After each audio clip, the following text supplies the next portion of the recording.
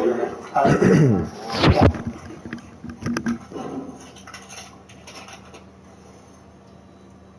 I'll tell these boys to stand in front of the front door so we don't have no witnesses. Guys, now give me a fair trial. Come on, make sure I get somewhere safe and give me a fair trial. You will. But, you know, we gotta know the information, what led to this. And you know that because there's a lot more to this story than what just happened, I'm sure. So we want to hear it. Well, have a seat right there.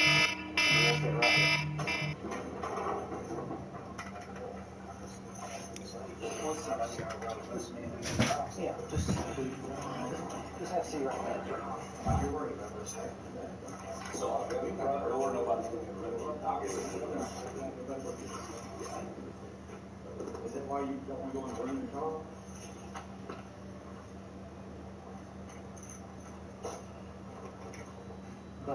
But it's up to you.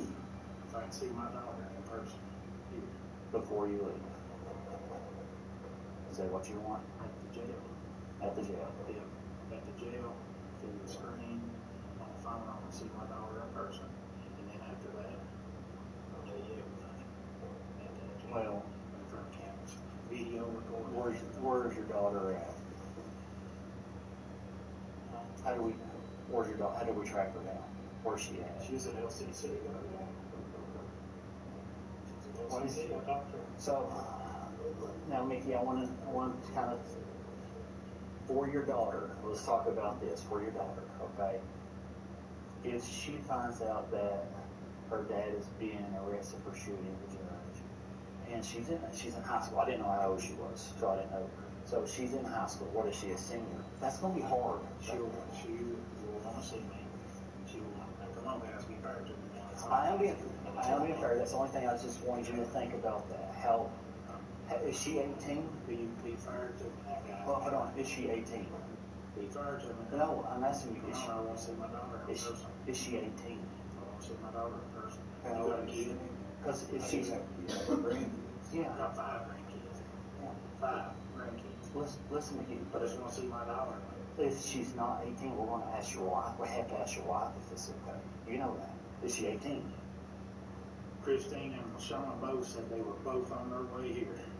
Okay. They were in here. There's all kinds of people in here just running around chaotic. So, okay. How am I going to tell you what happened?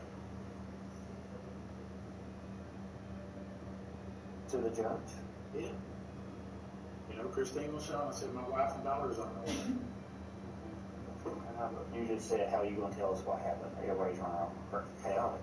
I just want to see my daughter.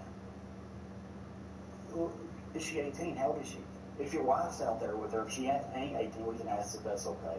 But if she's 18, we just ask your daughter. So that's what I'm getting at. If she's not 18, we have to ask your wife.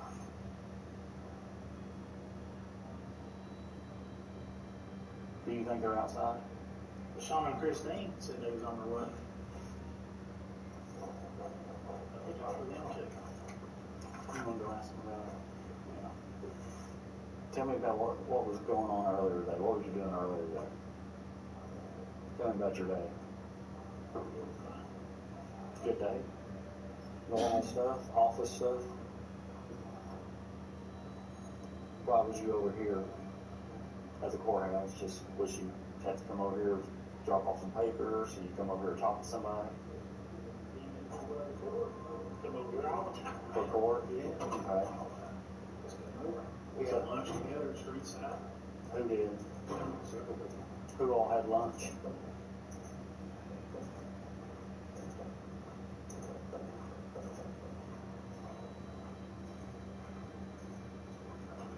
We are. Who'd you eat lunch with today?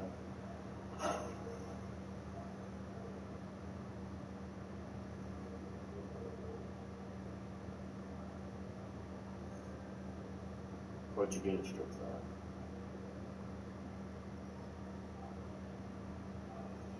I'm still a little upset they closed Willie's down. I don't know if you're right there. It was good. They had good steak. I was going to tell Charlie he needs to try to put that menu on the Street Side menu too. Let's be fair to We'll be fair, man. We're going to be fair. Nobody's not going to be fair to you. everything's gonna be fine as far as that goes, okay? Nobody's gonna, Beat on and kill. what makes you think that? Nobody is gonna be on 100%. Nothing will happen to you. We'll do something, do we? No. Why do you think I'm going to do something? Somebody. Okay, speak up. I'll listen. I will stick with you until you get to whatever jail you go to. Okay? Whether it's down here, as soon as you get in your cell, I'll be out there. Okay? But I'll give you my word. Nothing is going to happen to you. Okay? You know me. I ain't gonna let nothing happen to you. Nobody's gonna do anything. So, in court, what was going on in court today?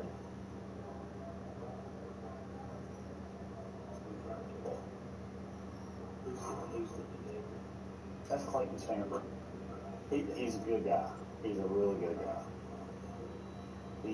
He's going to be fair. He just wants to know information of what happened. That's it. Nothing else. Nothing out of the normal. Just what happened. Just that information.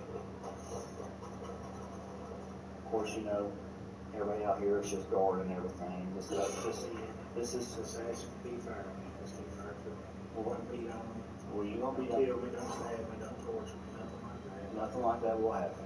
Nothing like that will happen. I promise you.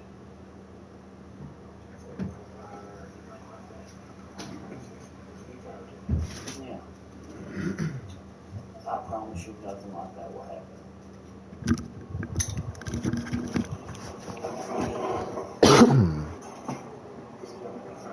I just took a shit. You know where we live. You know where I work with you right around now. You know how I work, you know how I operate, and I've always been fair with you. And so he's transporting. Yeah. So who's waiting on something? Unless the county jail or. Oh, well. Yeah, just be fair to them, man. Give me a trial. Complete trial.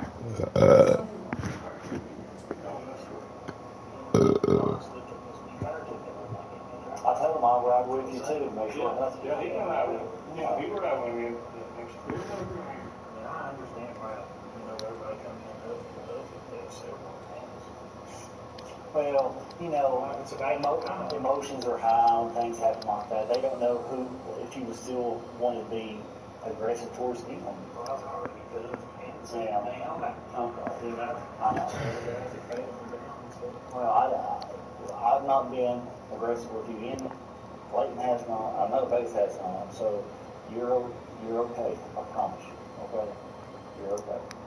It's our job now to protect you. I mean, you're in our custody.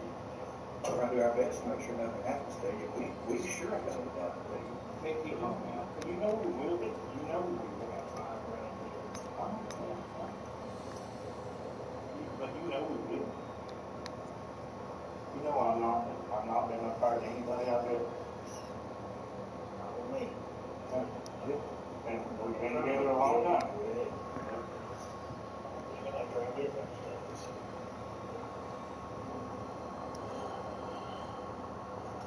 Do you want to tell us what happened? That's up to you. I'm not trying to force you. It's up to you if you want to tell us what happened. I mean, like I said, something led up to this. It just didn't happen. We would just like to know why it transpired this way. If you don't want to, that's up to you.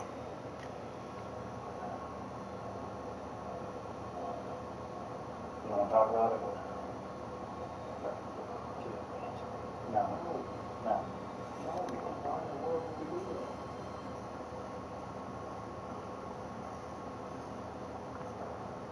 Are you sure you don't want to talk about it? Just making sure. And if not, then we'll talk about the transport situation. What do you mean? Well, how we're going to take you down there and stuff. No. Why would you think that?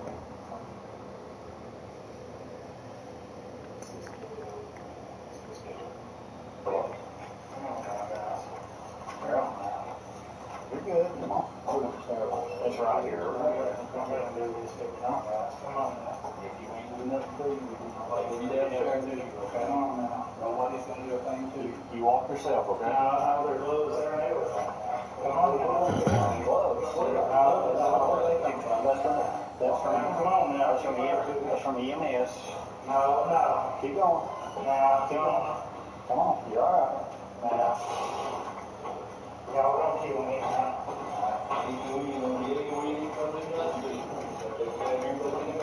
Yeah. Go this way. Come on. No, not that way. Not that way. Come on. If you stick them out, what's that? No, we can't talk to him. We can't talk to him. Come on, you know better. Come on now. Don't put me down there. Here. Or not.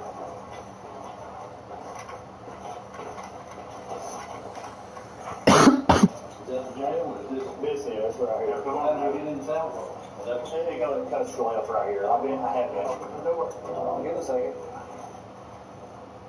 There shouldn't be nobody in there. Come on, now. He's gonna walk back. Come on now. Yes, sir. All right.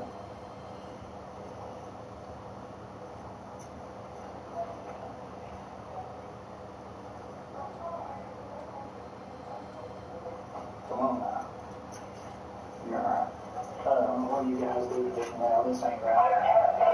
Open the door. KSB. Open the door. This ain't right, guys. Come on. Just get me to the facility. That's what we're trying to do. Okay. It's a long way from here to listen. Come on. Come on. Let's go. Come on now, guys. Who's in the Southport? Ladies. Who's in the car with me in the back? Just wait. That's us. Come on. That's us. We fire with it now. Come on. Let's go. Come on now. Come on now, guys. Very good. No cameras out there now. Come on. I got my camera. I got cameras ready. I got my camera on. Come on. Just push through the door there. There's cameras in that room? No, there's somebody's in. No. You're gonna let walk. Keep going. Keep going. There we go. Come on now. Come on now. Yeah, somebody's in back. Here's my keys, please. What is it? What's that? What's that?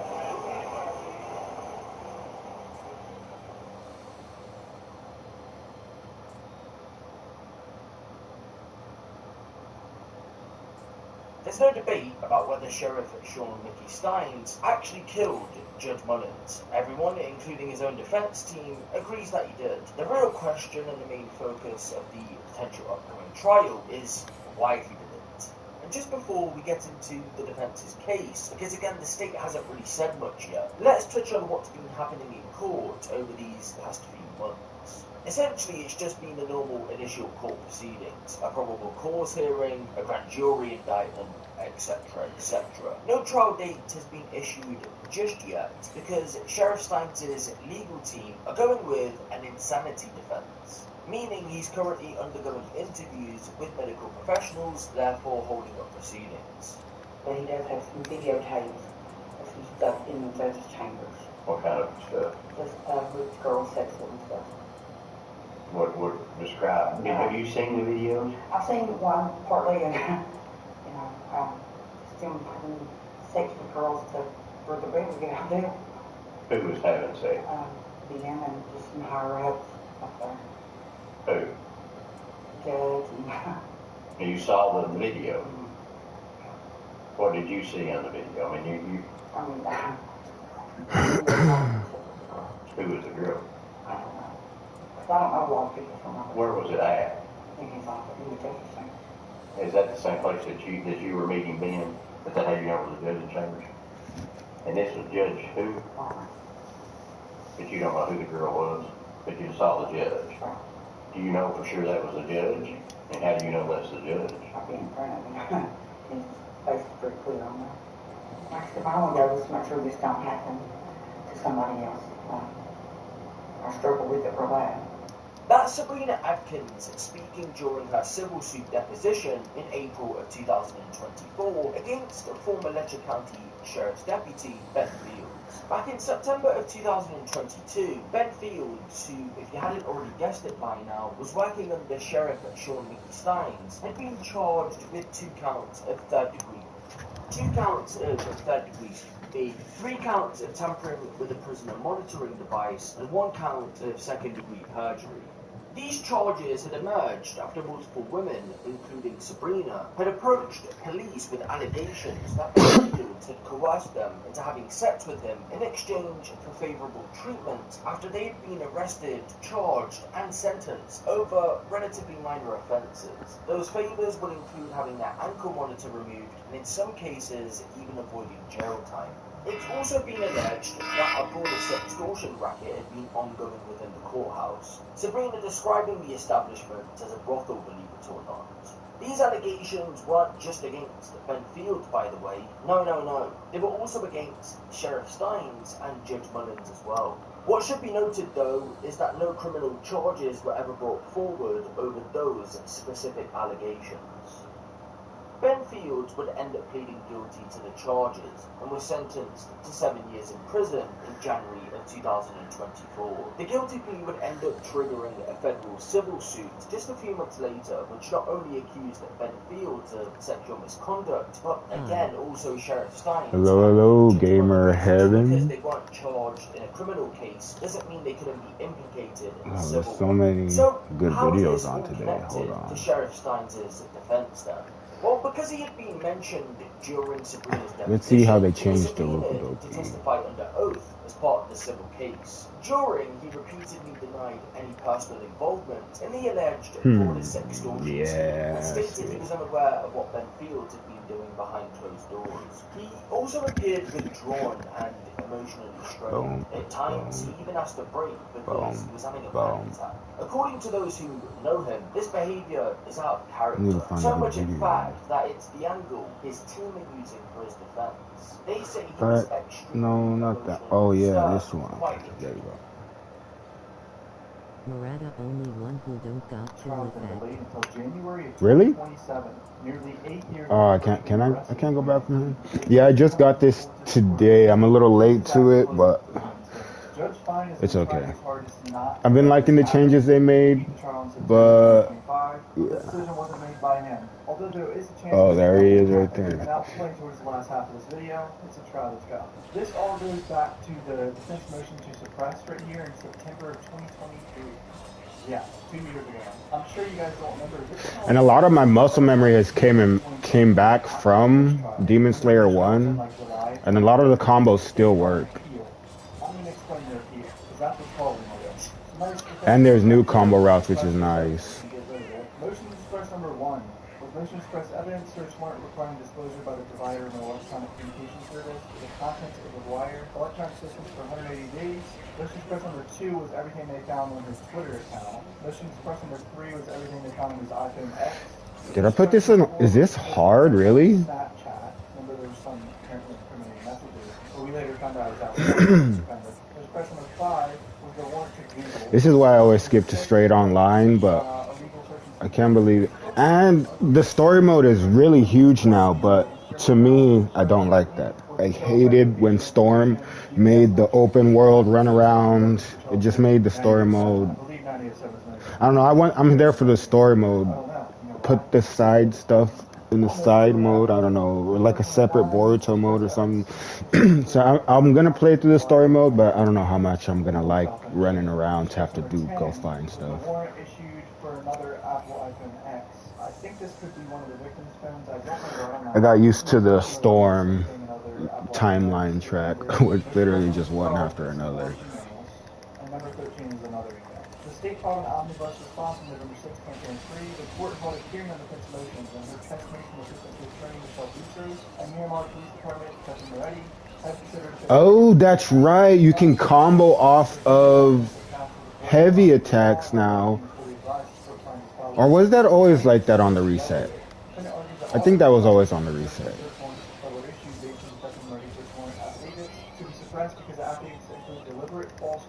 But you can combo off of heavy attacks now. Because of Mark Moretti, the detective, screwing it all up. or combo better. I don't remember what it was I exactly heard. Yeah. Specific portion of the affidavit alleged to be defective. So what's a lie? Number two, alleged Oh, character key. either of a deliberate That's what I need to be looking for too. statement and Character reckless disregard keys. of the truth. Offer proof supporting allegations in the form of affidavits and or sworn reliable statements of witnesses. 'Cause that's the only way to unlock the characters, I guess, or with the points. Not moved for a Frank's hearing. Nor did the court grant one. They say most to give up to his adversary entitled to Frank's hearing. This is what the judge has to say about the motions to suppress now. The court finds that the October 29th, 2018 search warrant for two labels to provide the historical wire or electronic communications from Ellie Stone from 1 a.m. October 26th to 6 a.m. on October 26th, 2018 is supported by probable cause. Defendant left the recording studio with Henry and the victim at 3:20 a.m. Approximately 4:35 a.m. on the same day. My button is sticky. I wonder if I should switch square and circle. I might want to switch square and circle. And here's where the judge shits on Ray a little bit. No, so I can't do that here. Certainly could have better explained the connection between the defense's physical location and the historical self-site data stored by T-Mobile. However, in evaluating the search warrant application, judges may consider what is or should be common knowledge. So the first motion is Can I do it in game? number two is the Twitter account. Search warrant from October 1st to October 31st. I can. It's supported by probable cause too, with the exception of all past searches saved by the account, for which there is no probable cause. That states the defendants associated have been identified as Black Gang associates and that they were feuding with another gang from North Broward area. Members of the Broward gang took credit for the homicide on YouTube. Moretti also read messages. Oh, I forgot I switched it to square. Okay. Oh, after one was 70% too. Within the specified 1 month time period was real further information about who was responsible for homicide and provide context. Oh my god, I forgot. Maybe what could I switch the dash to make it feel better? This one is granted and not in part, so the judge is already limiting. Or I just get used to it. Alright, number three, the iCloud account. The court finds that while some provisions of the search warrant are supported by probable cause, the addition of the temporal limitation. Can I restart it? No.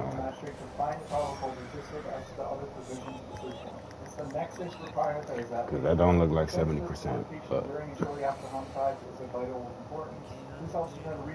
yeah. The defendant had called his mother just after the shooting. Defense phone was in use. Use a key. Oh, is that not a character key? Oh, okay. Although the police could not pinpoint which specific forms of communication were used, Moretti could have better explained the connection. Where do you get the? Am I wrong on where you get the character keys? Turned off iCloud backup. Based on the full point of that lead, there's no probable cause to search the defendant's iCloud account for evidence of defense location during the shooting and for evidence of any form of communication during and shortly after the shooting. The search warrant authorized a much broader search that was reasonable given the facts and affidavits supporting the warrant. So they're saying this shit's too much. You're going for too much, Moretti. That data is completely lacking nexus to any provisions of the search warrant outside this narrow category. So much so that no objective Luckily, any full limitations for badly concerning Jennings iCloud accounts containing a enormous amount of data, not just from the purchase of a particular item, but from the inception. We just have to get used to the square switch, and then that, because that circle does feel way better than pressing square. Messages, photographs, videos, and documents. Storm got that one right. A lifetime access. This is the judge saying this fucking design is insane. Doesn't mean lifetime access to this thing or this iCloud account. Moretti was well aware of the relevant time frame issue in the affidavit. Nothing in the affidavit to suggest the scope of the homicide went beyond. Should have switched my controls from the beginning. Search warrant should be limited to the time period this affidavit suggested the criminal activity occurred. He cites some cases here, United States Canada and Ford. There has been no reason advanced as to why this preferred method could not be applied to the iCloud search warrant. And here we go, more of the judge shitting on the projector here. Moretti could not have, in good faith, believed it was reasonable to search the entirety of the defense iCloud account for evidence limited to a span of less than 24 hours. So come on, Common sense dictates that Moretti did not need to search through every defense iCloud account to look for evidence of his location and others in the morning of the homicides. Yeah. Searching for it in a chest of drawers is not reasonable. That's a crazy quote from 1999. In his affidavit, Moretti emphasized the inability of electronic communication service providers to Yeah. However, there's nothing to indicate that files. Let's see what you're all about. Short data records by This hard, I'm pretty sure I picked hard. virtually unlimited scope of either set. Even if Moretti needed to cast a wide net, could have and should have limited search to the specific categories that supported by federal policy on data. As such, the only other content of the conservation of search warrants are admissible. Photo stream records and metadata from 3 a.m. to 9 a.m. Oh, that's what I was missing in the combo. I remember now. Changing the time frame here. Oh, so this guy uses grass. Email confirmations, iMessages, instant messages. Notes, contacts, voice window, social networking information from 3 a.m. to 9 a.m. Changing it down to a 6-hour window. All emails start from 3 a.m. to 9 a.m. too. This is a big L for the suit because now that you link to the blood gangs through email, a lot of it was through email. So bloody. He was talking to like higher ups in the Bloods and like getting the Yeah. instructions from the Bloods. Let's get to it. Email, but it was out of this time frame. So the state wasn't going to be able to show that to the jury. No, you're not, pal. No, you're not. Leagues above me. Now, Snapchat warrant. Although search warrant data provides probable cause to search within Snapchat account for evidence of his whereabouts and communications, Hey, shit. it is overbroad.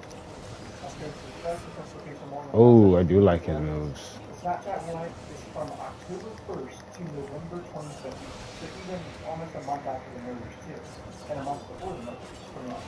However, based on the review of the inconsistencies in various warrants, this date range seems arbitrary. The court cannot find that Moretti relied on the temporarily overbroad search warrant and good faith. The question about temporary demonstration of this warrant is being clear that Moretti relied on the subjective belief that this was a reasonable time frame, rather than any objective case-specific reason to the broader time frame.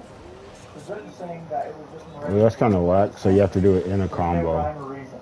He's right. Let's do the time frame 2 months of the Snapchat. The exclusionary rule's purpose is restricting police misconduct squarely to situations involving such arbitrary decision-making. Friday. Based on the above, Snapchat records found. You'd have to do it in a combo or let them run into it. Another Interesting. 6-hour window for Snapchat. That's a 9 part. Now the Google GPS one was denied because it was actually only How would you land it in a combo on the drop down from an air combo maybe? Just my guess. That was Probably takes a long time and shit. okay. On Facebook, more Nexus issues with some provisions.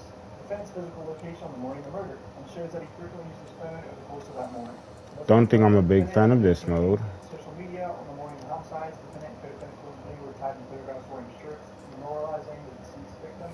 That data ends with Moretti speculating that because people generally share personal information with one another on Facebook, getting a glimpse of What gear? I don't use any fucking gear.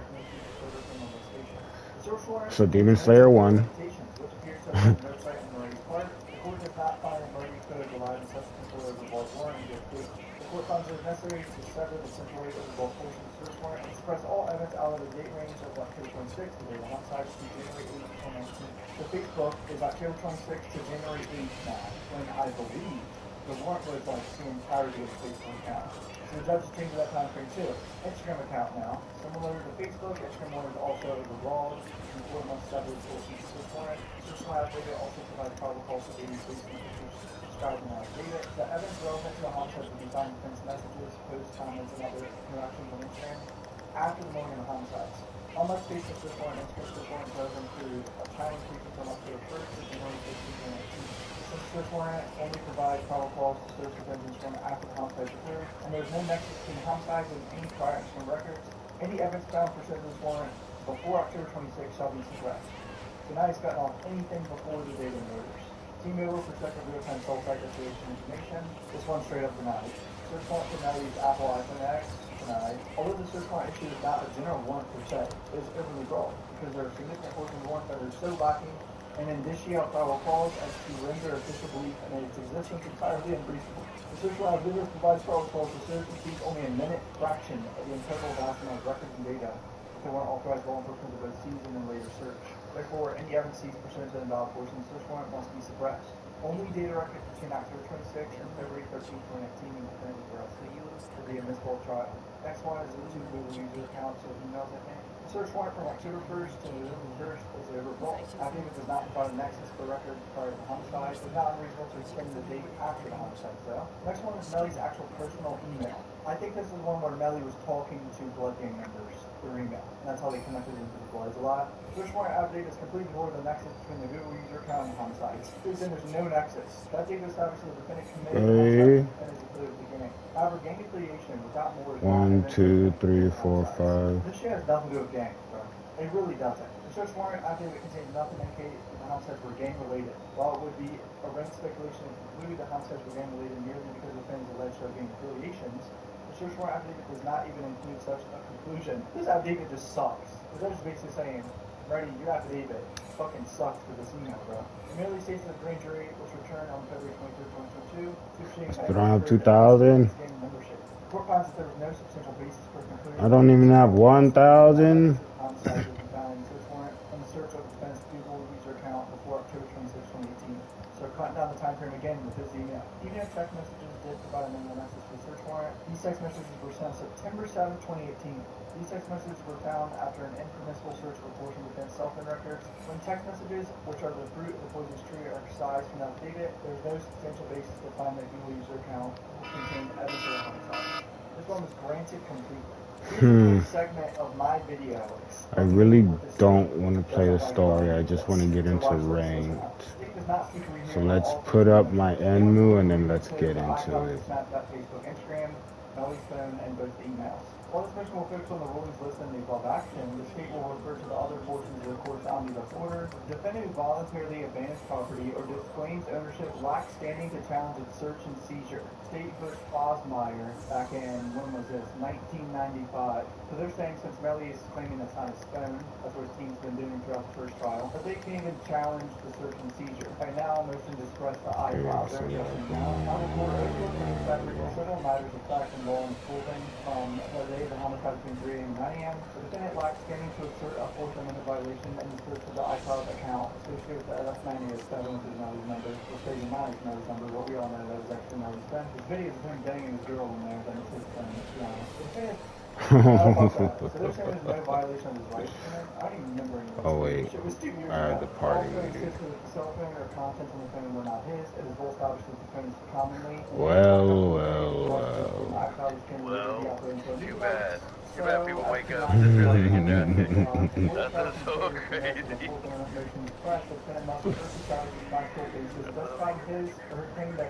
Oh, I'm putting my combos together.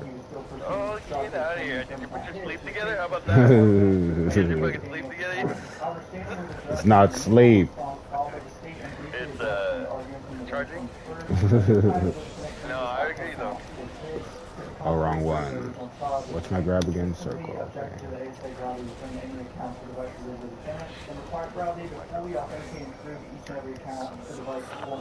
Why is there a life bar in practice mode? I thought it was gonna reset. Fucking stupid. Therefore, he has no standing to assert a Fourth Amendment. I remember all this now. So they're saying he has no claim to assert the Fourth Amendment because he was trying to say it's not his phone. That's what's causing all this. The state is appealing this shit, dude. So John Phillips, the lawyer for the families in the lawsuit against Melly, he said, I suspect the 2020 trial date will be moved up, but the court wanted it clear that until the appeals were final, there would be no criminal trial. And until the criminal trial, there could be no civil trials. No one is happy about any of this. Mr. Demings was still considered to face justice. Once the appeal case is ruled, Melly will be able to activate a speedy trial. The delay to 2027 is just what facing the judge. Okay, so that still works. That's what I was going to tell you guys. The judge said he doesn't Feels have like it any does availability so to much do less that. damage, Remember but that's that? In court okay. on video, he said, if we delay the trial, I don't have any openings until 2027 like other trials. So what I'm guessing happens here is the appeal gets done with, and they figure it out. Over this whole motion to suppress bullshit. Melly will request a speedy trial, and then the judge is going to have to open up availability. Because he's not going to go to another judge. Right now, another judge. Oh yeah, I remember what that setup was This judge is going to have to now. open up his schedule. I don't think this trial actually happens in January 27th. I just forgot what order I did it in. March of 2026. That's my guess now. So I don't know what else I can do at this point. You've asked me to press pause on those motions. I'll press pause. I'm not getting into stop. This trial is going forward in September. So this motion next month, overheard in March, overheard in August, overheard contemporaneously during this trial, which again is not the most ideal way to do things. But that's what ends up happening. That's what ends up happening. But The one thing I can tell you is not going to happen is someone that has been in custody for 2,160 days, his trial is not going to be delayed under any circumstance. That's what Judge Stein was saying. This trial's not going to be delayed, but it wasn't up to him. So. Okay, just a few minutes ago, raising the Do I combo into that? Is that what it is? It is. Okay, I remember. It's bing, bing, bing, boom. And then, by then, my bubble should explode. If this denial of basic constitutional rights was not outrageous enough, Oh wait, I'm doing it wrong. confinement conditions worse than death row. Every American should be concerned about this abuse of the justice system and basic constitutional rights of remaining trial at SAO, and Harold Pryor and his team Wrong. prosecutors to continue procedural tactics to delay trial. My client is still guaranteed a speedy trial once jurisdiction is relinquished back to the trial court by the appeals court. Wrong. Here we go. Listen up. That means trial must start within 60 days after the appeals court renders their decision. Mr. Simmons is ready for trial. Why is my thing not coming out? Holy shit. I mean, just get this shit over with. What are you doing? This is definitely tactics from the I keep dashing. late 2023, for whatever reason. I know there's people out there. They say he's guilty. I know there's a lot of evidence that points to his guilt. I know that. There's people out there that say he's guilty for over. Why didn't it come out? The state is a slam dunk case, right? I need you to come out fast. How long? It depends on the combo timer, too. Why do the state keep delaying the trial if they have a slam dunk case for it? Why? Someone explain it. And I don't think he's going to get fined. There ain't no way he's getting the damn fine. It's not happening in the court, bro. He's facing a duck Tony. He has witness tampering charges already. He's not getting no damn fine. So stop saying that. I can't believe this is real. This is a nightmare for Melody, bro. And then that's the reset so that the Ultimate can get its full scaling.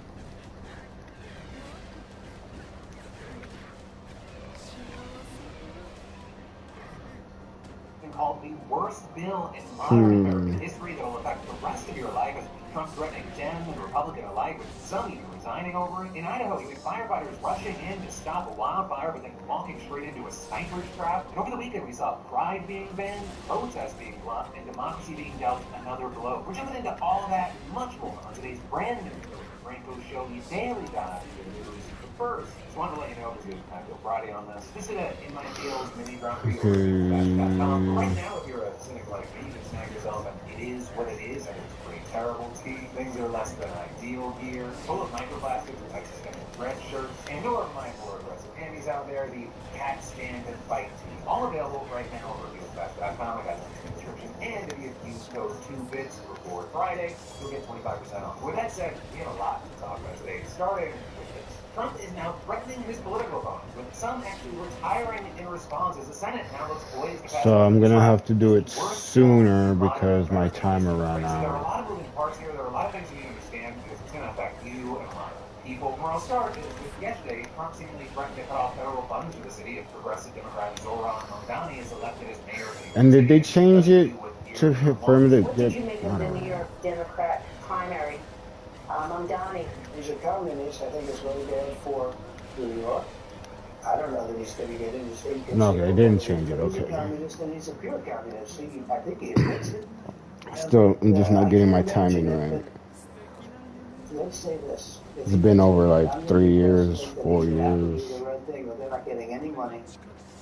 He's got to do the right thing. That's actually a very serious threat. I mean, the city's comptroller reported last year that it received more than $100 billion in federal dollars. Now, another key thing here, though, it's about the court of public opinion and trying to create narratives. This is not the first time that Trump has attacked Mamdani and attempted to paint him as a communist. So that is what he's trying to label Mamdani, since he proposed a number of populist economic policies like free childcare, free public buses, city-run grocery stores, affordable housing, more mental health workers, and a $30 minimum wage. There was Trump making the same communist allegation on Truth Social last week, and also saying during a press conference recently. He's a communist.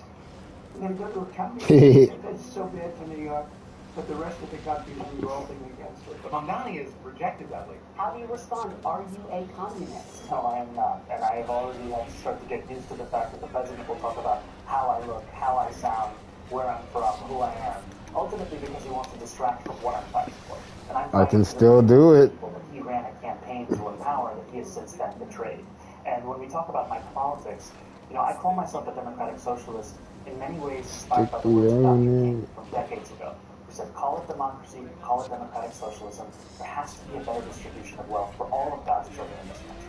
And as income inequality has declined nationwide, it has increased in New York City. What was that? What we need is a city where every single person can thrive. But also, Donnie was far from the only political figure that Trump threatened over the weekend. Because he also went after Is that what I did instead of? reason, and that is Republican Senator Tom Tillis. And that because Tillis had the gall to announce his opposition to Trump's. I don't think so because I had that set up, but it also feels new. Or I've never what?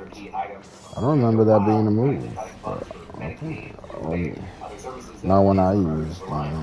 Specifically, what he saw is that Tillis was just one of two Republicans who voted against the motion to start debate on BBB on Saturday, or the other being Senator Rand Paul, who has repeatedly voiced his opposition to the legislation because of the massive amount of money that it's going to add to the deficit. And after the vote, you had Tillis posting a statement on social media explaining his reason, saying, I did my homework on behalf of North Carolinians, and I cannot support this bill in its current form. It would result in tens of billions of dollars in lost funding for North Carolina, including our hospitals and rural communities.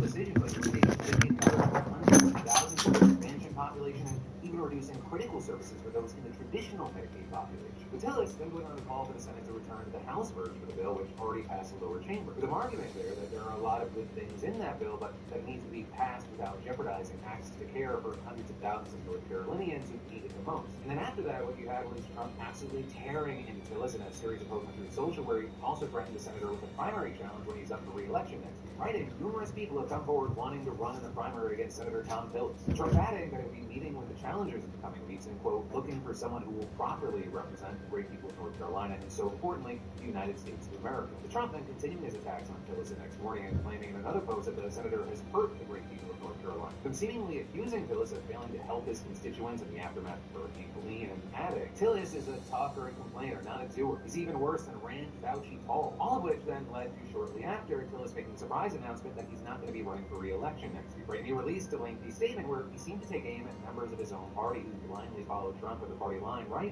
In Washington, over the last few years, it's become increasingly evident that leaders who are willing to embrace bipartisanship, compromise, and demonstrate independent thinking are becoming an endangered species. And then going on to say that many politicians are motivated by pure raw politics, but don't care about fulfilling campaign promises or taking the time to actually understand how the policies they enact will impact Americans. So with that, he added he'd rather spend time with his family than spend another 6 years navigating the political theater and partisan gridlock in Washington. Concluding, I look forward to having the pure freedom to call the balls and strikes as I see fit and representing the great people of North Carolina to the best of my ability. And he appeared to follow through on that promise almost immediately with him delivering a now viral speech on the Senate floor where he absolutely ripped into Trump, who then cheered on his resignation as great news.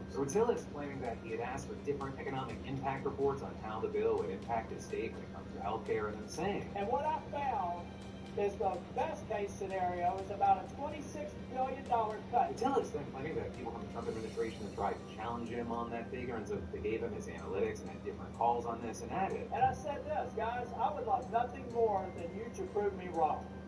I would love nothing more for you to tell me it's not 26 billion or 30 billion, that it's 2.6 billion, or 2 billion, or 200 million. But after 3 different attempts for them to discredit our estimates, the day before yesterday, they admitted that we were right. They can't find a hole in my estimate. So what they told me is that, yeah, it's rough, but North Carolina's used the system, they're going to have to make it work. All right. So what do I tell 663,000 people in 2 years or 3 years when President Trump breaks his promise by pushing 7377 because the funding's not there? Republicans are about to make a mistake on health care and betraying a promise. It is inescapable that this bill in its current form will betray the very promise that Donald J. Trump made in the Oval Office. But also with this, Tillis isn't the only one who's been tearing into Trump's bill. Because the backlash to Trump's bill, it's been massive, getting hate from major voices all across the political spectrum. With, for example, John Oliver dedicating a show last night to slamming key provisions in the BBB, like the cuts to Medicaid, food assistance, and then saying, right now, Republicans are trying to rush this bill through because they know how toxic it is. And while I know there's a lot going on right now, it is worth paying attention to this bill, because if it becomes law, we're going to be looking back on it decades from now. The same way we look back at all the destructive shit that Reagan did. And when that happens, Republicans cannot say they didn't know what was in it or what it would do. Everyone who votes for this should be held accountable. Well, then also, it's not just people on the left. You also have people like Elon Musk chiming in. But, you know, in case you forgot, Musk's past opposition for the bill was the whole catalyst for this embarrassing public breakup with Trump in the first place. And well, then things kind of seemed to calm down. Over the weekend, we saw Elon Musk doubling down. You think I'm not going to show up? Death penalty is now on the table for this man, a YouTuber known as Sin City Manny, who's accused of live streaming the murder of his content creator rivals, allegedly gunning them down on the Las Vegas Strip. This is Scandal, presented by Law and Crime. I'm sirrrrrr.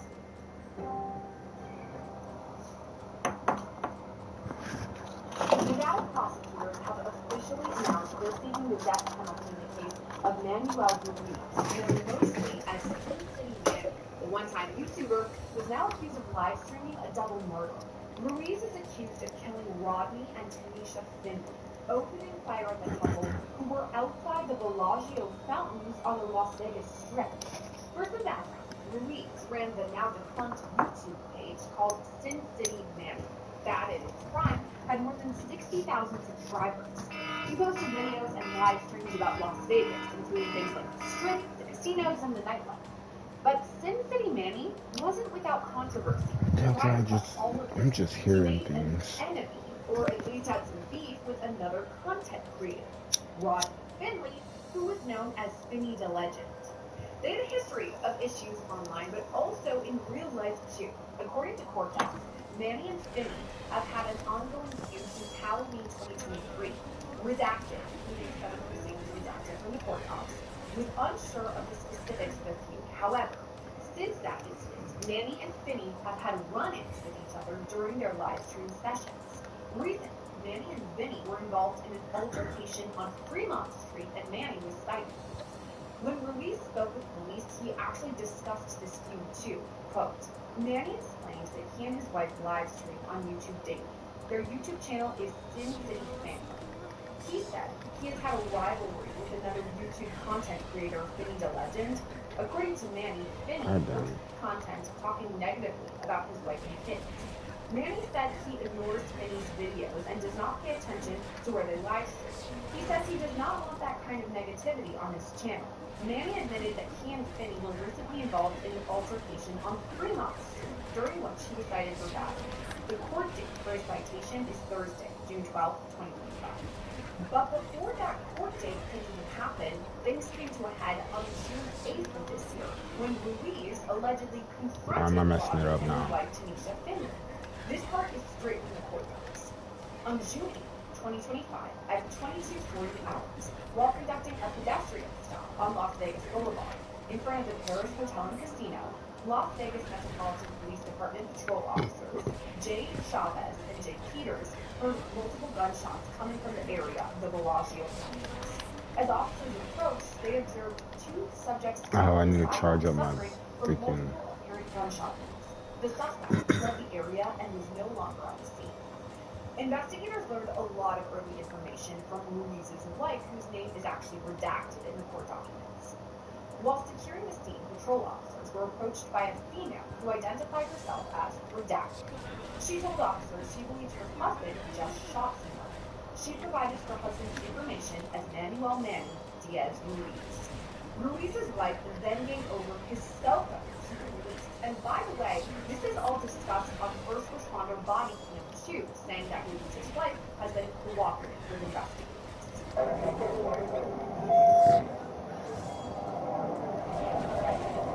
Yeah, she doesn't know what shirt he's wearing, but for sure khaki shirt.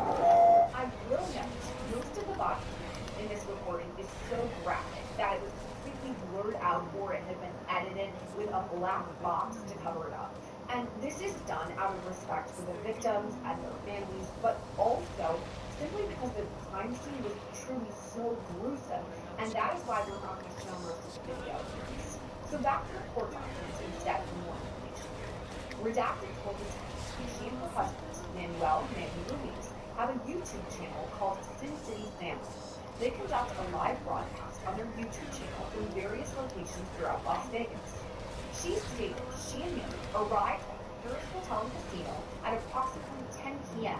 and parked the red Chevrolet Camaro in the Paris parking garage. Redacted and Manny walked around the area and eventually ended up walking southbound on the west sidewalk on Las Vegas Boulevard in front of the Bellagio Fountains. Redacted stated she was holding the camera, which was Manny's cell phone, mounted onto a gimbal device. Redacted was walking in front of Manny when she heard approximately because it's 3 scaled. gunshots. She then ran north of the sidewalk where she saw a border patrol officer on an unrelated call and told them what she heard. Redacted said she did not witness the shooting, but only heard the shots. Now, because there was an ongoing live stream at the time, What you wake up at like fucking 1 in the morning? 11 at night? Right now? No. I don't remember. Like 12? 1? Also watching Manny's YouTube live stream. The comments stated that Manny was across the street at the Paris Yeah, I played with you after you fucking exiled out. I think I was on there for like a day for like 30 minutes and then I just dipped and my girl went to go eat. And then just came home and I started watching Fate Zero and I thought was standing on the camera. Redacted saw the muzzle flash on the video and heard the gunshots. He recalls hearing approximately 5 to 6 shots. Finney's wife, Bobby, then grabs the gimbal, holding the phone. what are you doing, unlocking all the rest of the characters? No, I'm perfect. Making sure I get my combo down. And I did. I remembered everything to it. Boom, there it is. Redacted did not see Finney or Bubby with a weapon at any point during their live stream and has not known them to carry weapons in the past. The court docs go on to post. While conducting a preliminary investigation, several videos were posted on Ooh, you're not even ready. Bro, you're not ready. One video posted on YouTube showed Manuel confronting and shooting Tanisha and Rob. Manuel was wearing a baseball-style shirt with light-colored pants and a light-colored baseball cap. That's what the story mode was made for. Thick, dark coat. Numerous videos from cameras from casinos in the area showed that Manuel then fled into the Paris ballet area where he removed his shirt and hat. The hat was discovered in a trash can in the ballet area, and the shirt was located on the ground in the casino. After all this, Ruiz eventually turned himself over to police. Hello? Can you come over here real quick? Let's just say go over here. Just gonna detain you real quick, okay? You got any weapons on your head? Hey, you guys stop fighting. Madara, leave her alone. Emmy, get the fuck out of here. No, go. Go lay down. Madara, go fucking be a dick somewhere else.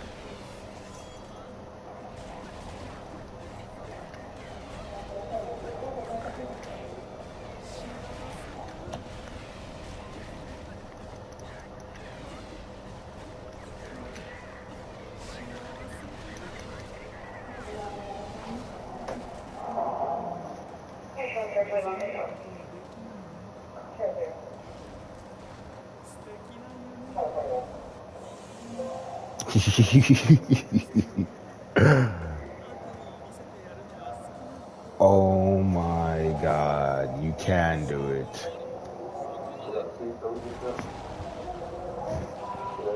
It's actually so much more dangerous now. Oh.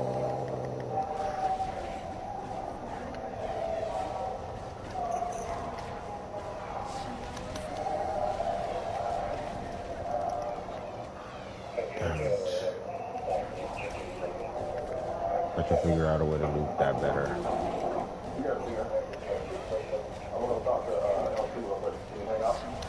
When Ruiz spoke with investigators, he gave some background.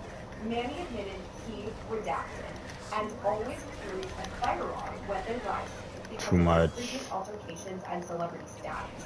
Manny stated that the previous evening he and his wife, Redacted, were live streaming while walking on the Las Vegas Strip. They arrived in Redacted, I didn't mean to do that one. which they parked on the second floor of the parking garage at the Paris Hotel and Casino.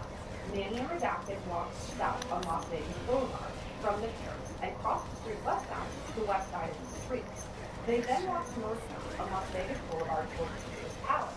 So maybe that time I only do it once. A female, whom he knows to be Finney's girl, was dancing in his face. Manny said he then saw Finney reaching for his waistband and asked what up cuz aggressively. Manny said he believed that Finney was reaching for a firearm and shot in self-defense. He said he learned through redacted. He stated he initially fired towards Finney's torso and waistband to prevent him from retrieving a weapon. When Finney continued to move, Manny said he aimed higher. After addressing Finney, he turned and saw his girl with a shiny black object in her hand, which he believed to be a firearm. He said he shot 2 times after and believed she was hit in the head. When detectives confronted him about her injury to the back of the head, he claimed she must have turned. Detectives showed Manny the video of the shooting, which was posted on YouTube. Manny identified Finney, his girl, and himself in the video. The video clearly showed Manny advancing towards Finney while shooting. Manny became frustrated and asked to speak with an attorney. For all of these allegations, Manuel or Manny Ruiz was charged with 2 counts of murder with use of a deadly weapon. Just this week, Clark County prosecutors announced they will be seeking death penalty for the case, citing the location of the crime, the popular and easily crowded Las Vegas Strip, arguing that while 2 people were murdered, even more could have been killed or at least injured. For his part, Ruiz maintains his innocence and says he acted in self-defense. Right now, he's being held accountable. Alright, so we went through the background of this case. We talked about how we got here, where we're at right now, but I still have questions, and I bet you guys do too. So let's bring on today's guest. It's Nevada-based criminal defense attorney Michael Troiano. Michael, thank you for coming on with us. And I have to ask right from the start, the newest development is that there's a potential death penalty aspect to this case. I mean, what goes into that for prosecutors to say, yeah, we are going to pursue the death penalty? Absolutely. So in the majority of murder cases, death penalty is quote unquote on the table, absent being underage or some sort of mental incapacity. Generally, they're going to be able to at least see or look into that. So the first thing the Clark County District Attorney's Office is going to do is they have what they call a death penalty committee, and pursuant to that committee, it's going to be most of the stakeholders, which is the majority of the Clark County District Attorney's Office, from the top of the food chains, the head DAs, the prosecutors who are actually going to be in the courtroom prosecuting the case, people on the appeals team. It's a really thorough effort. And they also do invite the criminal defense attorney, or in this case attorneys, there's multiple because of the potential for the death penalty, into that meeting to present any mitigating factors. So it's really a balance between the aggregating factors. Here, multiple murders, either deceased as well as it happened right in the Las Vegas Strip from the Bellagio fountains. Can't get more iconic than that. A great increased risk of danger since there was hundreds of people around during that. So that's just one of the aggravating factors that we're going to consider in seeking the death penalty, and the defense team will have the opportunity to present any mitigation or reason that they may not want to see the death penalty. You pointed out something huge, which is the prosecutor said this happened right there on the Strip. I mean, when I picture Las Vegas, I literally picture those fountains. That's, as you said, an iconic place where so many people go. So, of course, it's an increased risk. If 2 people were killed, there's a gun being fired, more people could have been killed in this, too. So that's the prosecutor's argument of this. And we talked about mitigating factors, too. So what would that look like for the defense? Because, I mean, I'm going to just assume they don't want death penalty pursued for their client. So what would the defense say? Well, really what you're going to have to do is get to know your client, and you're going to have to get to know them quickly, unless this was an old client of mine. And my understanding of the defendant in this particular case didn't really have much of a criminal history, and being represented by the Special Public Defender's Office. And Enmu has once again been mastered. So that they don't really know him from John, so they need to get a mitigation expert, start looking into what is his background, does he have any mental deficiencies? I believe he stated that finished the 9th grade. Is that necessarily mentally deficient? No. Who knows what was going on in his life at that time? But any mental health issues, any circumstances surrounding that actual shooting in and of itself will lead up to the whole online beef. I don't know if that's going to rule the day. According to the articles I read, it seems like the determination's been made. They are, in fact, seeking the death penalty, but his attorneys definitely had an opportunity to present any mitigation depending on his clients. And I've been in those situations, and you look for anything and everything that you could present as mitigating factors for them not to seek that. I I mean, when we are seeking death penalty, I mean, we as in the prosecutors, it does up the ante, because when you have murder, yes, life in prison, that is very severe, that's one of the possibilities, but not in every state, first of all. Some states, like my home state of Wisconsin, we don't even have the death penalty. It's only select places, and then not every single case necessarily is going to go that route as far as the prosecutors, the DA's office. In this case, we know that they are. So what does that mean in terms of going to trial? Like for a jury, for example, selecting a jury, going into it, are these jurors going to know, yeah, this is a death penalty case? Or like just one big dump truck or something, and they could go to these apartment complexes and be like, yo, I know your shit's overfilled and it's creating like a nasty ass like environment for everybody outside. Like, pick up the extra trash and go dump it somewhere. You just pay us a flat rate of like $300 a month. See if these are the type of people that, if the facts present themselves, then they could potentially. I don't know why I'm thinking about that right now. It's not a full-on. Because I just want us to do something like, The white I want to have neighborhood more do. time to do other shit. No circumstances whatsoever. Alright, here you go, my bad. I'm still locked. I didn't end this twice, so it was not That person just says, I don't care if it's my own wife, mother, daughter, I cannot judge another person like that, and that's going to be, getting them kicked off the jury. But absolutely, the jury is going to be well aware of that as they're in the year before they're even selected, and subsequent to the trial, assuming for the moment that it's found guilty, then they'll move into the penalty phase, and then the attorneys again will go back to aggravating and mitigating circumstances to present to the jury in hopes that, if we're on the defense side, that they did not choose death. Just generally, the jury is paramount because they're deciding the fate of the defendant if it is a jury trial. But in this one, to your point, it's so much more important because literally a life is at stake in all of this. So that will be interesting once it comes time for jury selection down the line.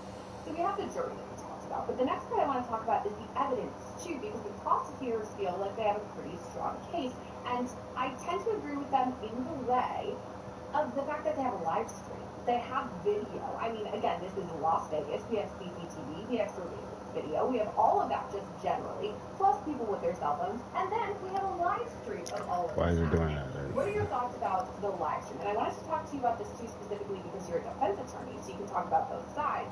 What are your thoughts? Sure, so I don't think this is a question of who done it at all. The defense team is pretty much going to be good. I'm sure you're going to do great work and be very creative, but based upon the information that I have, which is not nearly what his team has at this time, it seems like as if watching the video, their only potential argument is got his ass fucked. I think that's going to be a very uphill that battle. That came out swinging real big, and fucking, I haven't seen him since. He ordered 2 drinks at the bar, I haven't seen him since.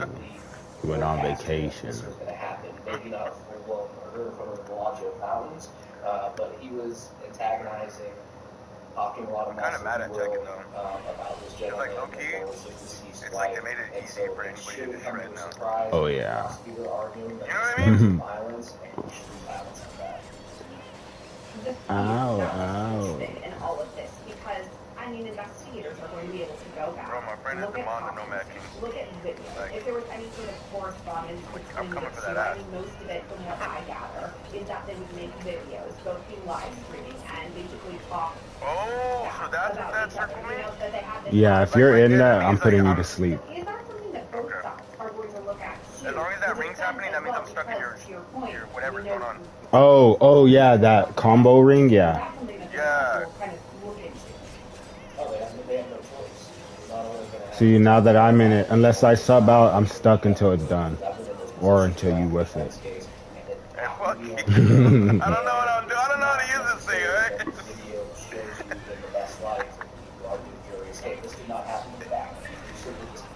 Of course, me and you would be fighting already at this early in the morning, so they just don't get it.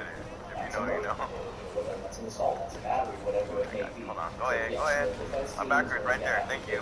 Each and every one of those comments from both decedents in this particular case to try to come with a theory and broaden it. Because that's kind of what happens, right? The prosecution's going to really want to focus in on that video, you have tunnel vision, that being the jury for everything else. The defense needs to pull that back and say, hey, let's look at the broad range of what exactly happened and led up to this event. So make the argument, well, maybe he didn't present a firearm, he didn't have a firearm, or a weapon, but all this is being under the reasonable belief that he was going to be in imminent danger. And that's really what it comes down to. So now that this boost happens, what does that do? It makes you stronger. Based on all the evidence, Okay. the lead up, the online beef, the immaturity, the name calling, the shooting to death, the way a reasonable person had felt that they were in bodily harm or in danger of imminent bodily harm or death in these particular set facts and circumstances in order to find the defendant not guilty.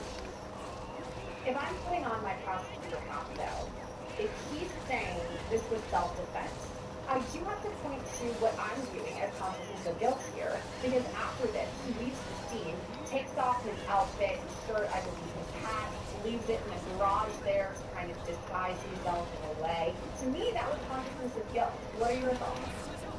Yeah, consciousness of guilt. It's not something that you usually learn in law school or you're even in the courtroom. It's not a very public. Go ahead, look it up. I'm hanging out. Go ahead. Essentially, you can argue that you were defending yourself, but then the next set of circumstances is, well, why did you flee?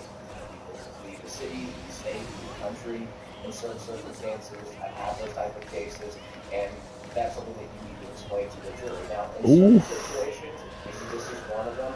That's game. Fleeing is extreme. Go too far. It's not for him. And you know I don't even know how I did that. At least, but absolutely. You know that. R2. Oh, that's R2? Yeah. When you have one or two bars. Like when it turns all white, that white circle on me? No, when you have one or two bars. You see how you're at 0 now.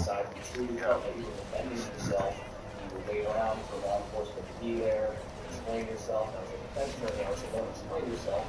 Remain silent, let your attorney do that, but at least don't leave the scene and see what the chips will lie at that point. So yes, consciousness of guilt, leaving the scene is used against defendants in each and every case that they decide to get out of dodge, if you will. I mean, it goes both ways, though, because we do see him fleeing the scene, to your point, the consciousness of guilt. But then, in the same token, a win for the defense potentially, because it seems he turns himself over to police. He seemed to cooperate with them. I looked through the charging documents. He actually had an interview with police and sat down and talked with them before he said, hey, I need to talk to my attorney. And he was there and able to kind of walk through things and explain things. So is that positive, the fact that he was cooperative, at least for a while? The fact that he turned himself in without some extensive manhunt is positive. Cooperating with the police. You already know what? I got you. Don't you want some of this thing? Without protections or see? I don't even know. Hold on. Where you standing again? Hold on. Stand right in front of me. Anything that's in your favor is going to come to evidence. And what I mean by that is the hearsay exception, which is the out-of-court statement made to have an absurd. And typically, things that are made out of the courtroom are not brought in absent certain exceptions. If you're the defendant and you're accused, if you were to perfectly, eloquently explain how to defend yourself in the situation or completely deny the allegations of different kind of fact pattern that's not on the live stream video, none of that information is going to come to the evidence actually to get all the way to the point of the trial and taking the stand. The only thing that can come to the evidence is the statements that you fumbled on or you made admission to all statements against party opponent or against penal interest. And that sometimes when I explain that to clients for the first time, especially clients that know something's coming down the hill and deciding whether or not they really want to hire a lawyer, it kind of blows their mind. So speaking to the police, it's a one-way street. Anything that's to their advantage, anything that's to the defendant's advantage, it's not. You know you were sweaty, boy. You know you were like about to fall out your chair. Defense attorney who can echo their sentiments to you. Law enforcement truly believes that you're acting in self-defense, they can gather that information and make a determination not to charge you. Or if they do, then you have all the possibilities of an open story when you do get to trial. I mean, they give you the heads up, right? You get your Miranda rights. Anything you say can and will be used against you. So, you get the warning. And I think to your point, after living in Long for several years, yes, I'm always thinking about having a defense attorney. I'm sure a lot of our viewers think the same thing. Okay, moving forward though, this case, again, why we're talking about today is the death penalty issue. And this is way down the line, by the way. This is speculation. But we don't cover that in the death penalty case. So let's say there is a conviction in this case. What I always hear about is don't even sound like chips. That sounds like a candy bar. The cookies. I almost opened the chips, but I was like, nah. You're like, hold on. It's not that kind of party. before this would actually happen? Oh, I mean, absolutely. Anytime that somebody's convicted, whether it's a life with parole case, a life without parole case, or a death penalty case, there's certain aspects that automatically get revoked as far as the defendant's right to appeal, or the scrutiny couldn't be higher, and nor should it be. It's taking a human life, regardless of what that person was accused of or convicted of, because let's face it, I'm not the first person to tell you or the audience, sometimes our government gets things wrong. I know that's a big shock to people, but it's going to take quite a long time subsequent to any sort of conviction for execution to actually occur. I waited till we were going to dinner, and I was like, hey, so we got Demon Slayer 2 Demon Slayer. She's talking all this shit. I can't believe you played that. I was like, look. All of this, right? We haven't even had a plea entered officially by our defendant, so that is a way looking ahead potential. But it's a question I always have in the back of my mind. Do you think prosecutors also spoke with the family of the victims too before they decided to pursue this death penalty to see what they were feeling about all of it? They may have. That's something that, in my experience, hasn't come up during referring back to those death penalty panel reviews with the prosecution, their team, the stakeholders, and the defense attorney is invited in for a certain portion of that. We don't get to stay for the whole conversation, but for our portion of it. And it may come up in my experience. I don't have to recall having a conversation about the family's input, but that might be something internally that the district attorney's office uses as part of their analysis. But what I really think goes on in their analysis beyond the family impact, which is obviously important, is you're sending a message when you're receiving the death penalty, right? And that's the community at large. And you could have debates on both sides of whether sending a message is important or useful, but that's typically what they're doing. They're sending a message to the public at large that this is not acceptable and will go to the absolute extreme allowed by law. So family may be involved, they are definitely involved throughout the process of the case. Whether or not they're a big component as to seeking death penalty or not, I would say that the DA's office sticks to what's allowed in the statute and uses those aggravating and mitigating circumstances to make their determination if they want to seek death. At the very least, it makes this case very novel. The fact that we have death penalty on the table, one that we're definitely going to want to follow and see what happens as we move forward. For today, though, Michael Triano, thank you so much for coming on and walking us through the case. Absolutely, have a great day. That's all we've got for today's episode of Scandal. For all the latest updates in the Sin City Nanny case and all things true crime, make sure to subscribe to our channel and send tips our way at scandal@lawandcrime.com. Thanks for watching today's episode of Scandal. I'm your host, Fiora Gillespie, and I'll see you next time. Ow.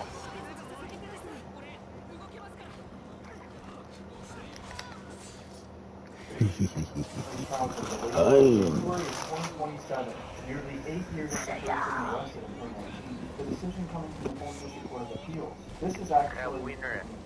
Judge Fine has been trying his hardest not to let this happen, to keep the trial in September 2025, but the decision wasn't made by him. Although there is a chance that this doesn't happen, and I'll explain towards the last half of this video, this is rather stuff. This all goes back to the defense motion to suppress right here in September of 2023.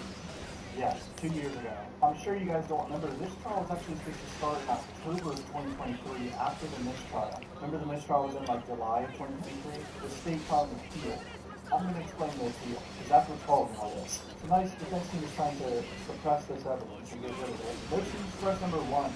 The motion to suppress evidence search warrant requiring disclosure by the provider of an electronic communication service of the contents of the wire electronic systems for 180 days. Motion to suppress number 2 was everything they found on his Twitter account. Motion to suppress number 3 was everything they found on his iPhone X. Motion to suppress number 4 was the search warrant on his Snapchat. Maybe there was some apparently incriminating messages, but we later found out it was out of context. Motion to suppress number 5 was the warrant to Google. Motion to suppress number 6 was the illegal search and seizure of his Facebook, I believe. Motion to suppress number 7 was his warrant to email the Instagram account. Motion to suppress number 8 was the cell site location information, GPS electronic data, and related cell phone reference to telephone 9807. I believe 9807 is my number, yeah. I think I remember that number somewhere. I don't know. You know why? Because it was fucking almost 2.5 years ago. Motion to suppress number 9, to suppress evidence seized for certain electronic contents of wire electronic. Oh, you just activated, you didn't catch me.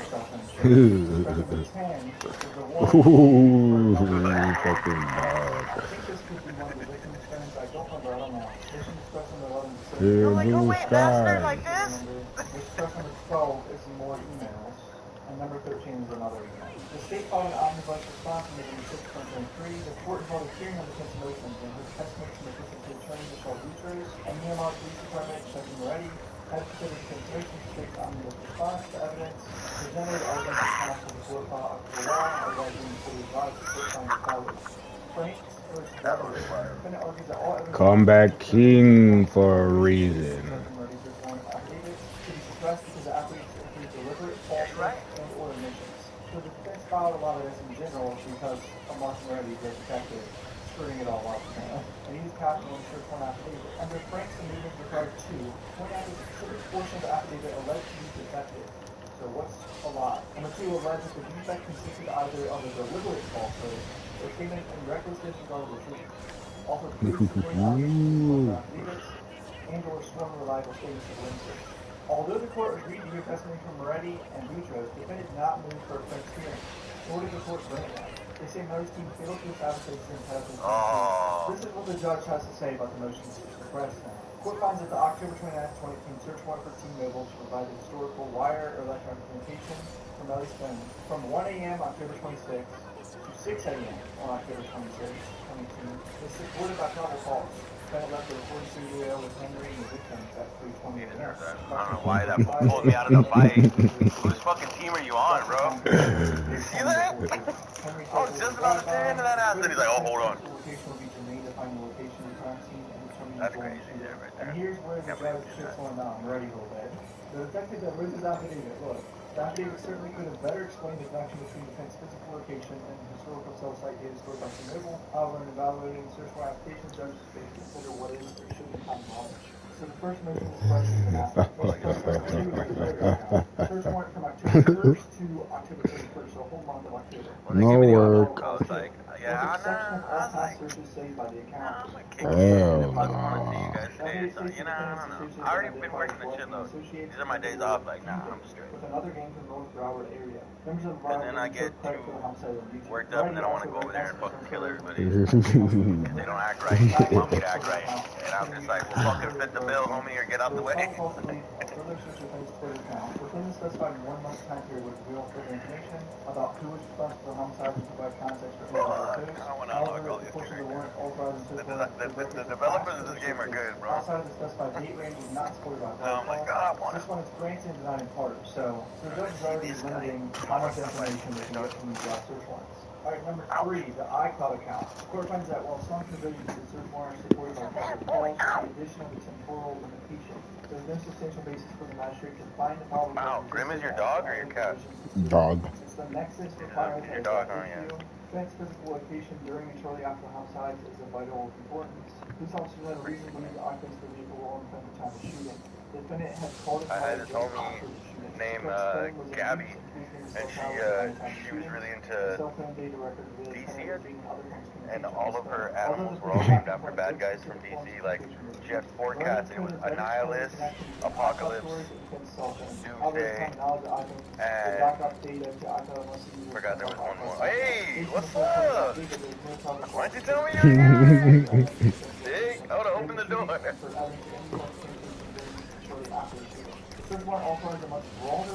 Oh, so I got my friend activated, that's what it is. This was like, oh, fuck you, Mike. Alright, let's go. Outside this narrow category. So much so that no adjusted legal officer could have relied on actually finding the probable cause. The lack of any control limitations to this one is highly concerning given the iCloud account containing an enormous amount of data, not just from the purchase of the single iPhone, but from the inspection of the Apple ID associated with the iCloud account. This is one essentially gave Moretti unfettered access to a lifetime worth of private emails, texts, messages, photographs, videos, and documents. See that sentence right there? A lifetime access. Oh, that was nasty because I thought it was slowed down. That's how quick I didn't realize my life got down.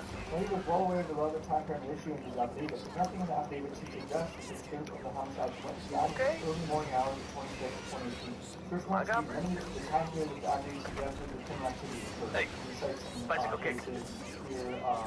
There has been no reason advanced as to why this preferred method could not be a part of the iCloud search warrant. And here we go, more of the judge shitting on the detective here. Moretti could not have, in good faith, believed it was reasonable to search the entirety of the defense iCloud account What? Like, that's what you mean by I gotta start incorporating more of the L1, right? I gotta do it in Naruto, but I'm thinking about it in this game. I've been doing it a lot. Trying to get used to it now. With others in the morning of the homicides. So if you're looking for an adult elephant, searching for it in excessive stores is not reasonable. That's a crazy quote from WTA Live. In his affidavit, Moretti emphasized their inability to I'm not gonna front though, this game is just really good though. I'm glad they're getting better at making fighting games again. They went downhill for a while, I feel like, bro. Oh yeah. Like fighting games, think about it, what, for like at least like a good like 5, 7, 8 years, they've been like, other than the ones that have been holding it up forever, what was going on? Nothing. They just tried to recreate more Blahs Blues and Guilty Gears and different names and shit, like, they took Marvel, Marvel vs. Capcom and fucking run that shit into the ground. No matter how pretty they make it look. Contact voice limit social networking information from 3 a.m. to 9 a.m. Changing it down to a 6-hour window. All email stuff from 3 a.m. to 9 a.m. too. This was a big L for the state because Nelly was linked to the blood gangs through email. A lot of it was through emails at least. He was talking to like higher up and like getting the damn instructions from the blood and shit through email, but it was out of this time frame. So the state wasn't. I don't even know how you made me do it, but you just made me break my nail. It hurts. Now Snapchat one. Although search warrants did provide probable cause to search from Snapchat account for evidence of his whereabouts and communications on the morning of the homicides, it is overbroad. As previously discussed, the simplification the Snapchat warrant is from October 1st to November 25th. So even almost a month after the murders too. And a month before the murders, pretty much.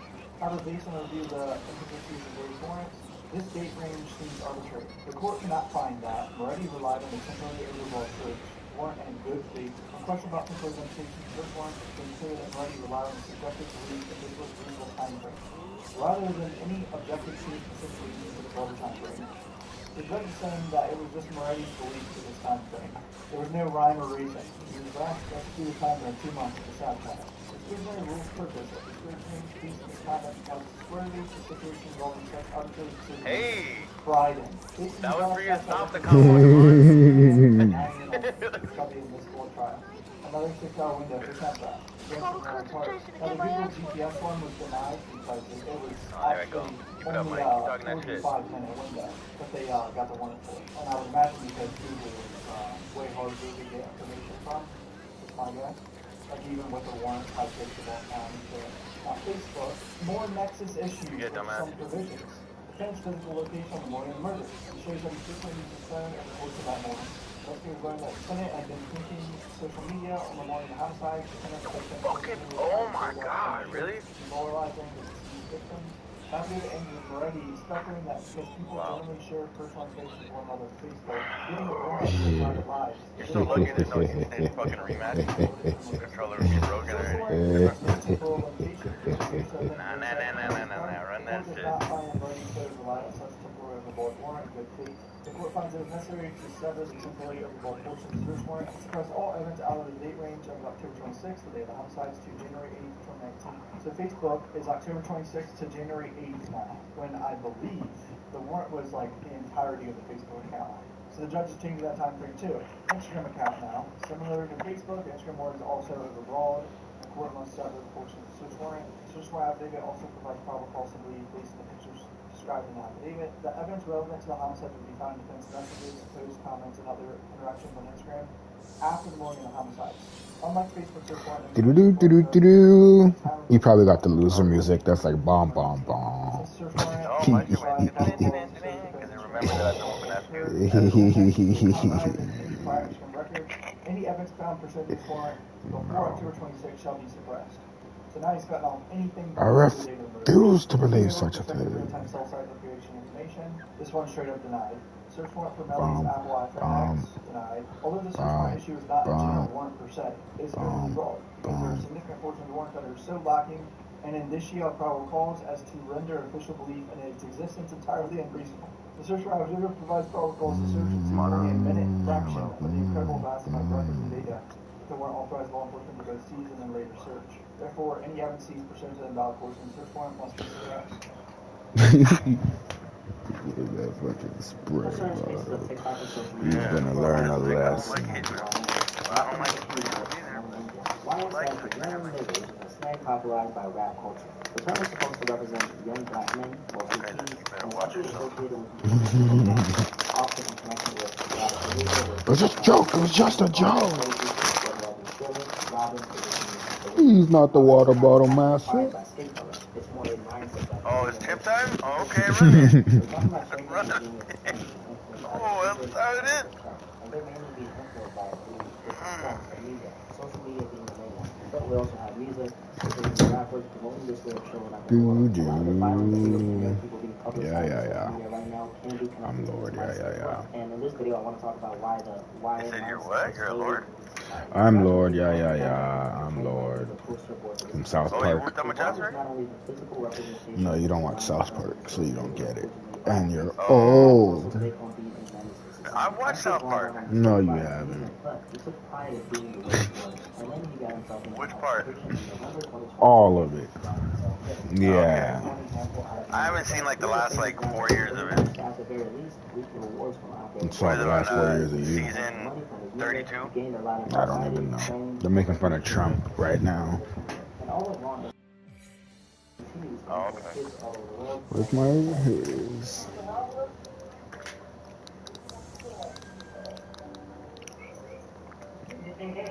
Wow. Why is my guy slightly lighter than yours? Because they're racist. That's crazy.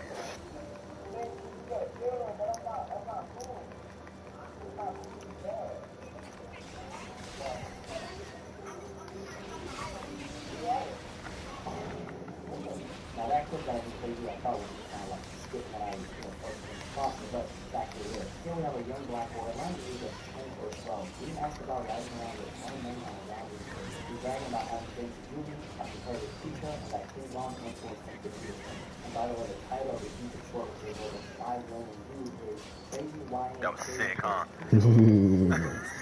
Now the question I have How we just like fucking lightsaber status. But this is something we don't talk about often enough. It's not just thousands. We talk about hundreds. Yeah, you said slappies only, bro. And sadly, most of them are young black teens. But then again, like we stated, it's not a race thing. It's more of a cultural thing. We're gonna dive into that later. And for the more mature crowd watching this video, like who may not be on social media or even have, let's say, young nephews, nieces, or children growing up in this new age of social media, a lot of you guys are actually confused and completely in the dark about this lying mindset that I'm talking about. Maybe this is the first time you're hearing about this. If that's the case, and you're enjoying this conversation so far, but like I'm here, like for others, especially all the young people watching this channel, you guys know exactly what I'm talking about. And really not even people like myself, kind of the middle where I'm connected to it in a lot of ways and I see what's happening, but obviously in order to have a sense of Block triangle. First, we gotta get clear about one thing, which is the YN term is a term that congregates That's just triangle. Block triangle.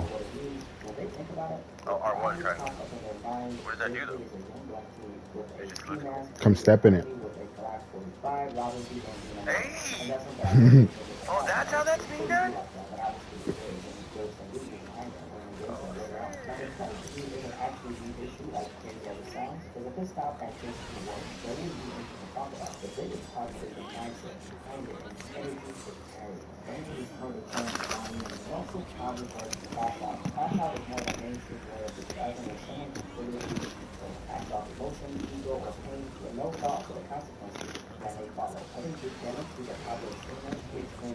Those guys better take it easy, alright? Underneath that mask, that's my friend in there.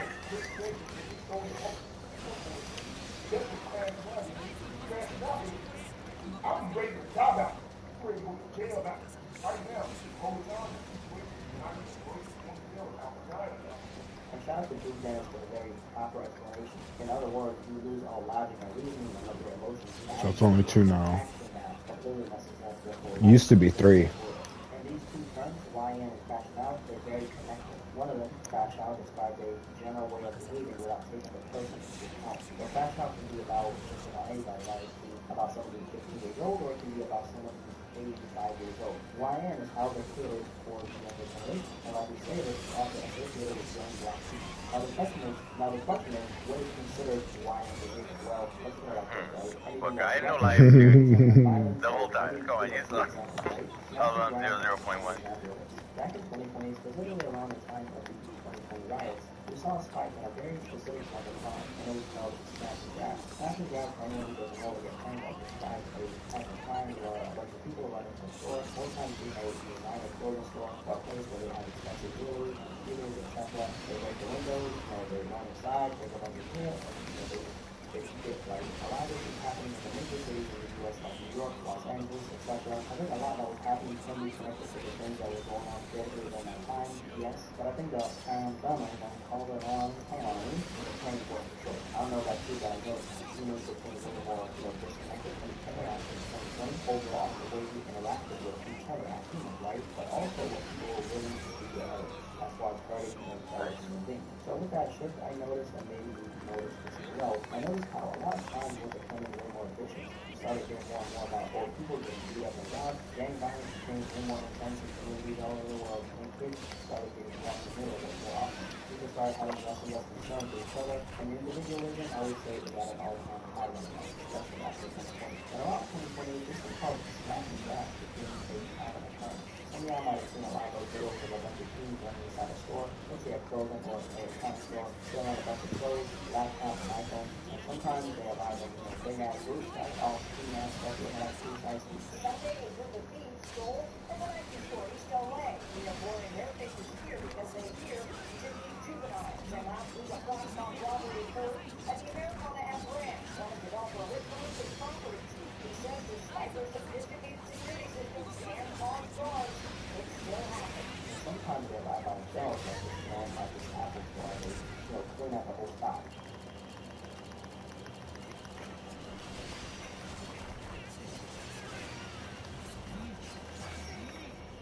Nice. That's a parry. If you're wondering why I keep beating you on your head. How you parrying it? Oh no, his character has a parry? Yeah.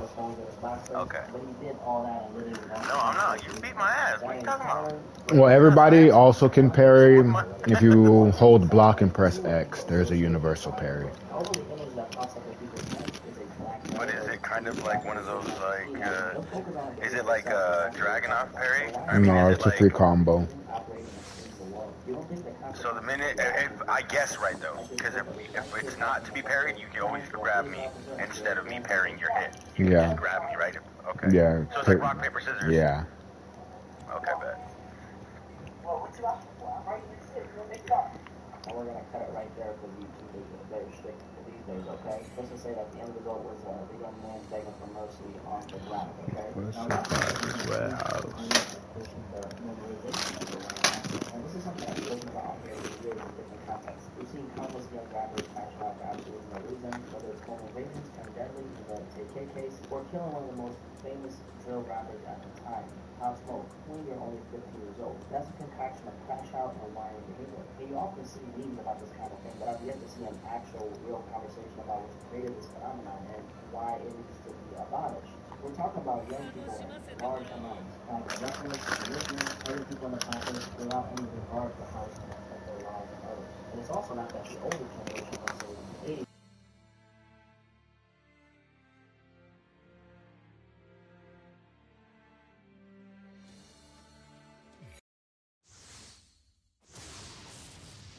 through social media. And the number one, commonality that I've observed in this type of behavior is structure or lack thereof. Often we see this type of behavior in society, either in your own backyard or in close proximity to you or the people you love. You'll notice how a lot of these young boys, right, specifically young boys and young girls are out there, free dancing and robbing stores, right? Most times they're not, 99% of the cases they're not, right? You'll notice how a lot of these young boys come from fathers' households. Well, this is the first character I ever tried on. Yeah. A lot of times we also see another thing, which is they either come from an impoverished background, if not that, at the very least, we're talking about a working class background. And here's the thing, what happens when a father is absent on a lot of cases? Well, according to the studies, this has been very well documented, they say the following. Research shows when a child grows up in a father absent home, he or she is 4 times more likely to live in poverty, more likely to suffer emotional and behavioral problems. Children of single mothers are higher level That's just illegal, and children born in marriage relevant. Number 4 is very major because it kind of goes hand in hand with this topic, and that is more likely to go to prison. 1 in 5 prison inmates have a father in prison. And then number 5 is very, very, very important to this topic, more likely to commit a crime. So a juvenile offender indicate that family structure significantly obstructs the significantly predicts delinquency. Number 8, you have more likely to use drugs and alcohol, and then number 10, you have 2 times more likely to drop out of high school. Now, obviously, not every single student who comes from this type of background ends up committing crime or acts belligerent or shows a lack of self-control. It's basically acting high value, right? And the question is, why is that? Well, there's a couple angles to this. First of all, it's basically one that's not emphasized is personality. You can come from a wealthy condition and have every single obstacle of this. You gotta let me hit the ground first.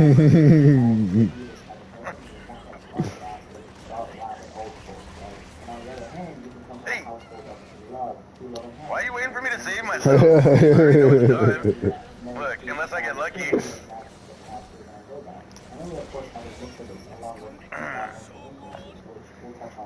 Okay, we have winner. Another aspect of this is, back in the day, there used to be this thing called the rite of passage. Something you did. Now, mark you transition a phase of your life into adulthood. And this rite of passage added a layer of accountability to them as people, and it set a precedent that said you're now responsible for your own life, so act accordingly. Nowadays, we don't have any of that. Most of these things are less structured. I mean, this new generation doesn't really even know how to follow authority. It's just look at what's happening with people and their students now. Oh, I missed.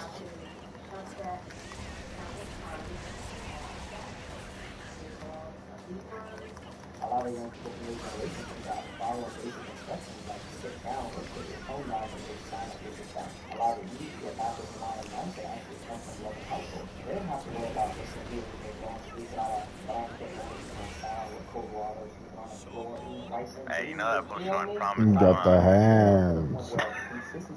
You literally got the hands, bro. You know this. You literally got the hands. An S rank? Don't mind if I do. Hey.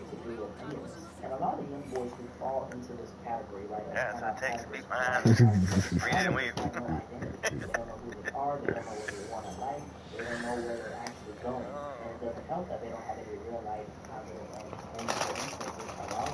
So Kaza is still good. On top of that, as soon as they head over to Instagram, their algorithm is pushing all this low-life behavior content in front of them. Whether it's people acting out in public and fighting, or things like videos of people who look just like them, white, black, purple, color specific, terrorizing innocent people. Got that? Oh, there it is. Almost lost my pen. Got this liquid IV in my cup. Yeah, no, you're messing with a hydrated demon today. There's one of fat, blobby water one that you find in the bogs and shit. Bloated. And an IV, damn, that's what's up. Liquid IV, that's the shit. I don't even drink. I stopped drinking. Well, I stopped. I'm not a drinker at all. That shit's nasty. But it started hurting my fucking heart, so I just stopped drinking entirely like a month ago. It started hurting your heart, fucker? Yeah. Yeah. Well, I love you. I know what it was. You already know, you're grown as fuck. Not like. I ain't saying nothing other than, like, I'm just glad that you were coherent enough to be like, hey, you know what? Fuck this, real quick. No, I mean, like, physically, like, I would drink and then my heart would feel like, I was like, oh my god, am I fucking actually killing myself? Motherfuckers who drink don't talk like that. Oh, my heart is hurting and I'm in pain. Yeah, like, I was like, oh, damn, let me just not. See, I started to think that it was something in the alcohol, because certain things that I was drinking, like I would drink a Mickey. I'm sorry, baby, am I too loud? Okay. You look so beautiful, though, even though you just woke up here. Yeah, time to get up. Wakey, eggs off, hands off snaky. Or no, it's, what is this? It's time to get up. It's time to get up. But whatever we were talking about, I'm sure it was serious. Oh, babe, don't come watch this. That's why you're out here? Yeah, he's getting smoked. Not really. I am getting smoked, but trip out on this. This game is so cool. These are the only two people I really know how to use because of we were stuck in tutorial, remember? On the first one.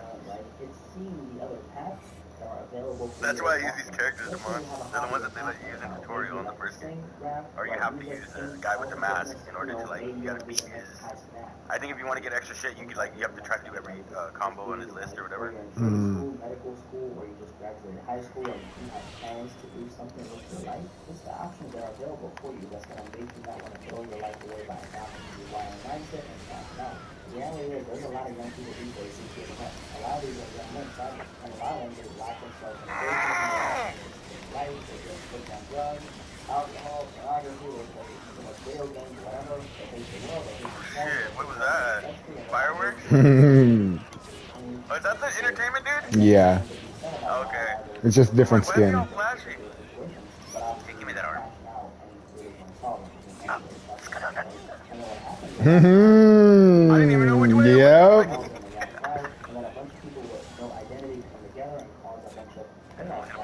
No. That guy just got off work or what?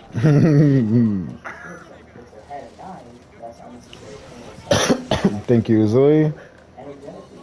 Now get ready for the Rengoku loop. Do I remember it? Oh, I don't. And I might have changed it.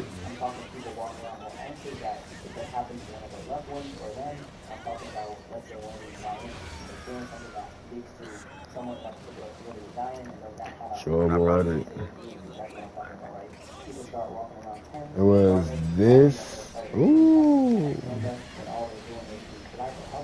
That's how distrust in society among people is created. And not to make this about money, right? But it does cost the government money as it happens. And a few examples of that, well, number one, emergency medical care. What a dumbass. Can't believe I wasted that. That is funded by the taxpayers, us. So it by default becomes a public burden.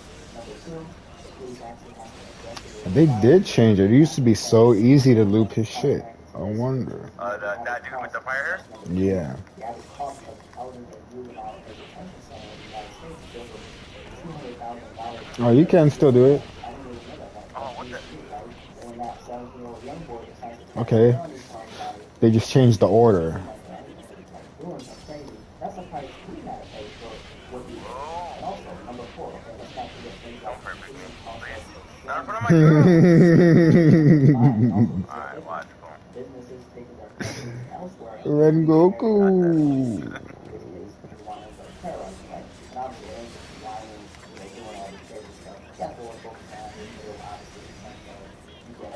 Something that's connected to number five. I'm sure some of y'all have heard about this, right? Which is, I think y'all heard this happening in so many, like specifically like black communities in America, whether it's Walmart, Target, or any other major chain that fuels the economy of said neighborhood. A lot of them are leaving these black neighborhoods, and they're leaving a lot of these neighborhoods because a lot of people are stealing, and they're losing so much money to the point where it's not even profitable for them to actually stay in these neighborhoods, right? And it's a thing that regular folks who are a part of all this craziness and all this chaos have to deal with this, and they don't have the funds to move, so they get affected, right? So it's really unfortunate how this is affecting black neighborhoods all over America. A very small minority of our melanated brothers and sisters. I already knew to like, why would I start running? I just needed the space to let this go.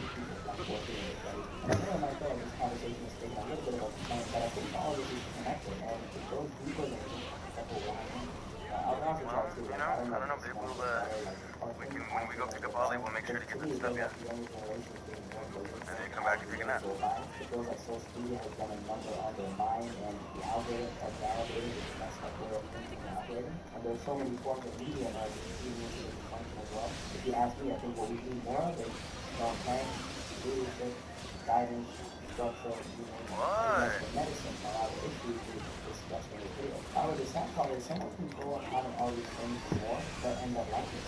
We've seen it in so many different examples. A good example is T.I. Son in Paris. He's probably the best example of someone who had every advantage in the book, but still ended up trying to I do that, fool. Block and then square.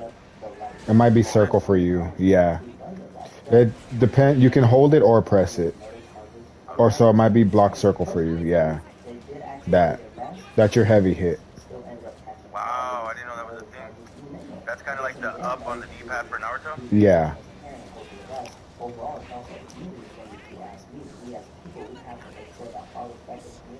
don't get destroyed by this type of behavior. We all gotta make sure that we try to hold each other accountable as much as possible, and we actually protect our community. That's one of the most important things that I think that we as people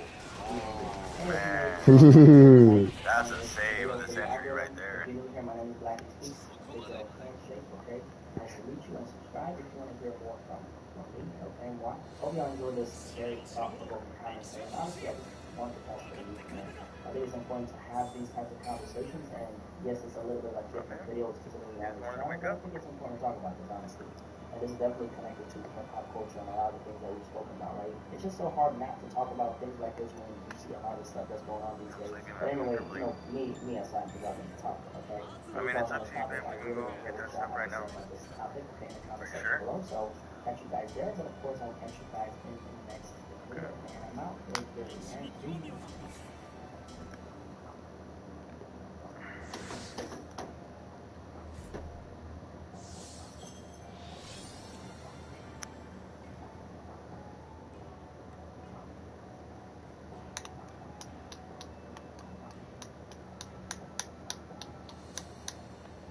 No.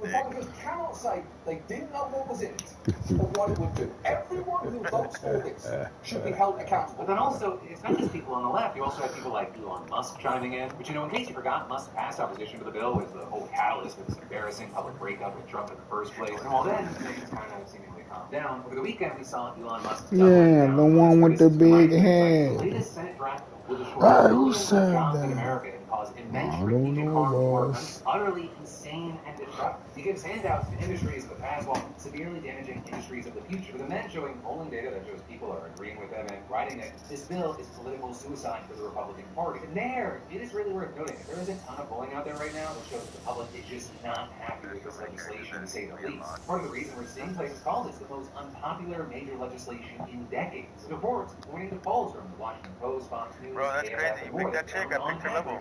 55% of Americans oppose it, and only 31% support it. And that is including people on both sides of the aisle. You know, while it's no shock that Democrats overwhelmingly have an unfavorable view of it, it is a huge standout that 66% of non-MAGA Republicans also oppose it, and independents are against it 3-1. So of course, it's worth noting that a decent chunk of the MAGA side of the party is falling in line, and they're heavily in favor. But they're also kind of the outliers, because only 17% of all respondents say that they believe this bill will help their family, and 44% said they think that it will hurt their family. Well, people then also far more likely to believe that this bill will help wealthy people while hurting lower income and middle class families. Now, as far as Oh, I remember. That's another Perry. How do you parry with X? So if I come and punch you, yeah. And then you see that moment where I was stunned, you can combo right there. Okay, that's what that moment is for. So I have to tap X, but I have to guess that you're right. You're about to hit me. And when that, okay. And then other than that, you hold block and push forward. Yeah. And reflect. And then your hard hit, block, and your attack, or whatever it is. Yeah, that's your hard hit. Breaks guard. All you gotta do is press it. You don't have to hold it. Yeah. The more you hold it, the more it'll break the guard. Oh, okay.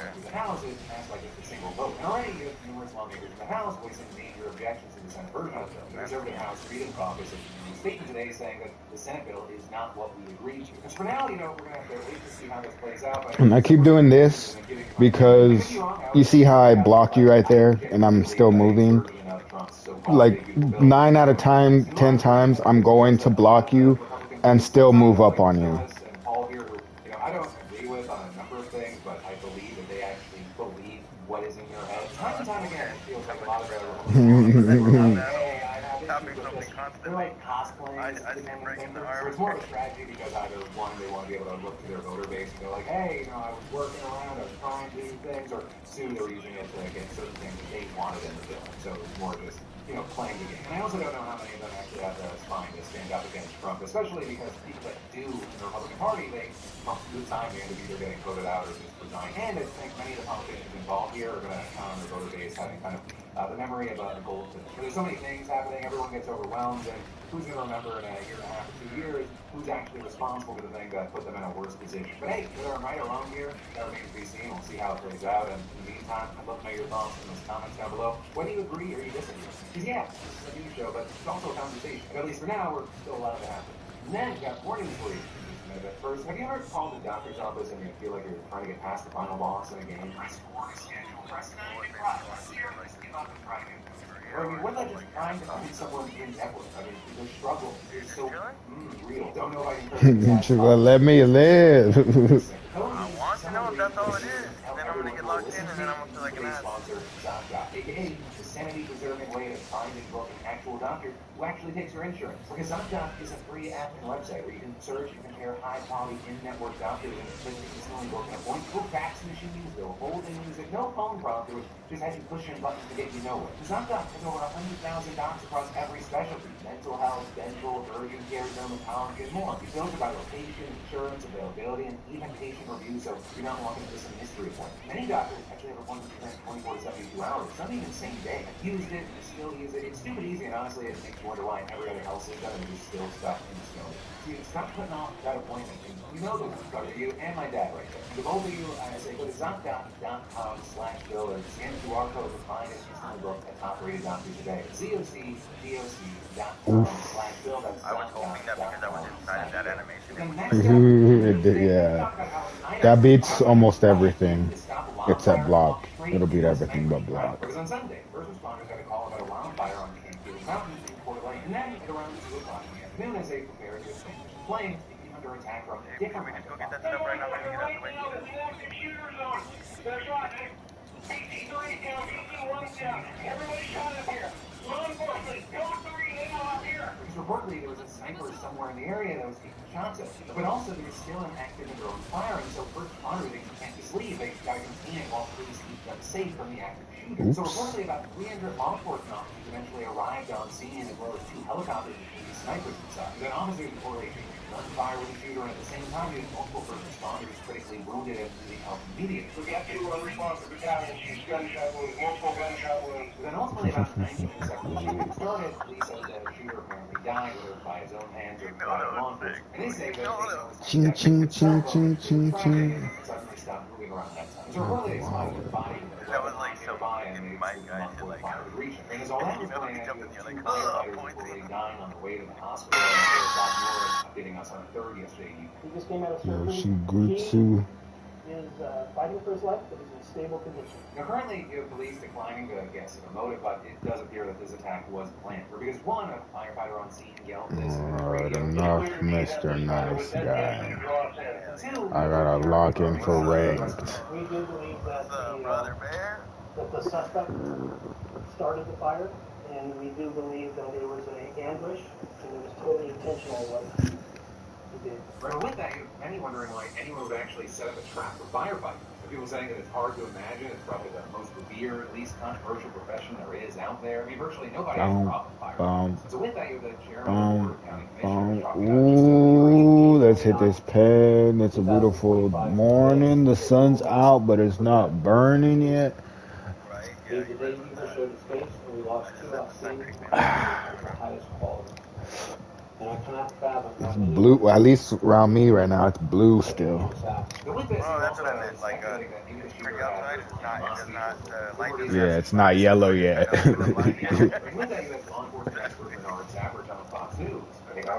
Start cooking it.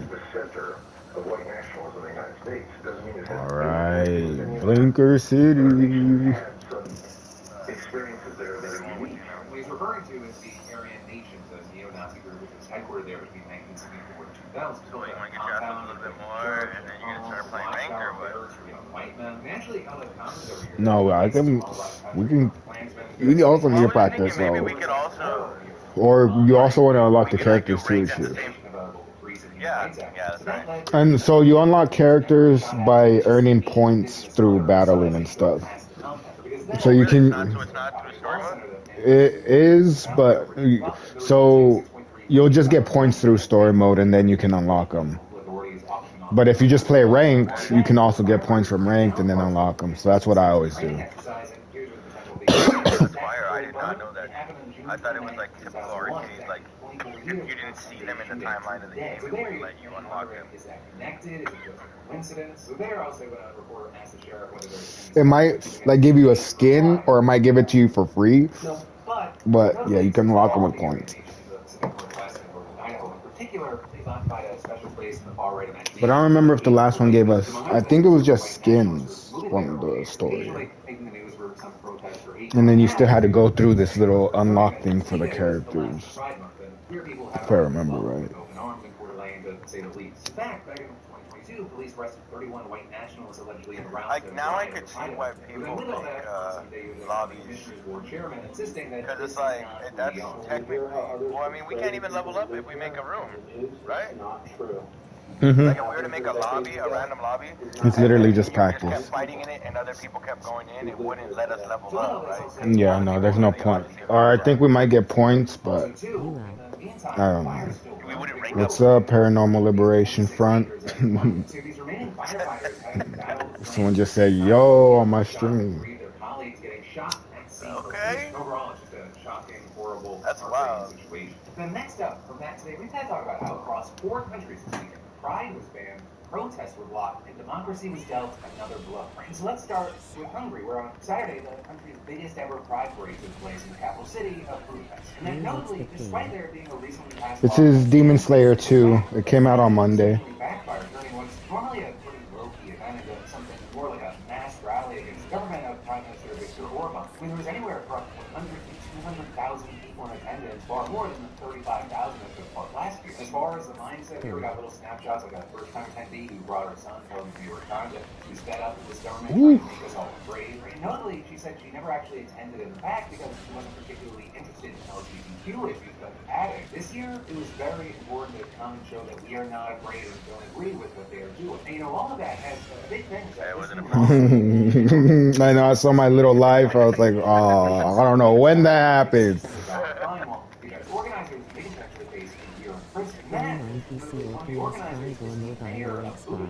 I'm playing on PS5 right now.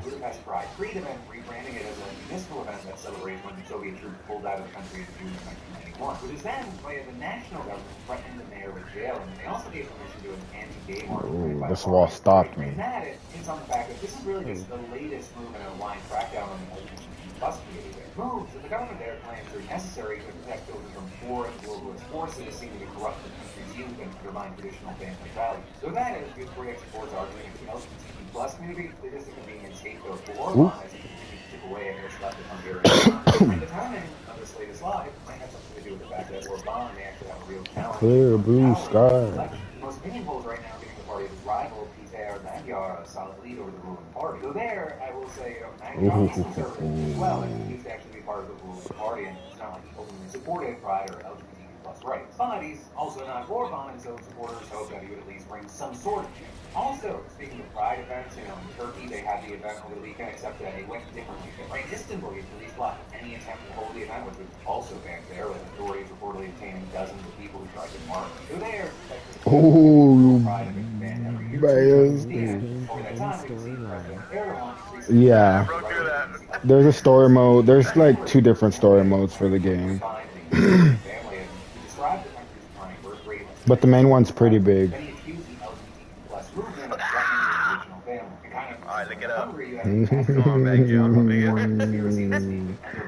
I thought we were gonna stop doing this. Whatever. With that, in Germany this weekend, we saw police clashing with massive crowds of protesters demanding an early election and end Vucic's 12 years in power. These student-led protests, they've actually been going on since the end of last year, when kicked off after more than a dozen people died when the roof of the railway station collapsed. So that accident widely being seen as a result of government corruption and negligence. With all that, this weekend we saw the biggest turnout we've seen in months, with around 140,000 protesters attending in the capital. And then we had clashes happening after the official part of the rally ended. Police using pepper spray, batons, and shields to charge protesters. Some of them threw rocks, bottles, and other objects. Dozens were also reportedly detained. And that led to last night, you had protesters starting to set up blockades on major roads in Belgrade and other cities, and demanding the release of those in custody. But notably, there, you have police responding by clearing the barricades and arresting even more people. For now, we'll have to see if those protests keep up the momentum or if the government can finally break them. And all of that, it brings us to the situation in Hong Kong, where the last pro-democracy party to hold protests is now disbanded, or which makes it just the latest casualty in a years-long crackdown that's all but silenced dissent in the territory. Right after massive anti-government protests in 2019, a so-called national security law pushed by China in 2020, Yeah, this is the second Demon Slayer game. dozens of arrests, the dissolution of civil society groups, and the shuttering of independent media outlets. But still, through all that, this group, the League of Social Democrats, or the LSD, kept fighting. In fact, we reported that the only pro-democracy party that's kept staging small street protests from time to time to carry on its advocacy despite the risks. But now, the party saying it couldn't elaborate on the exact reasons for its end. It said it had finally given into, quote, intense pressure, and adding in its statement, over these 19 years, we have endured hardships of internal disputes and the near total imprisonment of our leadership while witnessing the erosion of civil society, the fading of grassroots voices, the omnipresence of red lines, and the draconian suppression of dissent. And so for now, there and in those three countries. Oh, so yeah, you are getting points. You get 200 for every win, I guess. I just got another 200. I wasn't sure if I was seeing that right. No, what I meant, oh, were you talking to me? Talking to You. Oh, what I meant though was actually, like you can't rank up. Like we can't play ranked together. No, that's not how ranked works. That would be cheating. I know. I mean, not for real, because I'd be just whooping that ass. I wouldn't be letting you catch no win. But, yeah, that's why, obviously, that's the whole in that. Shoot toys and limited the amount of time that your animals spend outside. But they knew that that just wasn't going to be enough. So what you saw is being called on the community to help. I'm from Arizona. People to take Arizona. Foster to keep them out of the heat. That post was liked and shared hundreds of times, and the shelter's phone just ringing off the hook, and a line running out the door and onto the side. You and Maria. I'll show him next game. I think I already picked my character. Yeah, I'll show him on the next match. I can play every character. I don't have every character unlocked in this one though, but I can play every character. At least the ones from Demon Slayer 1. That's on top of the 40 dogs and some 10 smaller animals like rabbits and ferrets. Right now, with the air conditioning being fixed, and by day, the fostered animals are starting to make their way back. Or, for example, Katie returning to 3 cats and took in a couple of days later. But not all those animals wound up back at the shelter, because he ended up with situations like a man named Ilya and his wife falling in love with Tom the cat, saying that he seemed to immediately fit into their home, purring like a big dog, playing with their 6-month-old baby, and jumping on the cat trees that were still around after the family's. You're being rude. Ilya saying he felt like he was already a family member. And then all in all, the shelter expresses gratitude on social media. And responses left them speechless. How do we even express our gratitude for each and every one? All animals are safe, cared for, and cool thanks to you. And so, I know this is small compared to the national and international scopes of the news that we're talking about regularly, but it also hits on the fact that every single day there are opportunities to have some sort of positive impact. And that's where a lot of the good and the positive impacts we can have are readily available. And so with that, just a small round of applause to the community for rallying to help the shelter and these animals. I think everyone involved, they are fans of the day. Then, finally today, let's end with some reviews and talk about y'all's comments and some commentary. Starting with a quick review that I got to do because I had to, oh my god, it was the most glorious lazy weekend. My wife and my boys are on a little trip. I was like, let me have like a week to myself. I haven't had like just some me time. And man, I've just been going on runs, listening to audiobooks, watching anything and everything I can. Binged The Bear season 4 and loved it. It's kind of like emotionally healing from the first 3 seasons of the show. Gonna binge through season 3 of Squid Game. It's gonna be very divisive, but I don't mind it. And I watched Megan 2.0. It's a stupid movie. Still pretty enjoyable. Could it have been a lot better? Yeah. But it was what it was. And then there was an hour to go. I'm saving up my stuff to hit you with something big in the last round. You actually watch F1, you gotta turn off part of your brain and just enjoy it. Oh. Luckily, I don't watch it. I had a great time. And then on the grind and the run, I finished Rebecca Yarros' Fourth Way. Fun. I actually went through the series blind, not knowing what the hell it was about. I was like, oh, dragons? It also got a little spicy, and I was like, oh, I didn't expect that. That's that round. Like, so much bad out there. I was able to disconnect. I had a great weekend. But with all that said, fully shifting gears to the commentary. On the last show, y'all were kind of just in 2 main camps. 1, just generally eye-rolling and shit-talking. Except, and 2, sending off on the pirate software stop filling game situation. The top comments are on Pete Hexed's reading. Pete Hexed. Ooh, what a lead. As well as most complex and secret collaboration in history, my brother in Christ, the anniversary of D-Day was this month. And quote, the media is lying, cries the people who lied about sharing strike timing details with a reporter. And those were just a few of now regarding stop killing games and pirate software, people saying things like pirate software being not watch this. You see your health? Remember that health. Stick with that health. Because it's not sticking with you. It's true, it's just one man. Widely accepted. He's been the #1 dissenting voice since the initiative was created at far more length. And also another saying Tyrus on where it gives on the I'm not wrong, you're wrong, if I'm wrong, I'm still not wrong, you just don't understand vibe. But then also a decent chunk of the comments around that topic had to do with just the stop killing games portion. The Prototype Sky saying, which tells me most about the destruction of video games is a loss of history. When developers block efforts to archive, emulate, or share their games, especially with no intention of preserving or re-releasing, they're not just limiting access. Fool me once, shame on me. Experience and engage with that part of history. Games are more than entertainment. They're snapshots of art, technology, and society at a moment in time. If a developer pulls a game from shelves or fails to be accessible, it should automatically qualify for public archive. No piece of interactive history should be left to vanish into obscurity. Now, of course, with all that, I'd love to know your thoughts and comments on any of today's topics and your reactions, but that is where today's show is going to end. Thank you so much for watching. Thank you for subscribing. And remember, I'll see you right back here tomorrow because I got a brand new show for you every Monday, Tuesday, Wednesday, and Thursday at 6 p.m. Eastern, 3 p.m. So that sequence isn't a true infinite, but because of that little circle I put up that puts you to sleep even when you're blocking, if I drop my yeah, the reset that makes it. Yes, sir. Yes, sir. Yeah, I already noticed that. I realized that when I was like, okay, I can't block my way through that. I was like, because I know that that's the Achilles heel to this character. Is that like if I don't chase you and I make you come, because I watched you, you're like, you start panicking when I'm just blocking and you get all up. Yeah. Oh, okay. I'm like, I can't do anything if you're fucking blocking. About you hitting the ground, bro, making me pass out like a little girl. I'm like, how is he doing that? And I realized, I was like, oh, this is One-time YouTuber who's now accused of live streaming a double murder.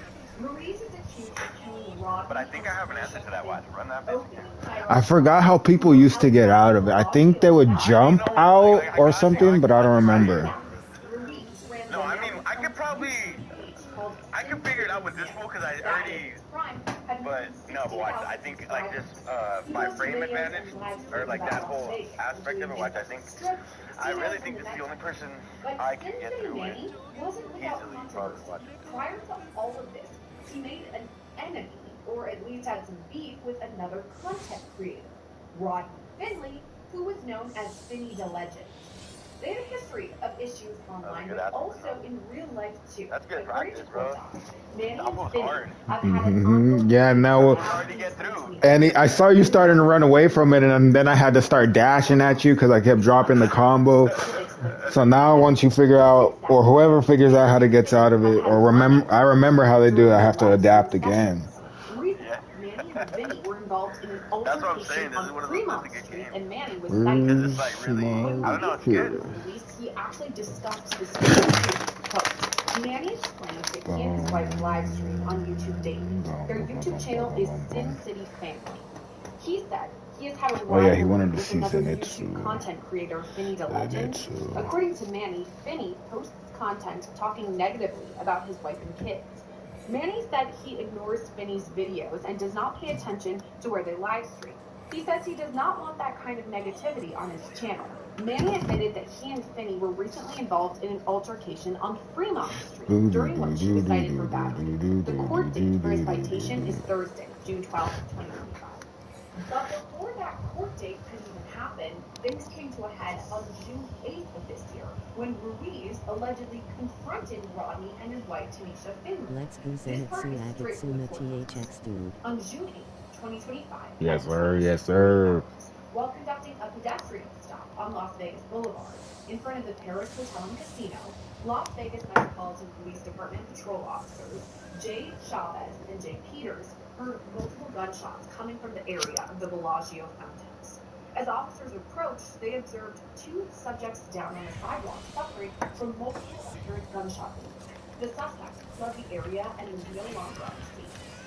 Investigators learned a lot of early information from Ruiz's wife, whose name is actually redacted in the court documents. While securing the scene, patrol officers were approached by a female who identified herself as redacted. She told officers she believes her husband just shot her. She provided her husband's information as Manuel Manny Diaz Ruiz. Ruiz's wife then gave over his cell phone to police. And by the way, this is all discussed on first responder body cam too, saying that Ruiz's wife has been cooperative with investigators.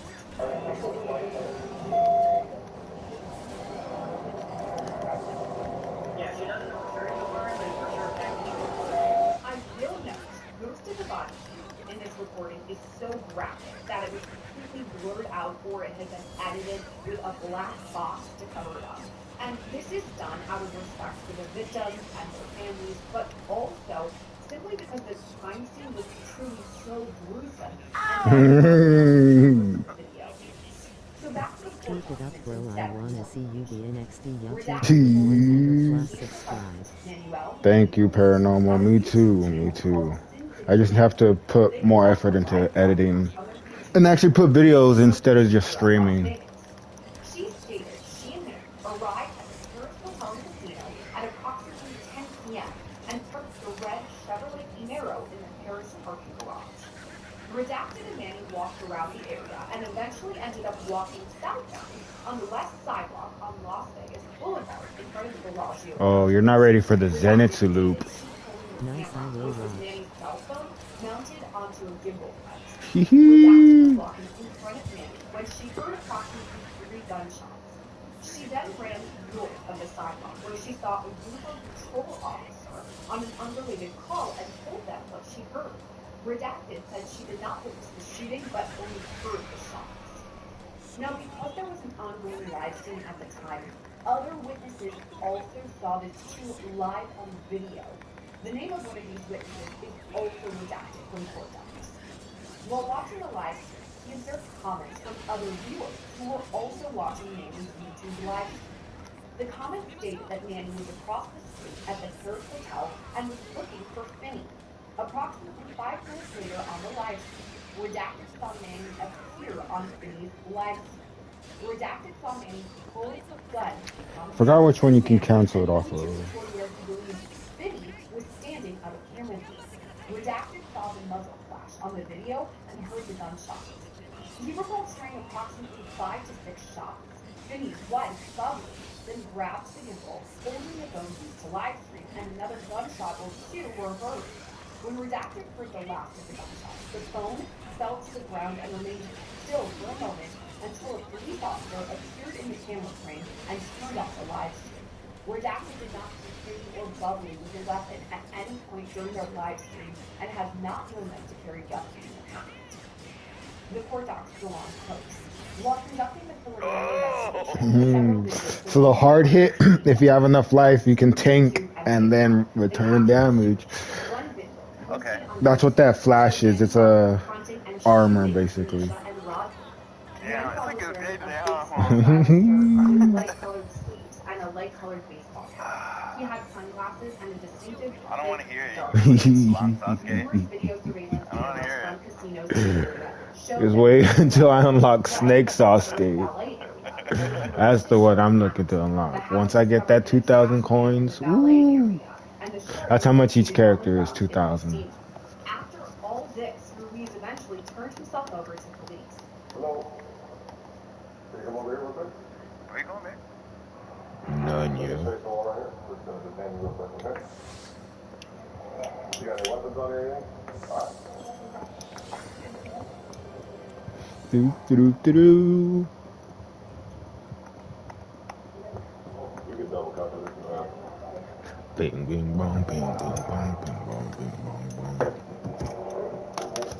Oh, he's not ready. He's not ready. Why does he say ready to fight when he's not? That's crazy.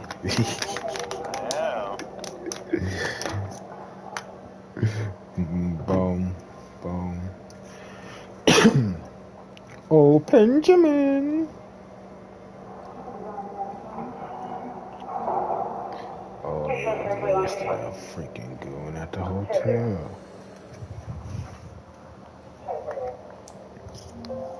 Ooh. No.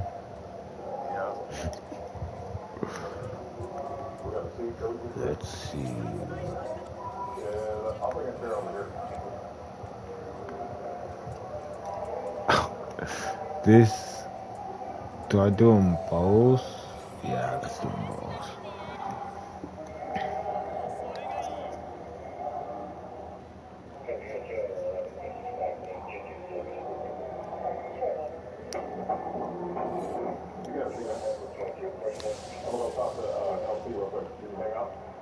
When Ruiz spoke with investigators, he gave some background.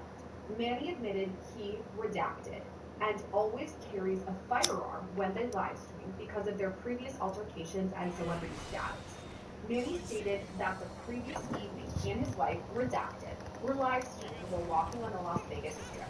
They arrived in redacted convertible, which they parked on the second floor of the parking garage. I get you're blind, dude, but your arrows are supposed to track. What the fuck was that? From the pier and crossed the street westbound to the west side. Are you a joke character now? What is this? Las Vegas Boulevard towards Caesar's Palace. While walking north on Las Vegas Boulevard, a female, who he knows to be Finney's girl, was dancing in his face. Manny said he then saw Finney reaching for his waistband and asked what up cuz aggressively. Manny said he believed that Finney was reaching for a firearm and shot in self-defense. Oh, and you don't do any damage with your attacks. I forgot. Fired toward Finney's torso and waistband to prevent him from retrieving a weapon. When Finney continued to move, Manny said he aimed higher. After addressing Finney, he turned and saw his girl with a shiny black object in her hand, which he believed to be a firearm. He said he shot 2 times at her and believed she was hit in the head. When detectives confronted him about her injury to the back of her head, he claimed she must have turned. Detectives showed Manny the video of the shooting, which was posted on YouTube. Manny identified Finney, his girl, and himself in the video. The video clearly showed Manny advancing toward Finney while shooting. Manny became frustrated and asked to speak with an attorney.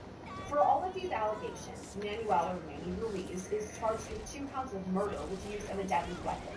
Just this week, Clark County prosecutors announced they will be seeking death penalty in the case, citing the location of the crime, the popular and usually crowded Las Vegas Strip, arguing that while 2 people were murdered, even more could have been killed or at least injured. For his How the fuck are you supposed to win with this guy? acted in self-defense. Right now, he's being held out there. All right, so we went through the background of this case. We talked about how we got here, where we're at right now, but I think you're supposed to use the arrows to stall me. Yeah, that's what I just figured.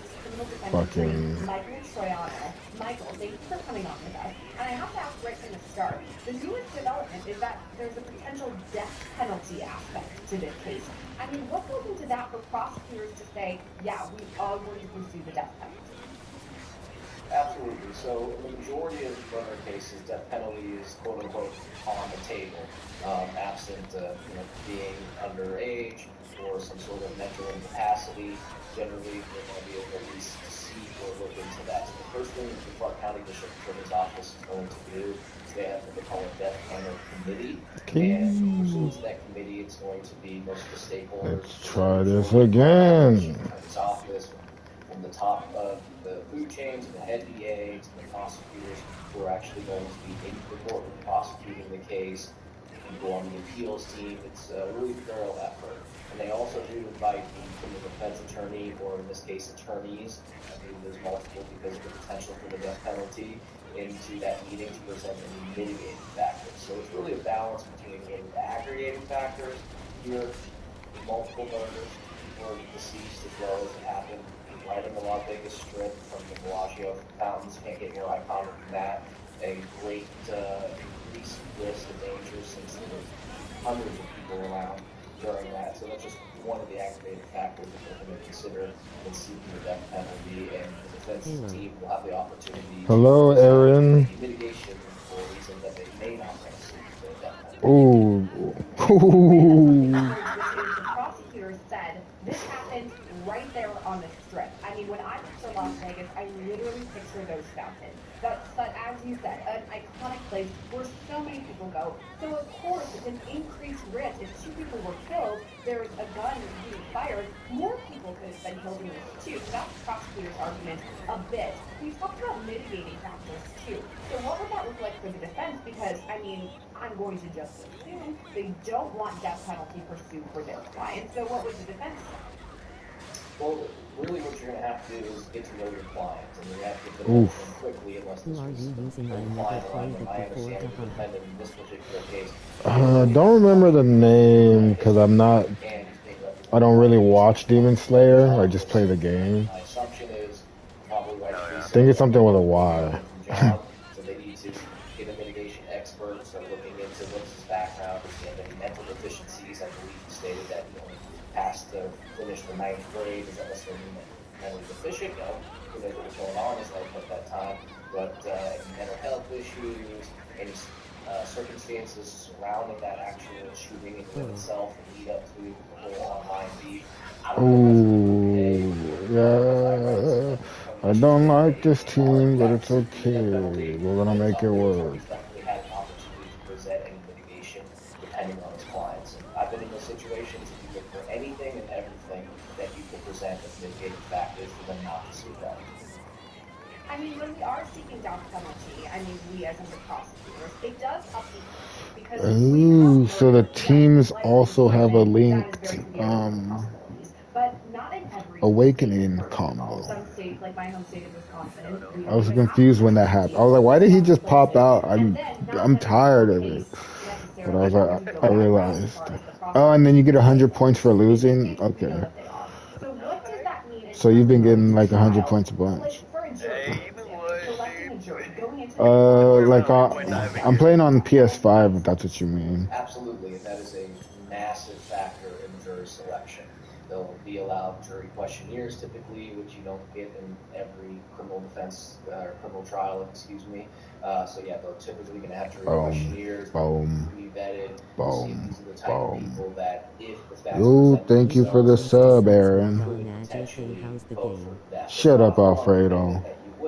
You should be in the party, or at work, or taking Margot to school. Wait, it's Saturday.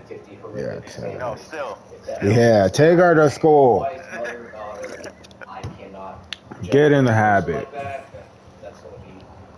You should have been to bed at 8. Oh, what a loser. Don't tell me it's Saturday when I told you it's Saturday. Attorneys again will go back to aggravating and mitigating circumstances to present to the jury in hopes that I'm at work. That they will not choose death. Just generally, the jury is paramount. But yeah, thank you for the sub, Aaron. Thank you. But in this one, to your point, it's so much more important because literally a life is at stake in all of this. So that will be interesting once it comes time for jury selection down the line. So we have the jury that we talked about. But the next part I want to And talk now about the lessons continue. prosecutors feel like they have a pretty strong case, and I tend to agree with them in the way of the fact that they have a live stream. They have video. I mean, again, this is Las Vegas. We have CCTV. We have video. We have all of that just generally. Plus people with their cell phones. And then we have a live stream of all of this happening. What are your thoughts about the live Thank you, stream? I Aaron. wanted to talk to you about this too specifically because you're a defense attorney, so you can talk about both sides. What are your thoughts? Sure. So I don't think this is a question of who done it at all. The defense Oof. pretty much Well, there's one. Now I just got to catch you again. But based upon the information that I have, is not nearly what the team has at this time. It seems as if watching the video, their only potential argument is going to be self-defense. Because again, it's not a I think that's going to be a very uphill battle, not only based upon what happened in the actual video, but the lead up to it with this whole online feed where it seems as he was basically forecasting it, this was going to happen. Maybe not well in front of the Bellagio Mountains, but he was antagonizing, talking a lot of mess, if you will. Yeah, his water, when you just press triangle, is really good for hiding his traps and his grabs. The prosecutor arguing that this led to violence, and we should be violence like that. The feud, that's a huge thing in all of this because, I mean, investigators are going to be able to go back, look at comments, look at videos. If there was any sort of correspondence between the two, I mean, most of it, from what I gather, is that they would make videos, they'll be live streaming, and basically talk bad about each other, but they have this ongoing beef, as you said. So is that something that both sides are going to look at too, the defense as well, because to your point, we know who did it, but is this a self-defense question? Is that something that the defense will kind of look into? Oh, they have no choice. They're not only going to have to talk about Oh, he got in the way. lead up to it, because I've been in those positions where I have a defense case, and it happened to be on video, and it's not necessarily that the video shows you in the best light, and you argue to juries, hey, this did not happen in the back. You simply just press play, and watch the video with no other context, you'd be like, oh, Oof. that's a murder, or that's an assault, that's a battery, whatever it may be. So yes, the defense team is going to have to dig Nope. every one of those Sorry. decedents in this particular case to try to come with a theory and broaden, because that's kind of what happens, right? Prosecution's going to really want to focus in on that video so you can have tunnel vision, that being the jury for everything else. The defense needs to pull that back and say, hey, let's look at the broad range of what exactly happened. Oh, I pressed it too late. Shorty. Hope you do well. Wish me best of luck. Grinning face, saluting face. Thank you, Aaron. Thank you. Nope. I am the comeback king for a reason.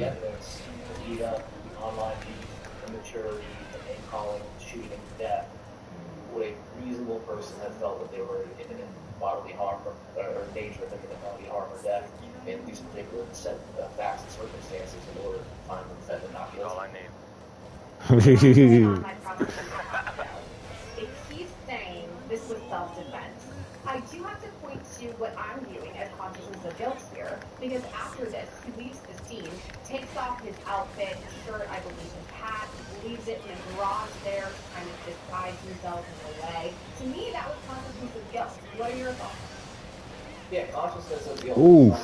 So that move right there breaks guards. It's not a very public term, so for our audience. And that's your block triangle move.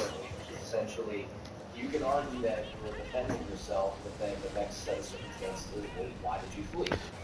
I did not expect you to pull that move out. I just gotta do a flow. You need to explain to the jury. Now, in certain situations, maybe this is one of them. The consciousness of guilt and fleeing isn't as extreme city, at least, but absolutely those actions that happen in those crucial minutes and seconds subsequent to the shooting are going to be put under a microscope. That felt good. And you would That was worth like 20 minutes of him beating my ass. All those assholes that took like an hour ago? Yeah, that was worth it. Catch that chick to be like, remain silent, let your attorney do that, but at least don't hard character to play against, bro. And see the judge will lie at that point. So yes, like chess, like every single move you make counts. Because it's alright, am I going to give up the ground or the air, fool? And if I just falls through, what am I doing next? I mean, it goes both ways, though, because we do see him fleeing this to your point, the consciousness of guilt. But then, in the same token, a win for the defense potentially, because it seems he turned himself over to police. He seemed to cooperate with them. I looked through the charging documents. Oh, that's why my balls all fucking clogged. Before he said, hey, I need to talk to my attorney. I mean, he was there and able to kind of walk through things and explain things. That's right. It's the reward. A bunch of people came in and saw me whooping your ass. And then they're like, oh, you're cool. And then they saw me lose too. So they know I'm human. Protections of an attorney. They're gonna remember too. They're like, who's the prosecution everything they want. Oh my god. Anything that's in yeah, oh my god. And what I mean by that is called the hearsay exception, which is an out-of-court statement made matter of certainty. Yes. Yes, ma'am. Me too, Aaron. Me too. Aaron Julia Dicton. Defendant or the accused. I hope I said that right. Explain how you defended yourself in the situation and or completely denied the allegations of different kind of fact pattern that's not on the live stream video. None of that information is going to come into evidence absent you getting all the way to a point of trial baby, and taking a stand. The only thing that can come into evidence is the statements that we fumbled on when we made admissions, and those are called statements against party opponent or against fetal injury. Now, why did you do all that? I explain that to clients for the first time, especially clients that I'm gonna go, but make sure you remember me by grinning face. I will, Aaron, I will. Speaking to the police, it's a one-way street. They can take everything that's to their advantage and anything that's to the defendant's advantage is not coming into evidence unless you get all the way to a point of the trial. That's why you need a defense attorney. See ya, you have a good day. Till next time, my friend, till next time. They can gather that information to make the determination not to charge you. Or if they do, then you have all the possibilities of an open story when you do get to trial. I mean, they give you the heads up, right? You get your Miranda rights. Anything you say can and will be used against you. So, you get the warning. And I think to your point, after working at Long Craig for several years, yes, I'm always thinking about having a defense attorney present. I'm sure a lot of our viewers think the same thing. Okay, moving forward though, this case, again, why we're talking about it today is the death penalty on the table. And this is way down the line, by the way. This is speculation, what I'm asking about. But we don't cover that many death penalty cases. So let's say there is a conviction in this case. What I always hear about in terms of death penalty is that there's a lengthy appeal process here, that almost right away, let's say that he is sentenced to death. I mean, it's not right away that it happens, right? There's some sort of appeal, a lengthy time frame before this would actually happen. You didn't give a fuck about Boba briefly enough to be my brother. Absolutely. Anytime that somebody's convicted, whether it's a life with parole case, a life without parole case, or a death penalty case, there's certain aspects that automatically get revoked as far as defendant's right to appeal, and the scrutiny couldn't be higher, and nor should it. It is taking a human life, regardless of what that person is accused of or convicted of, because let's face it, I'm not the first person to say to the audience, sometimes our government gets things wrong. I know that's a big shock to people, Right, to be like, oh, I guess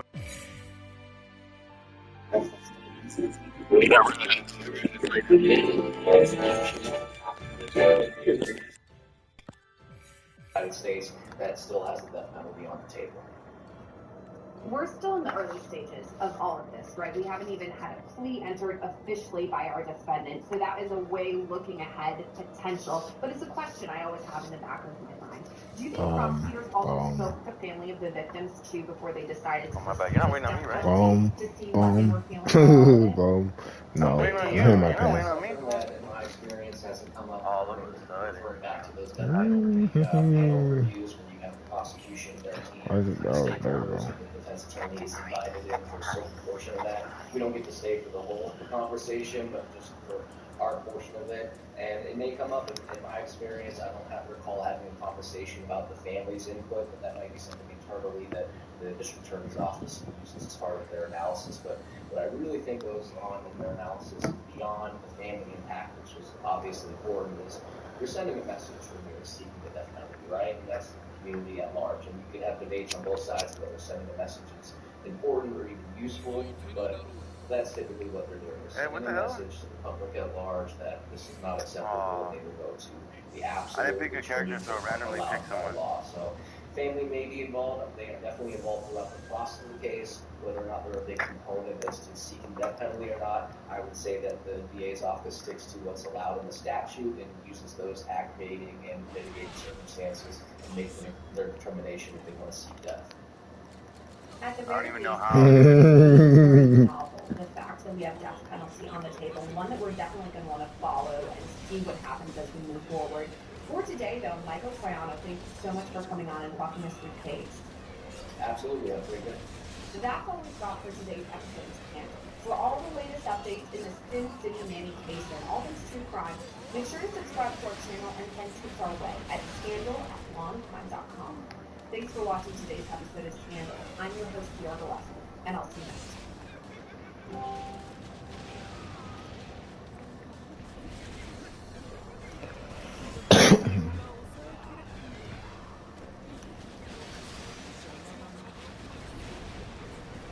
Just acquitted, but for many, this verdict it feels less like the end of a murder case and more like the beginning of a police cover-up unraveling. Alex Jones has been called America's most notorious conspiracy theorist, is now being accused of an illegal conspiracy of his own. Online scam compounded torturing trafficked workers, stealing billions, and Mark Zuckerberg, Tim Cook, and Elon Musk's companies are helping make it possible. Iran just bombed an Israeli hospital, Israel's vowing vengeance, and all of that as Trump has reportedly approved attack plans on their country. We're jumping into all that and even more on today's brand new Frank will show you daily dives who started with 3 years, 2 trials, and one very popular HBO docuseries later, and Karen Reed is finally. She's that Boston woman who was accused of murdering her boyfriend by getting with her car while drunk. And if you're not fresh on this, don't worry, because I'm going to go through the raw details, and then we're going to talk about what just happened. So first up, I'll give you like 20%. Now 45-year-old financial adjunct professor, and her boyfriend, John O'Keefe, a then 46-year-old cop of the Boston Police Department. And second, we have the event, right, starting on the night of January 28th, 2022, when the couple have been dating for about 2 years. And what both sides agree on is that they went out drinking in the suburbs of Canton that day. And then, shortly after midnight, Reed dropped O'Keefe off at the home of his colleague, Brian Albert, where other cops were gathered. And then finally, at around 6 o'clock in the morning, Reed and two other women got on the line unresponsive in the snow outside of Albert's house. He was later pronounced dead with his official cause of death being head and hypothermia. But that is pretty much where the agreement ends and the disagreements begin. Because the police, they allege that after she dropped him off, Reed, in a drunken rage, backed her Lexus SUV into O'Keefe and drove away, leaving him to die in the snow. And as evidence, they cited drops of blood, a broken cocktail glass, and shards from the car's taillight that they reportedly found at the scene. So they charged her with second-degree murder, manslaughter while operating and leaving the scene of a collision resulting in death. But Reed, she pleaded not guilty, maintaining that she only came back to Albert's house to look for O'Keefe after he returned home or answer his phone. So instead, you had her pointing the finger at O'Keefe's fellow cops, accusing them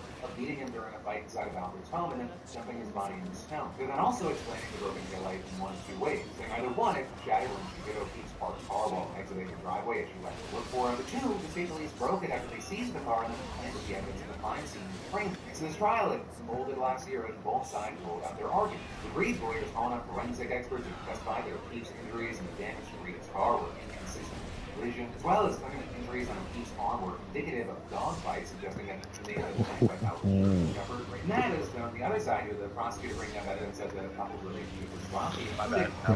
He supposedly saw O'Keefe kissing another woman, and she sent 30 texts from O'Keefe knew. So with them then pairing that with angry texts and voicemails that Reed sent to O'Keefe after dropping him home. But there, he was Reed claiming that she sent those because he wasn't answering his phone, and she believed that he was screwing around with a former romantic partner who allegedly lived down the street from Albert's house. Their lawyers also painting a much different picture in general of a loving and affectionate relationship. And the wildly differing stories can be seen in arguments over one particular moment the morning after O'Keefe died. The responding officer claimed that at the scene, Reed repeatedly cried, "I hit him," and apparently killed. We would read countering that, saying what she actually cried was, "Did I hit him? Could I have hit him?" And that is the defense also accused the other side of sloppy police work, and pointing to officers who scooped up blood samples and borrowed plastic cups and not even searching Albert's home before selling it in 2023. But very importantly, they said it wasn't just sloppy, it was malicious. The Reed's lawyers accusing Michael Proctor, the lead investigator on the case, of having personal ties to certain cops inside of Albert's home and having a vendetta against Reed. The key takeaway there were text messages that he reportedly sent to a group chat the night after O'Keefe's death, saying there will be serious charges brought on the girl. She's a whack job,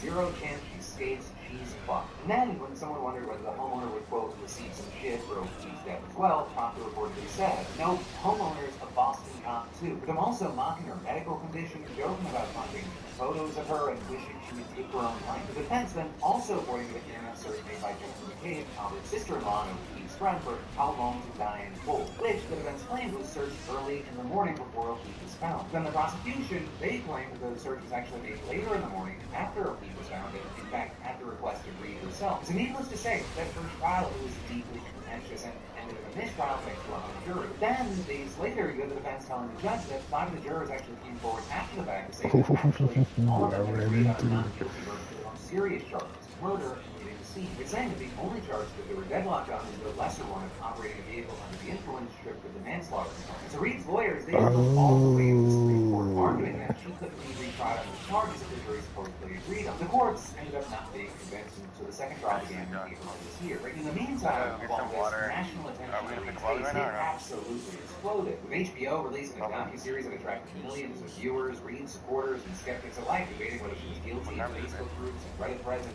Reed herself giving interviews to media outlets. I have nothing to hide. My life is Come on, I gotta go get some water from in the Safeway real balance. quick. Yes, It should sir. be. So I'll be back And probably like 10, I 15 minutes. believe sunlight Yes, is the sir. best Yes, sir. disinfectant, and that's been our team motto since inception. Also, a big thing is that Michael Proctor, who was a key witness during the first trial, was conspicuously absent during the second. And that because in March, he was actually dishonorably discharged after the state police trial board found him guilty of unsatisfactory performance and consumption of alcohol on duty. So, although the underlying facts were pretty much the same, the two trials just felt very different. And all of it leading to each side giving their closing arguments, what the prosecutors said. It's wrong. She hit him. She left him to die. It's that simple. When she chose to drive back at Mr. O'Keefe late that night with a 6,000-pound Lexus, and that anger, 75%, whether she meant to hit him or not, didn't mean to kill him, she hit him. Doesn't even have to go through him. but she did. And then the defense attorney firing back. This case was corrupted from the start. It was corrupted by biases, conflicts, and personal loyalties that you heard about. And most fatally, it was corrupted by a lead investigator whose misconduct infected every single part of this case, from the top to the bottom. On full display, you saw the lengths to which some police officers will go to protect their own. There was no collision. There was no collision. There was no collision. The truth is, Karen Reed is not guilty. And after multiple days of deliberation, the jury delivered their verdict, and that is Karen Reed was guilty, but only of operating a vehicle under the influence, with them finding her not guilty of the other more serious charges, meaning in essence, she's been exonerated. With the judge handing down the sentence of 1 year of probation, which is nothing compared to the life in prison she was facing. So when Reed emerged from the courthouse victorious, the mood there was ecstatic. I mean, by the roar of the crowd, you'd think that Taylor Swift just announced Reputation TV to the Swifties. I just want to say 2 things. Number 1 is I could not be standing here without these amazing supporters who have supported me and my team financially and, more importantly, emotionally for almost 4 years. And the second thing I want to say is no one has fought harder for justice for John O'Keefe than I have and my team. Thank you.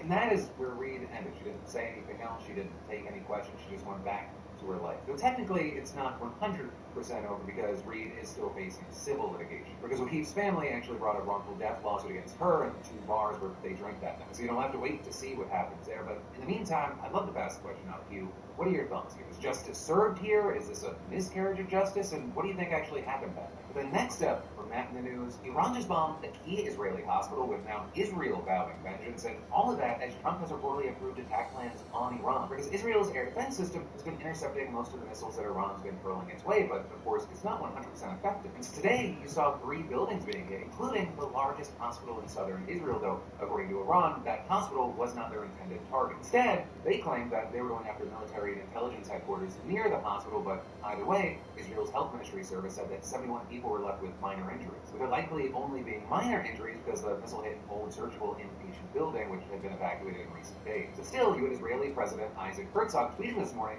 calling the attack a war crime and declaring that Iran's supreme leader can no longer be allowed to exist. And that is, you had Prime Minister Benjamin Netanyahu saying, "We will make the tyrants from Tehran pay the full price." With him adding that while Israel struck targets in Tehran as well as several nuclear sites overnight, Iran instead chose to go after a hospital, quote, "where people can't even get up and run away." So there you then also had a lot of people calling those words viciously hypocritical given Israel's unrelenting assault on hospitals in Gaza. For example, vocal commentators in the space like Hassan Piker tweeted, "Timeline is lit up with Israel defenders finally speaking up about a hospital being bombed after spending the last 20 months defending the bombing of every hospital in Gaza." And that is reportedly of the 36 hospitals in Gaza, 19 are completely shut down and the other 17 are only partially operational. With also NBC saying that in recent weeks, Israel's bombing of hospitals in Gaza have risen to their highest level so far this year. While you have Israel consistently maintaining that Hamas is using the hospitals for military purposes, organizations like the UN have said that Israel has not provided enough evidence to actually prove that. But either way, you have NBC saying the wider health system, including ambulances, field hospitals, and clinics, has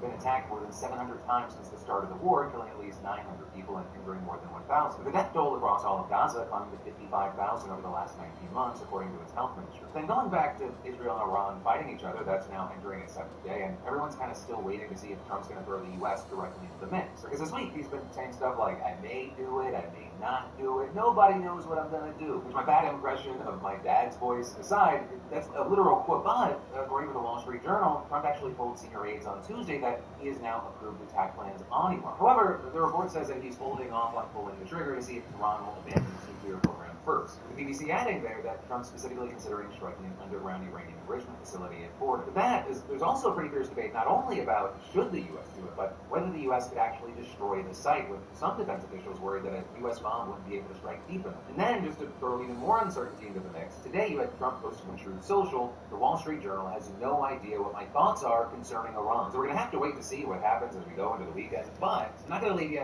high and dry. I'm going to be covering the updates on my main TikTok. It's Philip Franco. I'll link it in the subscription. You can join the DeFranco fam there, where over 3.5 million people trust us with breaking news. Then shifting gears from that, we should talk about the news that Alex Jones, who some called America's most notorious conspiracy theorist, is now accused of an illegal conspiracy of his own. Because as you might remember, he was ordered to pay nearly $1.5 billion to the families of Sandy Hook victims a few years ago. And that after 2 lawsuits in which he was found to have defamed them by claiming the school shooting was a hoax and the victims were all actors. Then you have Jones, who has maintained that he's completely broken, that he has no money to pay the damages awarded to the plaintiffs. And in fact, as the dollar amounts were read out, he sarcastically hooted and cheered from behind his computer. Me told $120 million.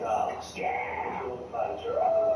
Get those numbers up! Exactly. Do these people actually know they're getting any money? But now what we're seeing is that U.S. bankruptcy trustee Christopher Murray has filed 3 lawsuits accusing Jones of hiding some $5 million that the families are rightfully owed, claiming that Alex Jones went to what he called extraordinary lengths to transfer the assets to his family members, including his ex-wife, his father, and his kids' trust. So for example, he allegedly sent some $1.5 million in cash to his wife, claiming that she was owed the money under a premarital agreement, but according to Murray, that agreement was never actually ratified. Then, Jones allegedly sold part of a Texas ranch to his father for just $10, backdating papers to make it appear as if it happened years earlier than it really did. He also allegedly gave more than $500,000 in cash to his father, trying to pass it off as reimbursements and gifting the man 3 luxury vehicles. But with that, you have Murray saying that the transfer was so disorganized and hairy that Jones didn't even know which cars they were. It's also alleged that Jones gave 2 condos worth some $1.5 million to a trust for his children, which he argues is unreachable by his creditors. So you have Murray saying that he never actually transferred one of the condos to the trust. And so Murray argues that all of this, it amounts to what he calls a scheme bearing the classic hallmarks of actual fraudulent intent, saying, quote, the mad dash to transfer property out of his name is indicative of the debtor's actual intent to hinder, delay, and defraud his creditors when he transferred that property, which is why Murray is asking a federal judge to compel Jones to return the assets to his bankruptcy estate so they can eventually be distributed to the families. But also, by law, if he wants one, Jones can request a jury trial to determine whether he intentionally hindered, delayed, or defrauded his creditors. Meaning, we may be seeing Alex Jones back in courts. And right, and all of this is, you have many out there saying, hey, well, it's Alex Jones, he has the Trump card in his back pocket. But there, it could be argued that's questionable right now. Because in recent days, we've actually seen Alex Jones defending Tucker Carlson, who spoke out against Donald Trump. He even memed yesterday that Donald Trump is essentially George Bush. I'm going to go out on a limb and say Trump's probably not going to take as a compliment. Hey, for now, we're going to have to wait to see how all this plays out. But then, I've got more news for you in just a second. But first, let me say, let's be real, right? We Excuse me.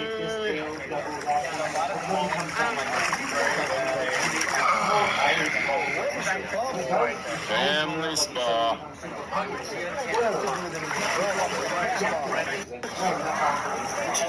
Excuse me.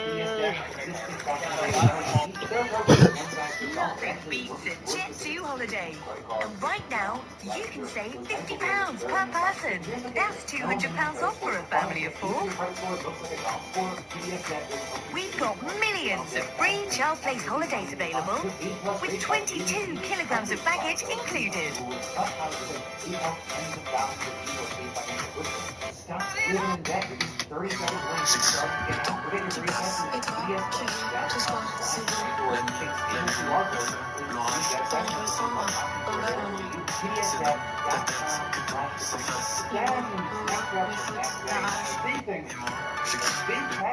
I have the one and only scam industry, but instead they would rather just make more money. Or I will say, at least that's according to an investigation published in MIT Technology Review that we should talk about. And specifically, it was an investigation drawing on the testimonies of several workers from inside the scamming industry, as well as, of course, anti-trafficking experts and technology specialists. The team behind the story is finding that major tech companies, including social media platforms, dating apps, and messaging services, they've given the fraud business the means to become industrialized, along with a little help from major cryptocurrencies and even Elon Musk's Starlink. And again, according to the investigation, there's plenty they could do to be stopping it, but they're not. And so with that, right, the scams that we're talking about, they're often referred to as pig butchering scams, with the basic idea being that you've got to fatten your victim up before you take it to the slaughter. Or in other words, you've got to spend time gaining their trust by forming a romantic or other close relationship with them. And then you take them for everything they got. So with that, I'll also mention that Interpol and other experts advise against against the use of the term pig butchering out of a concern that it dehumanizes and stigmatizes the victims as well as dissuades them from speaking up. So with that in mind,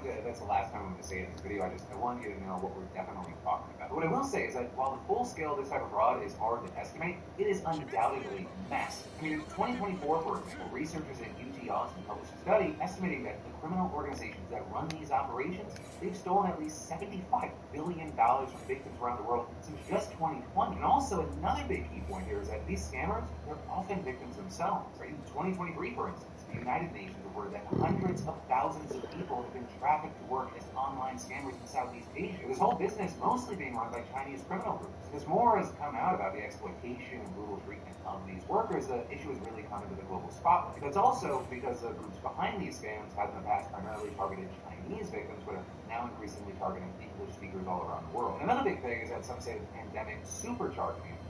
There were just simply more people isolated and alone to rip off, as well as more people at work who might have been persuaded to try scamming others, or who were vulnerable and ended up being trafficked into the industry. One of those examples being a South Asian man by the name of Devesh, where he had reportedly held down a job in the tourism sector until COVID. And a couple years later, he was instead working as a day laborer to support himself and his father and sister, with him saying, "I was fed up with my life. I was trying so hard to find a way to get out." But then, one day in 2022, when he was scrolling through Facebook, it seemed like his prayers had been answered, because a company in Thailand was apparently looking for English-speaking customer service and data entry specialists. The monthly salary being $1,500, which is far more than what he could earn at home, and post also claimed meals, travel costs, a visa, and accommodation would be included. So Devesh saying, "I knew if I got this job, my life would turn around. I would be able to give my family a good life." And so he sent his resume to a Telegram contact number, and an HR rep replied and had him demonstrate his English and typing skills over a video call. Devesh noted that it all felt very professional, and adding, "I didn't have any reason to suspect." And so he flew to Bangkok, and a few hours later, he was in the back seat of a Jeep with a young Chinese woman being driven to a city on the border of Myanmar, with him then being marched through pitch black fields by flashlight to the side of a river where a boat was then waiting, and finally he ended up at the gate of a huge compound surrounded by high walls topped with barbed wire. This compound is actually one of the most infamous scamming hubs in all of Southeast Asia. It's known as KK Park, and it's in the Myawaddy township of Myanmar, with satellite imagery showing how in just a few years it's grown from almost nothing to now include dozens of large buildings. But in any case, Devesh, he handed over his iPhone and passport. He was given a batch of iPhone 8s, and following his captor's directions, he set up dozens of fake accounts on Facebook, WhatsApp, Instagram, X, and Telegram, as well as even several dating apps, and he got to work. And as far as the place, he said he had to pass through airport-style metal detectors when he went into or out of the office, that armed men patrolled the buildings and guarded the compound. He also claimed that yawning was banned, the bathroom breaks were limited to 2 minutes at a time, and that he himself was once beaten because he broke an unwritten rule against crossing your legs while working. And then beyond that, we know from other reporting that people inside of these compounds have been subjected to torture, sexual violence, and other cruel treatment. Then with that, you had Devesh thankfully managing to scrape together enough money to buy his freedom, and he got dumped back into Bangkok without his passport, along with about a dozen others. With him eventually getting help from an anti-trafficking nonprofit by the name of International Justice Mission, or IJM. Then the guy who heads up the group's operations in Thailand saying about the whole situation, private sector corporations are unfortunately inadvertently enabling this criminal industry. With him adding, the private sector holds significant tools and responsibility to disrupt and prevent its further growth. And so that is the next segment we should unpack. Because to start, to be fair, the tech sector has of course implemented some anti-scam tools and policies. There you have experts reportedly claiming that these measures largely focus on the downstream problem, meaning that the losses suffered by the victims of the scam. So you have them saying that this approach, it overlooks the other set of victims, the people like Devesh, and ultimately it has little impact on the overall industry. And with that, also claiming that the tech companies could certainly do more to crack down, saying that even relatively small interventions could make a big difference. With, for example, a Wired investigation that was published back in February finding that scamming networks appear to be widely using Starlink in Myanmar. With them identifying 8 known scam compounds where hundreds of phones had used the service more than 40,000 times in just a few months. They also had identifying photos that appear to show dozens of Starlink satellite dishes on a scamming compound rooftop. Notably, Starlink requires a subscription and is able to geofence its services, so it seems like it would be easy enough to cut off the service, and so after all, its terms of use say that SpaceX may terminate Starlink services to users who participate in fraudulent or illegal activities. And in fact, the company has previously limited access in areas of Ukraine under Russian occupation, but at least after reporting, we haven't had any acknowledgement or indication that they might do the same here. But even with that, just knowing the locations of the scam compound with Starlink data to potentially offline, that might allow Apple, for example, to step in. And that because workers often rely on an iPhone to make contact with victims, and these have to be associated with an Apple ID. So with that, you have Eric Hines, a global analyst at IGN, explaining that if you have an iCloud account with 5 phones, and you know that those phones with GPS antenna locates those phones inside a known scam compound, then all of those phones should be script. The account should be locked. And then adding, this isn't like the other trafficking cases that we've worked on where we're trying to find a boat in the middle of the ocean. These are city-sized compounds. We all know where they are, and we watch them being built via satellite images. But also, all that I've said, it's actually the very beginning of the scam recruiting process that big tech can arguably make the biggest impact. Right? In particular, Facebook is reportedly the most common entry point for people recruited on social media, typically through ads posted in job seekers. The fancy trafficking experts noting that their phony advertising tends to follow formulaic templates and use common language. And they say that, in fact, they routinely report those ads to Meta and point out the market that they've identified. So, should out the platform's AI systems flag and delete content that break the law or violate the company's own policy, which I will say is something that Meta already does to some degree. Just last November, for example, the company claimed that it had purged 2 million accounts connected to scamming syndicates over the previous year. Of course, you have experts saying that Facebook routinely used the recruiting ads to disappear. But then also, similar to recruitment ads, fake profiles on dating apps tend to follow patterns that set off alarm bells. For example, they use photos copied from existing users, other social media platforms, or even made by AI. And then there's their scandalous behavior, right? They swipe too fast, spend too much time logged in, and most of them rely on pre-written scripts to reach out to targets. All of which should reportedly make it fairly easy for platforms to detect those signs and either stop the account from being created or make the users go through further checks. But again, scammers, they're still swiping, and once they develop a relationship on social media or on a dating site, they'll often move the conversation to a private messaging app like WhatsApp. And there, it gets a lot dirtier, right? Because there's a greater expectation of privacy. It's end-to-end encrypted, so I didn't even read the content of the messages if anyone thought that was a good idea. That said, however, it reportedly still should be possible for the company to pick up on optional behavior. For example, Jason Tower, the Myanmar country director of the United States Police, asked it, if you have an account that is suddenly adding people in large quantities all over the world, should you immediately flag it and freeze that account or require that individual verify his or her information? And then adding, the vast majority of these companies are doing the minimum or less. And if not properly incentivized either through regulatory action or through exposure by media or other forms of pressure, often these companies will underinvest in keeping their platform safe. In fact, to that point, what we've seen is that social media companies like X, Meta, and others, they've laid off hundreds of people from their trust and safety departments over the past few years. And then we see things like more recently, Meta rolling back its moderation and fact-checking efforts. So that is connected to Sever, right? That seems like more of a major shift that they partly brought on by the election of Donald Trump, who also opposed strict content moderation, promising to take action against foreign governments if they use measures that would, quote, inhibit the growth of American companies or force them to moderate online content. But the Trump shift also matters because he's been especially supportive of deregulating crypto. And even issuing a number of pardons for high-profile white-collar crooks who are connected to the industry. Crypto is not really something that we've touched on before, but importantly, it is vital to scamming and organized crime in general. Then another separate but still connected thing, especially with Trump, is this dismantling of USAID. Because among other things, he reportedly ended programs working to help people traffic into scam content.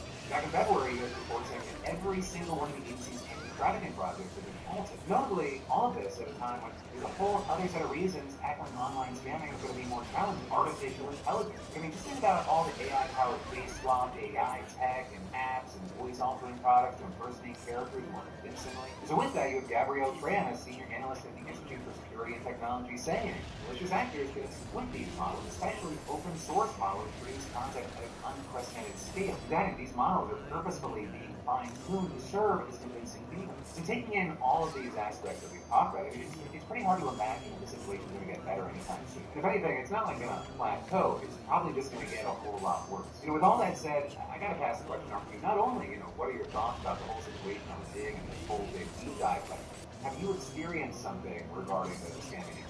Was you or someone you know or a victim, or you were able to avoid it or report it? But that is where today's show is at. Thank you for watching. Thank you for subscribing. And remember, I'll see you on Monday because I got a brand new show for you every Monday, Tuesday, Wednesday, and Thursday at 6 p.m. Eastern, 3 p.m. Pacific. Love you. Mean it. Bye.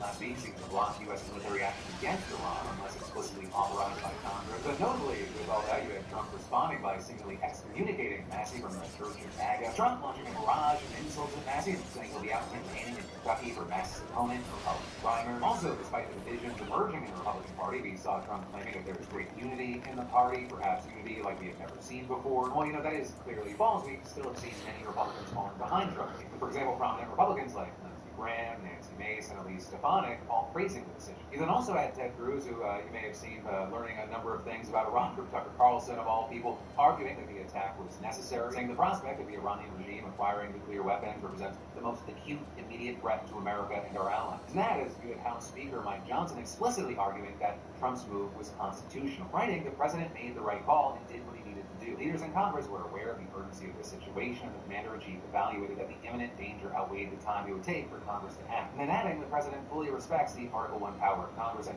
tonight's necessary, limited, and targeted strike follows the history and tradition of similar military action under presidents of both parties. Also, something that's got a big spotlight on it is that not all Democrats are against Trump's decision. Right now, because you had Democratic Senator John Fetterman backing Trump's move. I'm saying that Trump strikes were the correct move, and adding, Iran is the world's leading sponsor of terrorism and cannot have nuclear capability. And adding, I'm grateful for and includes the finest military in the world. But for now, we're going to have to wait to see what happens both internationally and domestically. Right? How does Iran continue to respond? How does Trump respond to that? And then domestically, it's going to be very interesting to watch that play out, though I will say Trump has a majority of Republicans on his side, so like the possible impeachment attempt, I imagine that's going to be dead on arrival. But we've also seen lawmakers from both sides of the aisle demanding that Congress approve any further military action. And so in the meantime, as we wait to see if this is going to escalate into a full-blown war, I gotta pass the question off to you.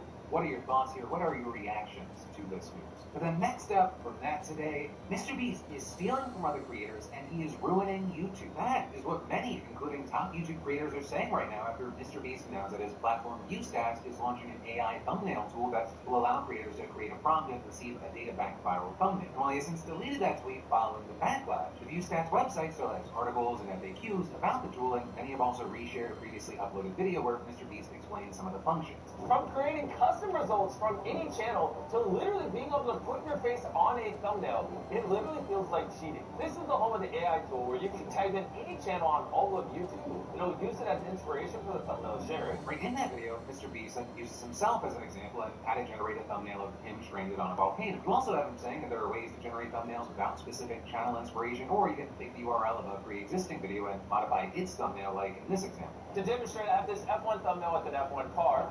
And so in the prompt, I'm just going to simply type in, change F1 car to minivan. That is all I'm typing in. I'm going to hit generate. Let's see what it produces.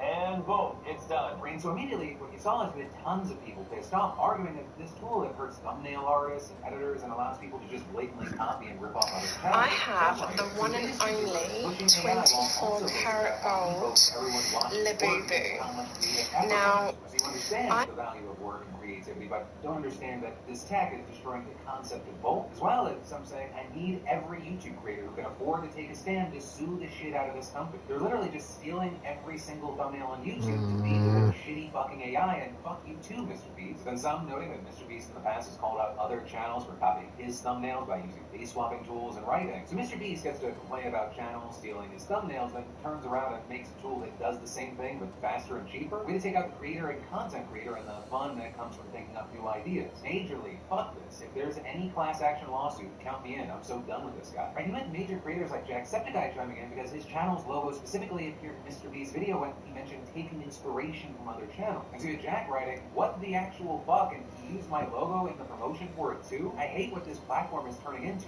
Fuck AI. So far what we've seen is that Mr. Beast appears to be open to the pushback. The seeing this one creator saying that he had a conversation with Mr. Beast to make these complaints clear, and then Mr. Beast responding by saying, I appreciate all the feedback. I love the YouTube community more than anyone can even remotely comprehend. Already working on changes like face swap should only be used to swap your face on your thumbnail, obviously not others. Adding overall, I'll build this more in a way to be inspiration for artists / a tool they use and not replace them. Very good feedback. My goal with Ustats is to build tools to level the playing field between people like me with 300 employees and new creators that can't afford a small army. Right? And then he also said that he's open to adding a tool that would allow creators to connect with thumbnail artists directly so that he can boost that community. So as far as what actually happened with Mr. Beast and Ustats, as well as what the reaction continues to be from the community, that remains to be seen. I mean, Mr. Beast on that, I appreciate the feedback reply, he got a ratio. So the main reaction there reading, wanting to level the playing field between those with 300 employees and those without means you want to make those 300 people redundant, meaning they won't have jobs. It seems like your tool is designed to enable firing your artists whilst getting $50 from everyone else. Out of touch, evil genius move.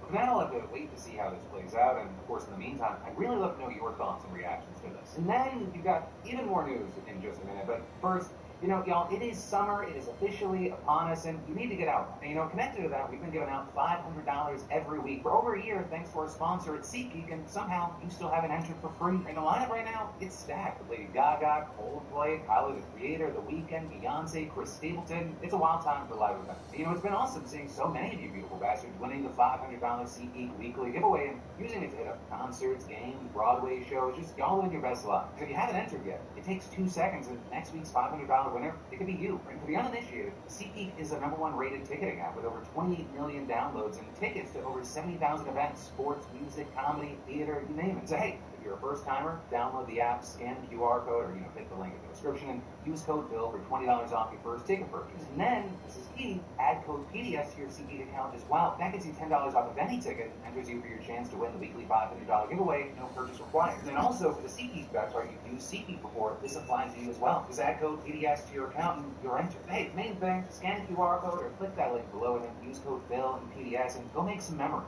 And then next up from that today, we've got to talk about how a potential mass shooting at a Michigan church was stopped by quick-thinking heroes. And we also now know this gun. This horrifying situation, it comes from a suburb of Detroit where over 100 people on Sunday were gathered for massive cross-country church. And according to reports, you had children that are part of the church's vacation Bible school. They were leading the mass yesterday when a gunman arrived outside of the church driving erratically, which caught the attention of staff as well as a churchgoer who was arriving late. With reports saying that the man then got out of his car in a tactical vest, armed with a rifle and a handgun, and he began firing while heading to the church. It hitting one person in the leg, but then, according to local authorities, a parishioner then struck the man with a vehicle and 2 staff members fatally shot him. So the Wayne Police Chief, Ryan Strong, telling reporters yesterday. We are grateful for heroic actions of the church's staff members who undoubtedly saved many lives and prevented a large-scale mass shooting. In all of this is you had other footage showing that the people inside the church heard what was going down and figured out what was happening. The live stream showing many ducking and running as gunshots were heard outside before Owen instructed them to head to the back of the building. It's just an utterly terrifying moment. And as far as the person who was shot in the leg, they sustained a non-life-threatening injury and they underwent a successful surgery. And so luckily, that was the worst of it. But as of this morning, we then got details about the shooter. And as it turns out, he's a 31-year-old whose mother was a member of that church, and he had been to a couple of masses with her over the last year or so. And with that, you have officers saying he may have been suffering a mental health crisis and had no prior contact with law enforcement. So right now, we just don't have an official motive, though you have some outlets noting that he had mentioned the church in 2 Facebook posts, but it's unclear what prompted this. And so far, we're just seeing things like officers saying that there's no evidence suggesting it's tied to the conflict with the police. We also had the church's pastor telling the AP that the suspect's mother wasn't present at the church during the shooting, but the pastor said that he had met with them before and told them. He seemed to really have some thoughts that were not threatening or anything like that, but he definitely had some thoughts as far as hearing from God. The pastor then applauding those who stopped him from getting inside of the building. And so all in all, while we wait to see if there's more to learn, we can just say, thank God that this is the worst that it was. Because truly, had it not been for the quick actions of a few, who knows how bad this could have gotten. But then next up from that today, we've got to talk about Trump losing ground in his most high-profile deportation case battle. We're talking about Kilmar.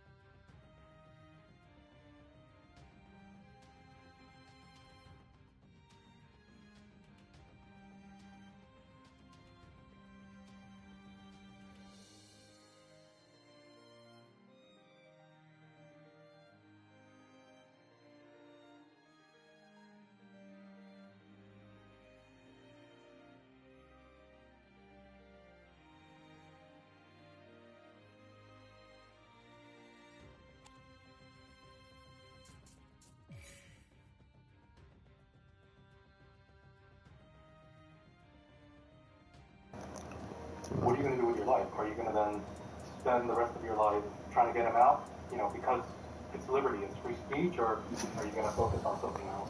Well, if Johnny Somali goes to prison, right, it's not going to be like years upon years into it. Few months, I'll be like, Okay, so this is the big one. This is a huge one. So essentially, you see him conceding. He would have never, 1 month ago, 2 months ago, 3 months ago. By the way, this is my question. That was my question that I gave him, which he asked perfectly, and he answered beautifully. And what I was looking for was this: he's already hoping that it's going to be a couple months, but he's admitting this. A couple months ago, he said there's no way, there's no chance, whatever. Now, he's changed his mind. Now he's like, oh, it's going to be a couple months. Well, I mean, now you're saying it's a thing now. You know, remember, these guys were all saying that I was just making stuff up, whatever. But even the top ally, Johnny Somali, is saying it is very likely it's going to at least be a couple months. Okay, well then you're admitting a possibility. So you're no longer saying that's off the table, right? By the way, we hit the goal. Thank you for supporting Hank's goodbye party. By the way, will you guys be sad to say goodbye to Hank? 72%, 73% of you said no. Guys, come on. Why are you so mean to Hank? Why are you so mean to Hank? And if you want to support the Mindset team, which always does need support, unlike Greg, you can go over to the Ko-Fi link, which is pinned in the description. That supports the whole team. I do want to do a little special thank you for some members of my team. So if you guys want to feel so kind as to donate over there, that really appreciate it. It's going to go straight to the team. This will not just as the SCT, which I have done a lot for, but the actual behind-the-scenes team that does stuff for all my topics, including the Somali stuff. So thank you guys. Okay, let's continue with this question. So he's admitted to a couple months. all right, that part of that my part is done. I'm moving to China. Select special one. Okay, watch. Right. It's not going to be like years upon years into it. Few months. I'll be like, all right, that part of that my part is done. I'm moving to China. There you go. So he's already planning. You can see this right now, guys. He's already planning his exit to China. You see it in the way he says it. He's like, he wants to get this side behind him, right? This is why I'm saying it's goodbye to Hank. You can see in his voice, he's like ready to go to China. He's ready to get out. And we're going to talk about the timeline. He may not. He's planning to move to China so quickly, the case might not even be over.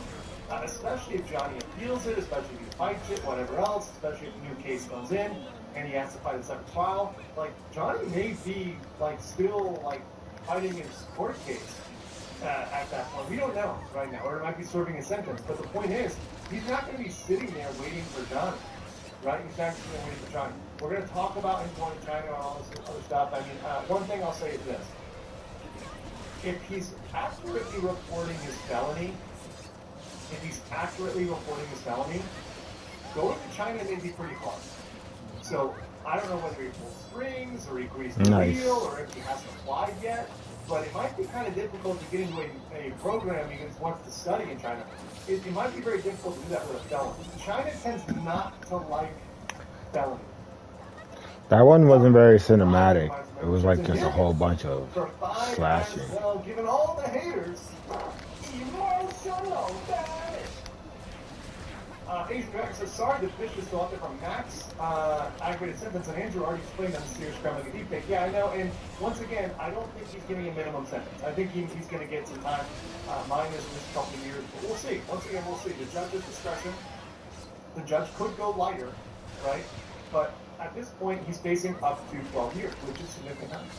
Junior Hernandez, thanks to you and the SCP, thank you. And I'm going to be thanking those I keep pressing X by accident. Really good people and done a lot of work. Ramsey will have an extended stay in South Korea. Quantum Michigan says, has Hank ever made it through a complete sentence without difficulty? I don't think I've seen him get past 5 words with brain stalling out. You know, I don't want to mock him for that. You know, he's clearly had some troubles, and even I stutter and have a words. I forgot it was only 2. I should have used my ultimate to end it. You know, that's not anything. But oh my god, my end moves back. It's back to raw ranked. What are that new characters even? I've never even fought against them. Fuck them. Pieces of shit. Ooh, I played my first ranked match against characters I haven't even unlocked yet and smashed them. Hell yeah. I only won one match. Well, I just won my first one. Ooh, crazy. Like, you know who it made me want to use? Somebody whooped my ass with that dude with the 2 knives. Like, they're like little, like, they look like little daggers. I don't And they're like sharp. I think it's from the beginning of the game, or the beginning of the whole story. I forgot you haven't really seen it like that either. Beige Illuminati said, not sure if this was asked before, but how was Hank Birthday event points. Mama. Yeah, there's some kind of event going on for one of the characters' birthdays, I guess. In the stream, how essentially the dad side wasn't bankrolling him, so it's mom. Mom is very rich. Mom's from the background. Once again, I don't think that's really relevant, and also people need to leave. And I unlocked for my first character. I had enough points after battling you. About the one character I wanted. Go back to the menu where you pick like versus mode, practice, or story mode. Press, I think it's the touchpad button. And then go, okay, commit 2-point shop? Yeah. I think we did that one. And that's where you buy all the stuff, all the customization stuff. Crazy stuff. Over 20,000 USD. This is not for real. Really? This is for like the while you're doing versus? Yes. Hank's tough guys are almost as much as our guys are. I agree. Okay, Bigfoot is for 5. Thank you. But it's not in ranked, but yeah. That gear stuff, yeah. Okay. Hey Andrew, along with this K-drama, and I think that his saga, he may be like his. Damn. I'm a little hesitant to click next. I don't know how far I can take my streak. That's my enemy. It's basically the same thing from Demon. So, oh my god. The perfect explanation is it's Tekken 7 going to Tekken 8. It's all the same moves, all the same characters, but now they're just juiced a little more. Okay. Sorry, CC. So it seems like you won't be able to smash some things. Ooh, and there's so much more. And then in ranked, it's only 2 matches. That just took myself by surprise. I was like, I'm going to save this and really hit him with the big combo, and then it was over. I was like, oh. No wonder he kept trying to hit me with being fancy. When are you planning on actually going there? By what month, what year?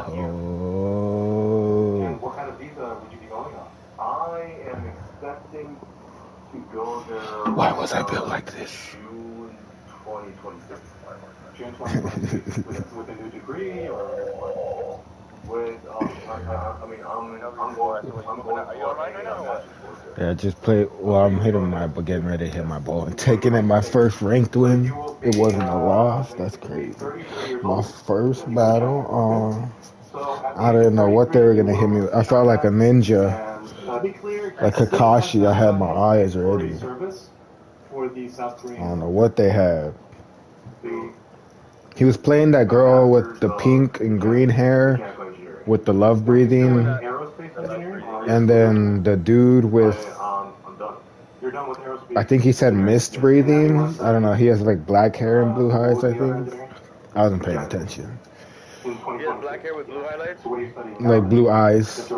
I think they were blue eyes. I don't know. And then blue highlights at the end of his hair? I don't remember. Yeah, I wasn't paying attention. I was just like, what the fuck? I don't have these guys. I just gotta focus. That was a good follow-up. He kept hitting me with some cool shit though. Very good follow-up question. I like that one. Okay, I think I will never stop. Okay, so that really was like the core legally relevant stuff. I mean, obviously, if he's going to China, right, he's gonna have some problems with a student visa, particularly for a master's program, if he has a felony showing up. That being said, could he grease the wheels? Maybe he has connections there. If you have connections, like, once again, in the world, even in America, by the way, guys, we saw this with admission scandals in a lot of Ivy League schools. If you have connections, if you're in the elite of the elite, exceptions are made, right? Big donations are made, and, things happen, right? So, is it possible there'd be some grease in the wheels or whatever else there to get him into China again? Sure. Thank you so but much. I think that may end up being more costly now, especially since his reputation is out there. So that was just really a horrible part of being involved in Somali stuff. Because it damaged his own future.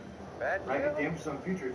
If he just had his problems in America, and he said, hey, I haven't been doing anything bad for the last while, that's fine. But then all this stuff shows up. And universities care about their reputation, right? They do care about their reputation. So I'm very concerned, Rank, that he's may not get in or may have problems. Who knows? Who knows? Gamercom says, going to school is a way to avoid Elizabeth. Yes, that's one way. Space Tech says, do you think this was, he was doing it because it was funny? I think he did. He thought it was a little bit like trolling, and then he realized it's not funny anymore when he's hanging out so much. Cheated Docs before an Hey Mindset, been watching her only a month. Love your input. In legal terms, could you explain why Hank and Somali are S-tier losers? I mean, Hank has his own issues. I mean, Hank has just personal issues he should have worked out on his own. But the problem is Somali preys upon people that are vulnerable. And in my opinion, Somali preyed upon people. In my opinion, Somali preyed upon people.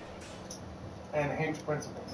And once again, Somali has no principles. It's just whatever's convenient to him. So he took advantage of what Hank believed in to get this far. But, you know, Hank considers himself his friend now. So they're kind of like bought in, right? Because there's so much opportunity cost where, you know, Hank has spent 20,000 USD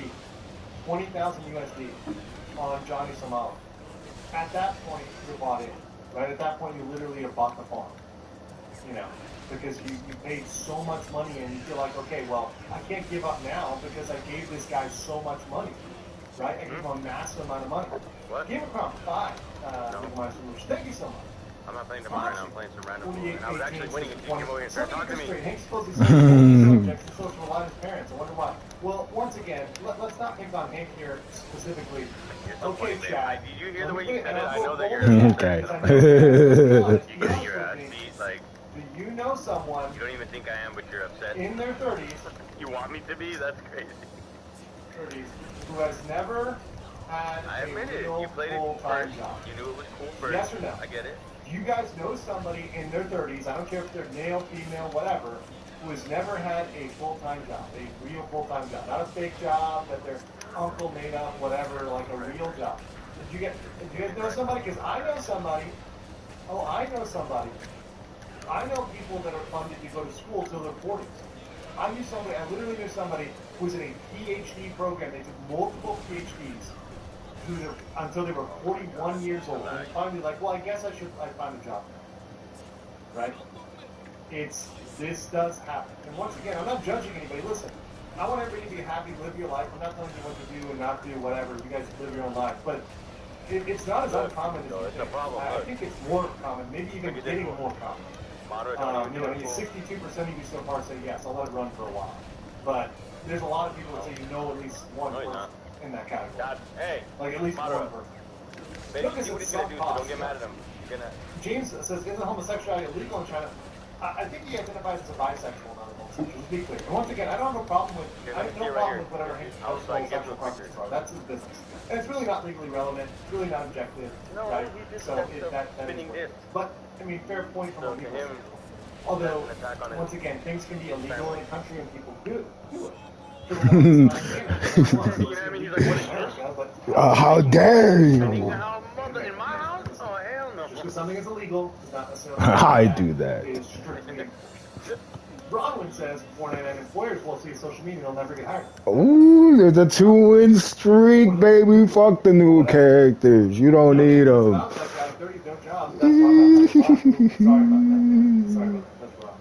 That's rough. You know, everybody hits rough patches. And look, I get a lot of empathy for people that hit a rough patch. Everyone's got them. I have rough patches. And I'll probably have rough patches in the future.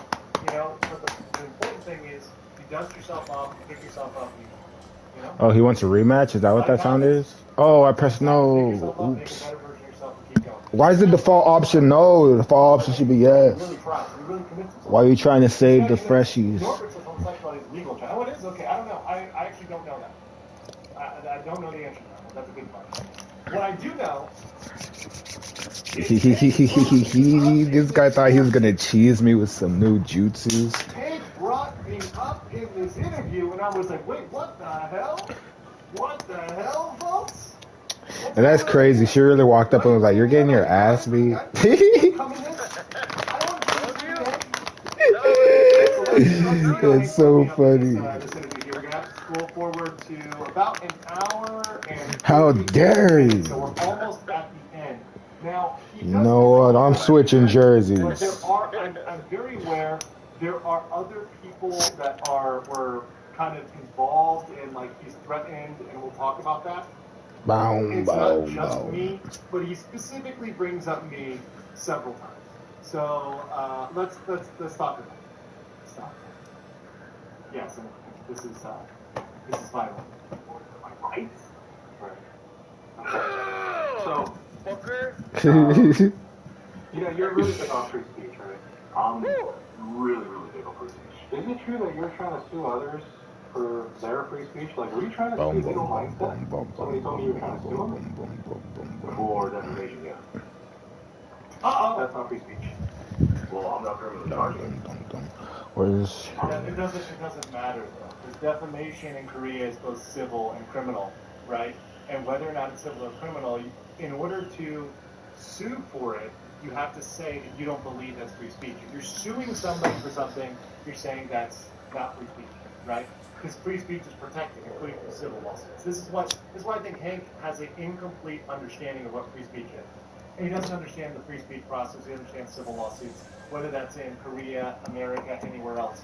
If you're saying something that is protected speech, that's free speech. You can't sue for defamation. I said, I'm getting mad and it's all your fault. Free speech. Now, different countries define free speech differently.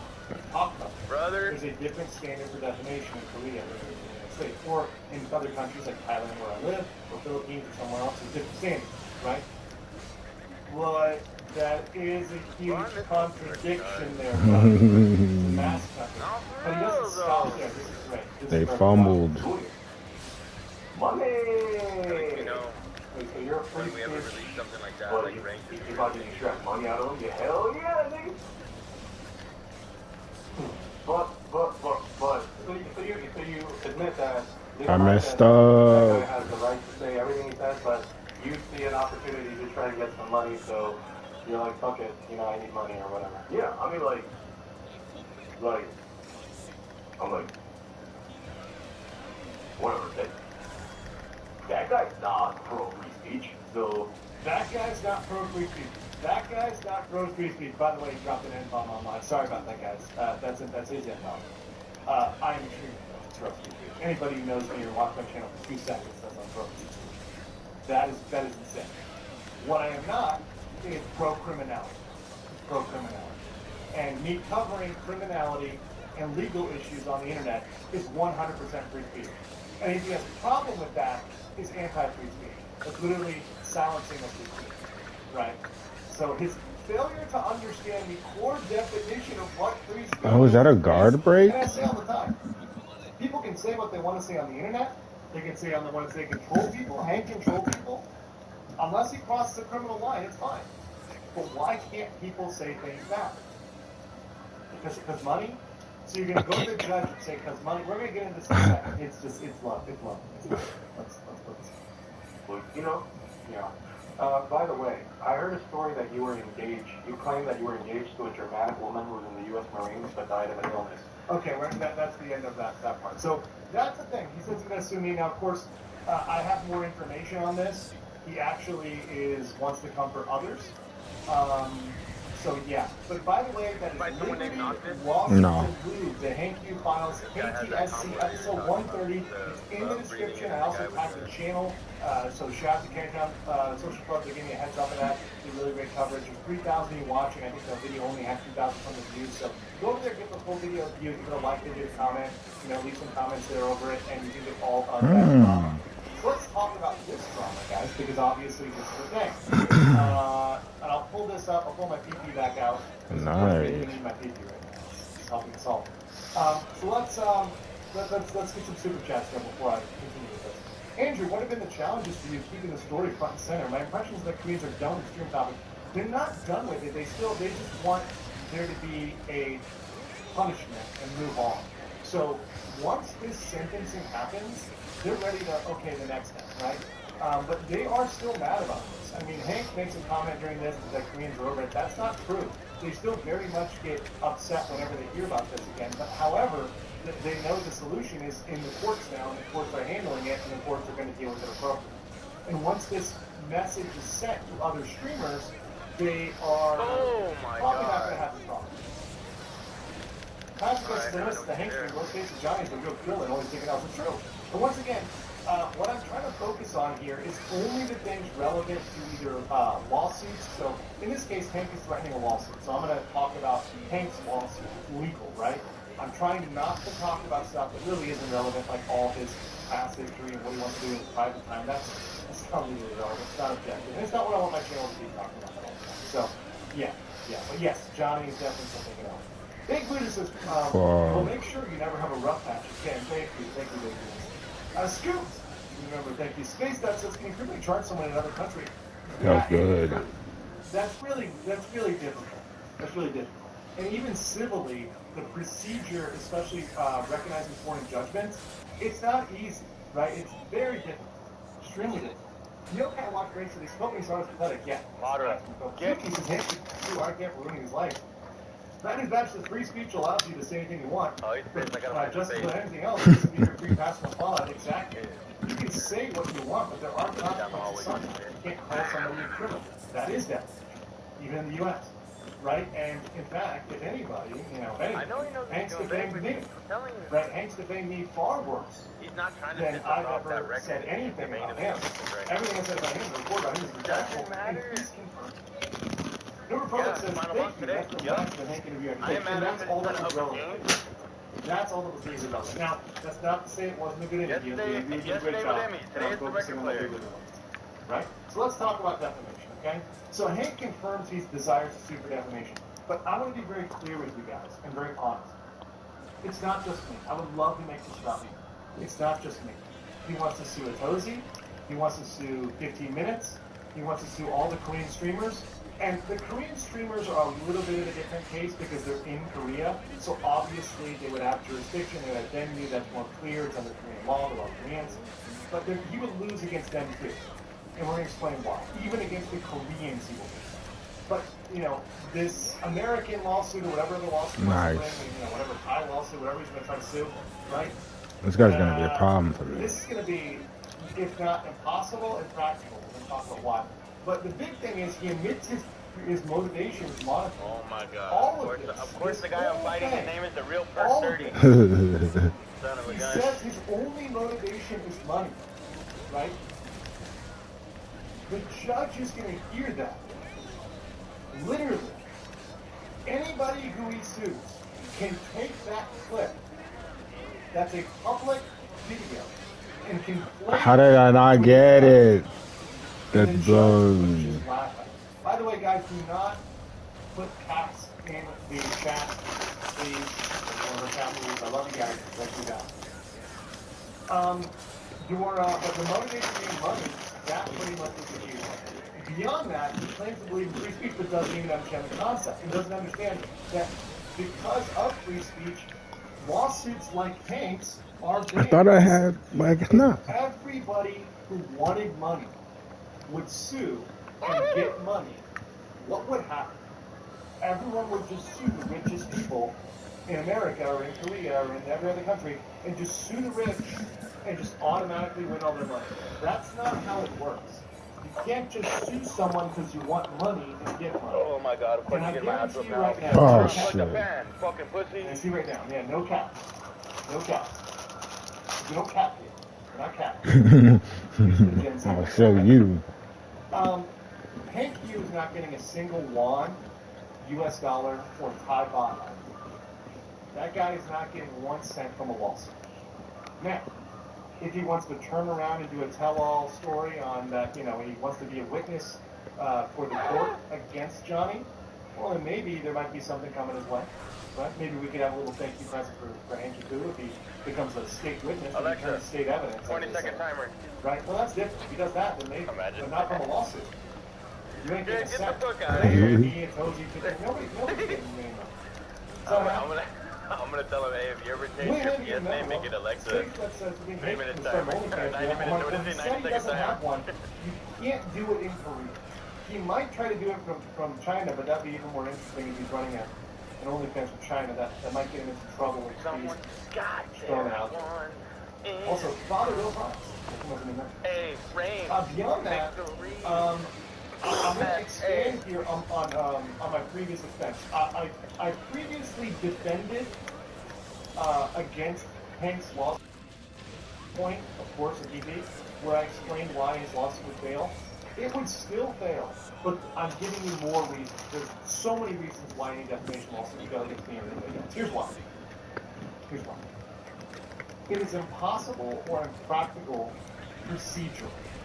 So there are massive issues of standing and vending.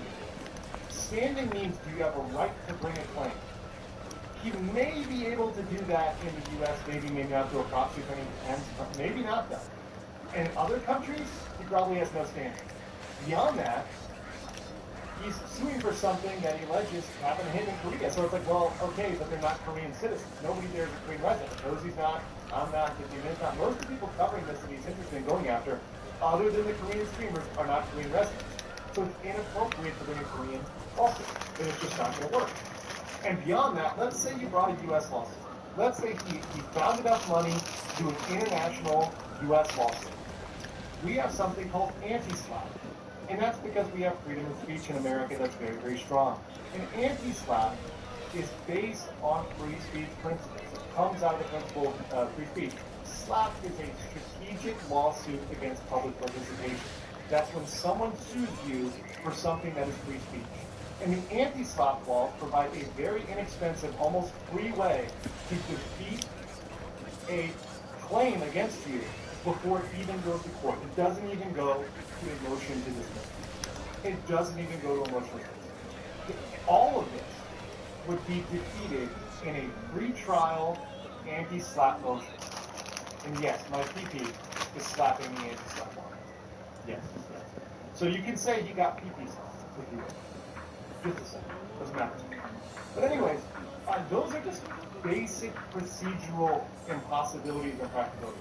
But beyond that, all the reporting that everybody has done, myself and everybody else done, has all been factual, and Hank just confirmed it. Hank just literally confirmed it. Hank said that everything he said is true. Okay, thanks, Hank. And not only that, he told us more. He gave us more. The other thing is there's no damages. The biggest thing you have to have is a reputation. If you have a bad reputation, you cannot sue. And I've talked to Korean lawyers about this and people in Korea. If you have no reputation or a bad reputation, you can't sue. And there's no damages. You know why there's no damages? He's not working. He has no product. He has no business. He has no prospect. So what is the damage? What has he lost? He's lost nothing. His reputation was already enough, so there's nothing to lose. There's no damages. That's another reason why it's not by itself. I thought I was blocking him time, but that's not. At this point, nobody. As far as I know, unless Grandpa Atozi is hiding a Hank lawsuit under his cap, which he might be, because I don't know what's under his cap. If you see Atozi's cap, it's kind of sketchy. I'm not going to lie. There might be something under it. But that said, unless old Grandpa's got one under his cap, I haven't heard of anybody being sued. So, in this case, it's all talk. Most people that are going to sue, they just sue. They just sue. And then they talk back. They don't threaten or whatever, they just sue. By the way, I'm going to end the poll. 57% of you know somebody who's never had a job in the business, just like him. I mean, once again, tutoring part-time is not a full-time. I'm sorry, it's not occupation. So yes, that's, I mean, honestly, it's sad, but so nobody's been served. So serving means he's got to like bring the lawsuit and give it to someone. Nope, and we haven't seen it, so it doesn't exist, in my opinion. So why is this the final chapter for Hank? Why did I entitle today Hank's final chapter? This is not to be, I'm not trying to be dramatic about this, but I want to say why I don't think I'm going to be covering much of Hank at all in the future. And you may not hear about him, and maybe some of you are going to miss him, maybe some of you are gonna be like, oh, you should cover, you know, Hank said something on Twitter, oh my god, you should cover it, oh my god, oh my god, oh my god. Well, here's why I really don't want to do that, and why I think it's the final chapter of that product. To date, to our knowledge, Hank has not been indicted of a crime. He may be in the future. He may be in the future. But right now, he's not under criminal indictment, as far as we know. If he is, we'll find out. He appears to be trying to separate from Somalia. You saw his language. You saw his body language. And beyond that, he already has a very specific 2026 Chinese exit plan. We're going to call it Czechsit. Like Brexit. It's Hank's Czechsit plan. He's already got a plan. When you have a plan in mind, you typically are at the stage in which you're like, I'm going to do this, bro. Like, if your case isn't wrapped up, I'm going. Like, he's not going to put he can't put his life on pause for that long in Korea.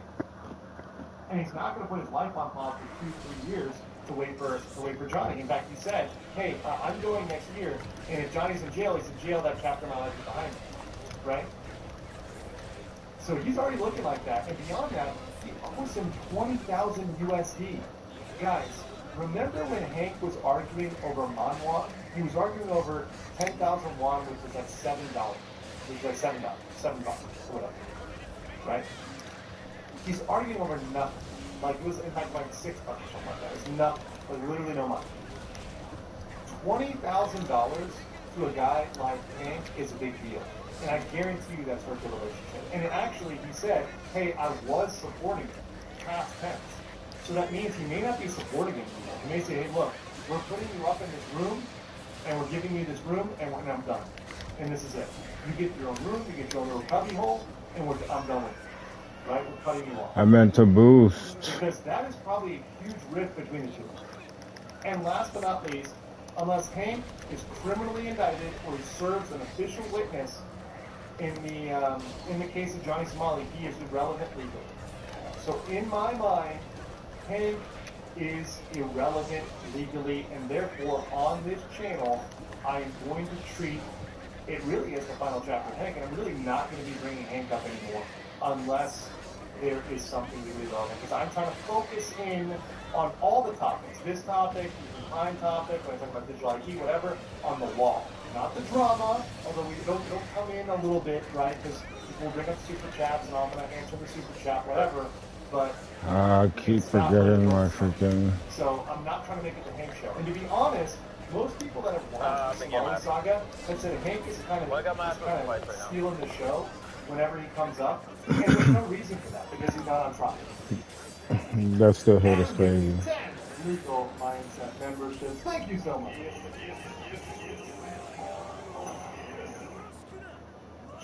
James C. Beeching says Oscar Wilde found out his cause don't super slander is what the person says is actually true, and it would only be what we call a lol suit, LOL, because it would just be a joke that would be thrown out of court, and actually it wouldn't make me money. Because if he sues me or a Tozy or 15 Minutes or anybody else who's covering the Somali case, right? Anybody that sues Aspen or whatever. No, it's not an outfit. Says, hey, Nux, I'm not 10,000% mermaid dude? That's yeah, that's a demon. If he sues anybody on the internet, I'm going to cover it and make money. Well, maybe you I know. Maybe you need to rewatch your shit. Right? So Super Andrew, or I mean, no, that's the guy I'm fighting. The demon's name is Super Andrew. I'm getting my ass whipped, babe, for the simple reason of this. I don't recognize these guys, these characters I haven't fought them yet. So, I'm getting dazzled, pretty much. I'm like, ooh, you know. Not repetitive enough to be like, oh, he moves to China. The production and selling of explosive material is prohibited there. Anyone doing so means it's a life in prison. Why are you warning him? I mean, we're trying to help Hank out. Look, listen, guys, listen. If Hank can turn his life around, that's fine. I do feel bad he was traumatized as a kid. And I do believe some of that stuff. I do believe that a lot of that stuff is true. I genuinely believe that. And I do believe he went through some really bad stuff. And I do believe, you know, look, going to jail is hard on anybody. And the guy did some time. You know? And that was hard. Some weird stuff happened in jail. Watch the video. I'm not going to play it, but some weird stuff happened in jail that's going to mess with anybody. Right? Michael contends that OnlyFans is banned in China. The ban was enacted in mid-July 2025. A moral and degenerate Western culture No, he probably does. It's not wrong. Babe, if he look at him, I doubt it's really that not wrong. they paid someone to create this character just for the game. Listen to the anime. Well, I don't know. You're probably right. I don't know. That Hank should have caught some charges too. So then let's watch the show for the getting started right now. Okay, then. sure, but he hasn't. And I'm not going to keep stringing you guys along with promises that Hank is going to get charges because he's not. Well, not. You call my frankly, bluff. guys, to be honest with you, he's well connected in Korea. So part of being well connected is keeping your family out of trouble. No. Right? And I'm not saying anything untoward happened. I remember the mouth eyes, though. You know, generally people say, okay, well, parents will take care of the kid, okay. Maybe that was one of the bad guys, like final form, that he only just took like, like for a example, second you know, before if he you're a got kid and killed. your parents come out and the police caught you doing something you shouldn't have been doing, you know, the Sounds like she's a fake fan. I was firing some illegal fireworks in Miami. We bought them in South Carolina. The border heights shoot up in the air and explode. Those are illegal. Okay, I think it's time for Warzone, actually. When I was a kid. They came out. Yeah. You can't. Shut up. You're getting Trump. Right? That's sort of the situation here. One more. Oh, you want me to do it like that? Okay. Space that for two. Since your Oh my god, I don't know if Mata hawking up a hairball. Thank you. My PP is unlegible. Would you just Hank would be calling him and not legally relevant? I mean, that's pretty hard. Yeah, listen. I think it's not legally relevant that he has that he thinks and dreams about that. Look at Joseph playing that Battlefield 6 open beta. Oh, that's right. It's open today. And it's not going to work. So, once again, you know, I mean, come at me, bro. You say to a stream in a day or two. I'm trying 3 streams a week. That's my new schedule. Like, so I'm going to go to the Woodstock Hendrix performance real quick. Open this door and just relive that over. Hoping this evening, you just can't believe what you're seeing. You're hoping this evening, the truth is all day, and now you are mobbing. You're hoping so hard. Hoping you see them.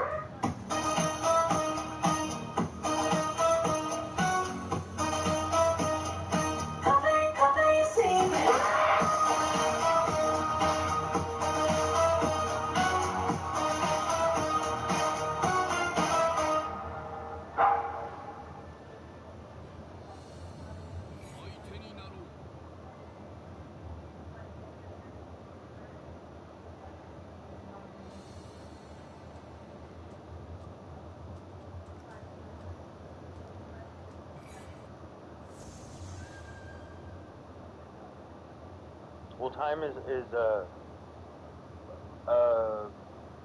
structured constraint for us to be able to hold up this dimension, right? As we can perceive it right now. So it's like right now. That's why when you go in outer space, the astronauts, when they're looking down at Earth, they're on a different time schedule. How is that possible? It just means when you're not close to the middle, I guess that time is slower, or it just doesn't matter. You can be up in space for 3 months, and then you come back down to Earth, and like years, I think like almost a year or a month, or like years have passed. So if you would be in heaven, maybe time is so non-existent. Like the minute you get up there, you blink your eye, and then it's like a bunch of people get into the party that you're throwing all at once, and they're all arriving at the same time. Like, oh, what's up? Oh, what's up? Oh, what's up? You know? My bad, Demonic dude.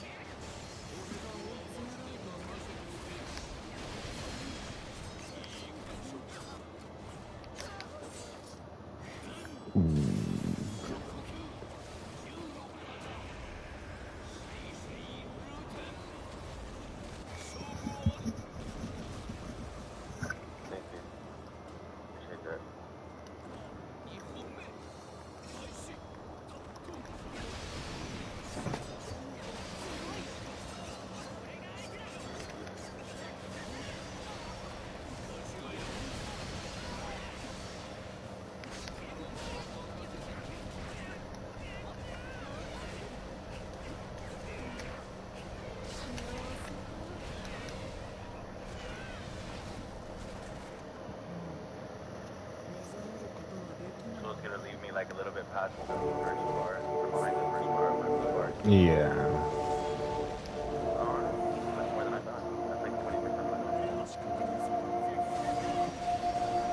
Ooh, choo choo choo choo. What the fuck is this? You really want to play Warzone right now or what? Because if you're not into it, then I don't want to do it. I need to play ranked. Oh, you say okay? I'm gonna beat your ass. What are you trying to say? You got 2 more to win. Yeah. Okay, then I'll play some Battle Royale then, so that way I can unlock my rank. Yeah? Yeah, cause you're afraid. Even if you unlocked rank, we couldn't play together. Cause I'm too high of a rank. Bro, okay, you know what? Watch.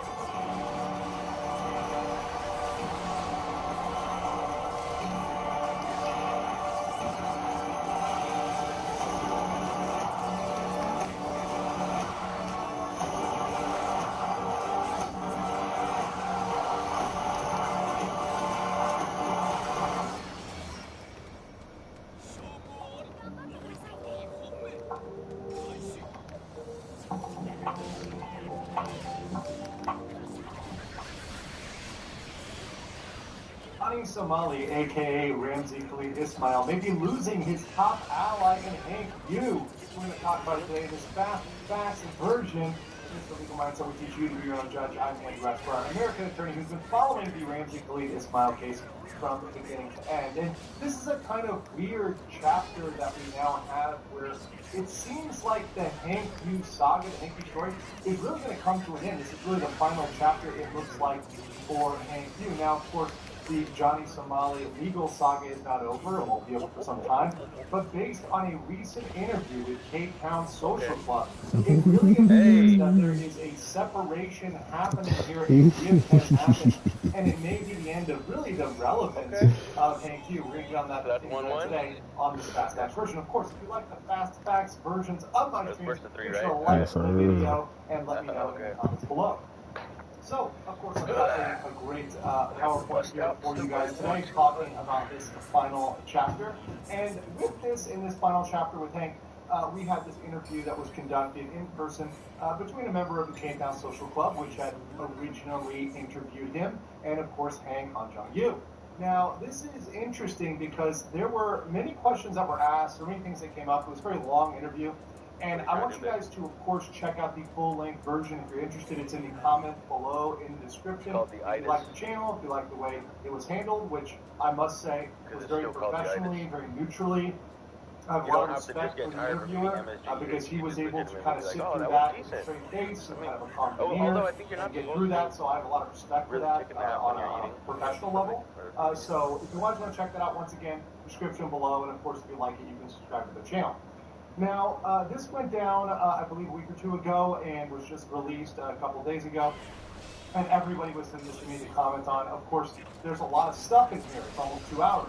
But of that, only about 5 minutes of it is legally relevant. Or really relevant to the case at hand with Johnny Somali at all. One important thing that happened, though, was is that there were some questions that I submitted to the interview. He had asked me privately some questions, and he didn't say they were my questions. He just asked them like they were regular questions. And when they were asked, they were answered very well, and I'm going to talk about the reactions there. But one thing I want to talk about is what is irrelevant, because this is something, and I've talked about kind of my coverage and how I'm trying to focus on what's relevant and legal and objective versus what is drama or what is kind of not really going to do anything for the legal case one way or another. So the majority of this interview is irrelevant. Now, It may be good cinema, it may be good TV, it may be good drama. That's perfectly fine. If that's what you like, hey, go check out the full-length interview. There's a lot of stuff you'll probably laugh at or enjoy or whatever else. But essentially, a lot of the stuff in there, like Hank's long history of mental health issues and diagnoses, his background, his interfamily relationships, debating over his combat prowess. Hey, the reason my circle was turning orange to red, you were about to break my guard? Yeah. His time in prison and many stories from prison, some of which have very graphic details. And once again, children should probably not watch this interview. It is very adult. And then last, personal history, we'll put quotes around that, and the details of his history, including some of his personal life, bedroom life, etc. That's all really irrelevant, and I'm not going to go into that. I'm not going to harp on that. Hank tells his own story, and you can listen to it and take it with whatever grain of salt you want to take that. The only legal relevance that I see overall a lot of this having, other than the few questions that were asked, were that Hank admits much of the speculation about him. So he's asked a lot of questions that are speculative about his past, about his history, his family. Too late. Pretty much confirms what people have been saying online. And that's very interesting because a lot of that stuff is only damaging to his reputation. Not that he had a sterling reputation or a clean reputation beforehand, but his reputation is certainly not improved by this interview. It is certainly only damaged by this interview insofar as this confirmed thing. And another thing that's going to bring up, because he brings up a defamation lawsuit at the end, or at least threatening you're standing a lot of these things. He's removed his ability to claim defamation, essentially saying, hey, no, these things that have been said aren't true, so they are thus not defamatory, particularly in jurisdictions like the United States, which the majority of the streamers that he talks about, the proper opinion of the United States, would be completely barring any sort of defamation claim for reporting what he said himself. So let's get into it, and I want to bring up a couple things. First of all, he does bring up his time and people knowing him as quote-unquote the Asian Nazi, that sort of these meme photos he says he took. Here's one with the Pakistan flag, all that good stuff. You know, he's got some in the Confederate outfit. So he does say, this is one thing I'm going to actually agree with Hank on here. He says all of these photos, the stuff he was doing in Confederate cosplay, etc. He says he doesn't support the Confederates and that he would have supported war crimes against the Confederates, etc. But he says that all this would control people online. And, you know what? I actually believe him. I actually genuinely believe Hank is controlling people online. But beyond that, this information about him and his past and his cosplay and whatever else, it really isn't legally relevant. He was never charged with a crime for cosplay or whatever else, or taking photos online. And largely trolling people online is I think if it doesn't even work, you should walk in there and be like, hey, Billy. Usually, and I'm putting a little asterisk sorry, there, I have to guys. come in here for Usually, my not student. always. Sometimes trolling goes too far. But usually, trolling is not illegal. And usually, trolling is free speech. And actually, I might get embarrassed, but I ain't gonna get mad. I don't believe in free speech. I actually do believe in free speech. Insofar as if you are not breaking a crime, you can troll people online. And I don't care whether you're on the left or on the right or center, or if it's whatever it's about, it could be teasing different, people, whatever. That generally is legal. So this side of it really, if he says he's trolling and he wasn't convicted for crime, okay, yeah, sure. Trolling. How about you turn on the fan? People can take that the way they take that, and how they view you is their own opinion. And of course, many people have bad opinions, and people don't care about his trolling. But that came up during the interview. The next thing, the next questions were the questions that are relevant. Now, there are several questions that were relevant there, and mainly I'm going to focus on the ones that I asked. So I asked questions related to his money and related to what if Johnny gets killed. And he answered those questions. So related to the money, of course, and you can see the full response, the full video. If you want to check out my live stream, I play the video. We're going to go through it bit by bit in the live, but I'm just going to summarize it here for the fast version. So about money, he's asked, hey, how much money have you spent on Johnny? Like, how much have you spent on him at all? And he actually admitted to spending around or perhaps over $20,000 USD, 20K USD, legal fees, housing, etc., paying for things for Johnny, etc. About 20K USD invested in Johnny's money. That is a lot of money. In fact, for somebody who has not been working until recently, he does admit that he just got out of school and now he's tutoring, right, to make some money. But for someone who's not working, that's a lot of money, and certainly if that was going to someone's family, and now their family knows they're spending 20K, all I had to do was breathe on me. I mean, I was dead. To another person, that wasn't going into Hank. Hank was pretty much fully underwriting that. So that's a lot of money. That's significant. And when I saw him answering these questions, in this manner, you can kind of see this in a screenshot of when he was talking about the money, he actually seemed hurt by this. And he seems to realize, and be bright enough to know he's probably never getting that money back. He realizes he's probably never getting that money back. He says he did it on principle, because it aligns with his values and beliefs. But at some level, I do believe Hank wants that money back, and he knows that Johnny really isn't going to have the capacity to do that. Beyond that, the second question was about prison.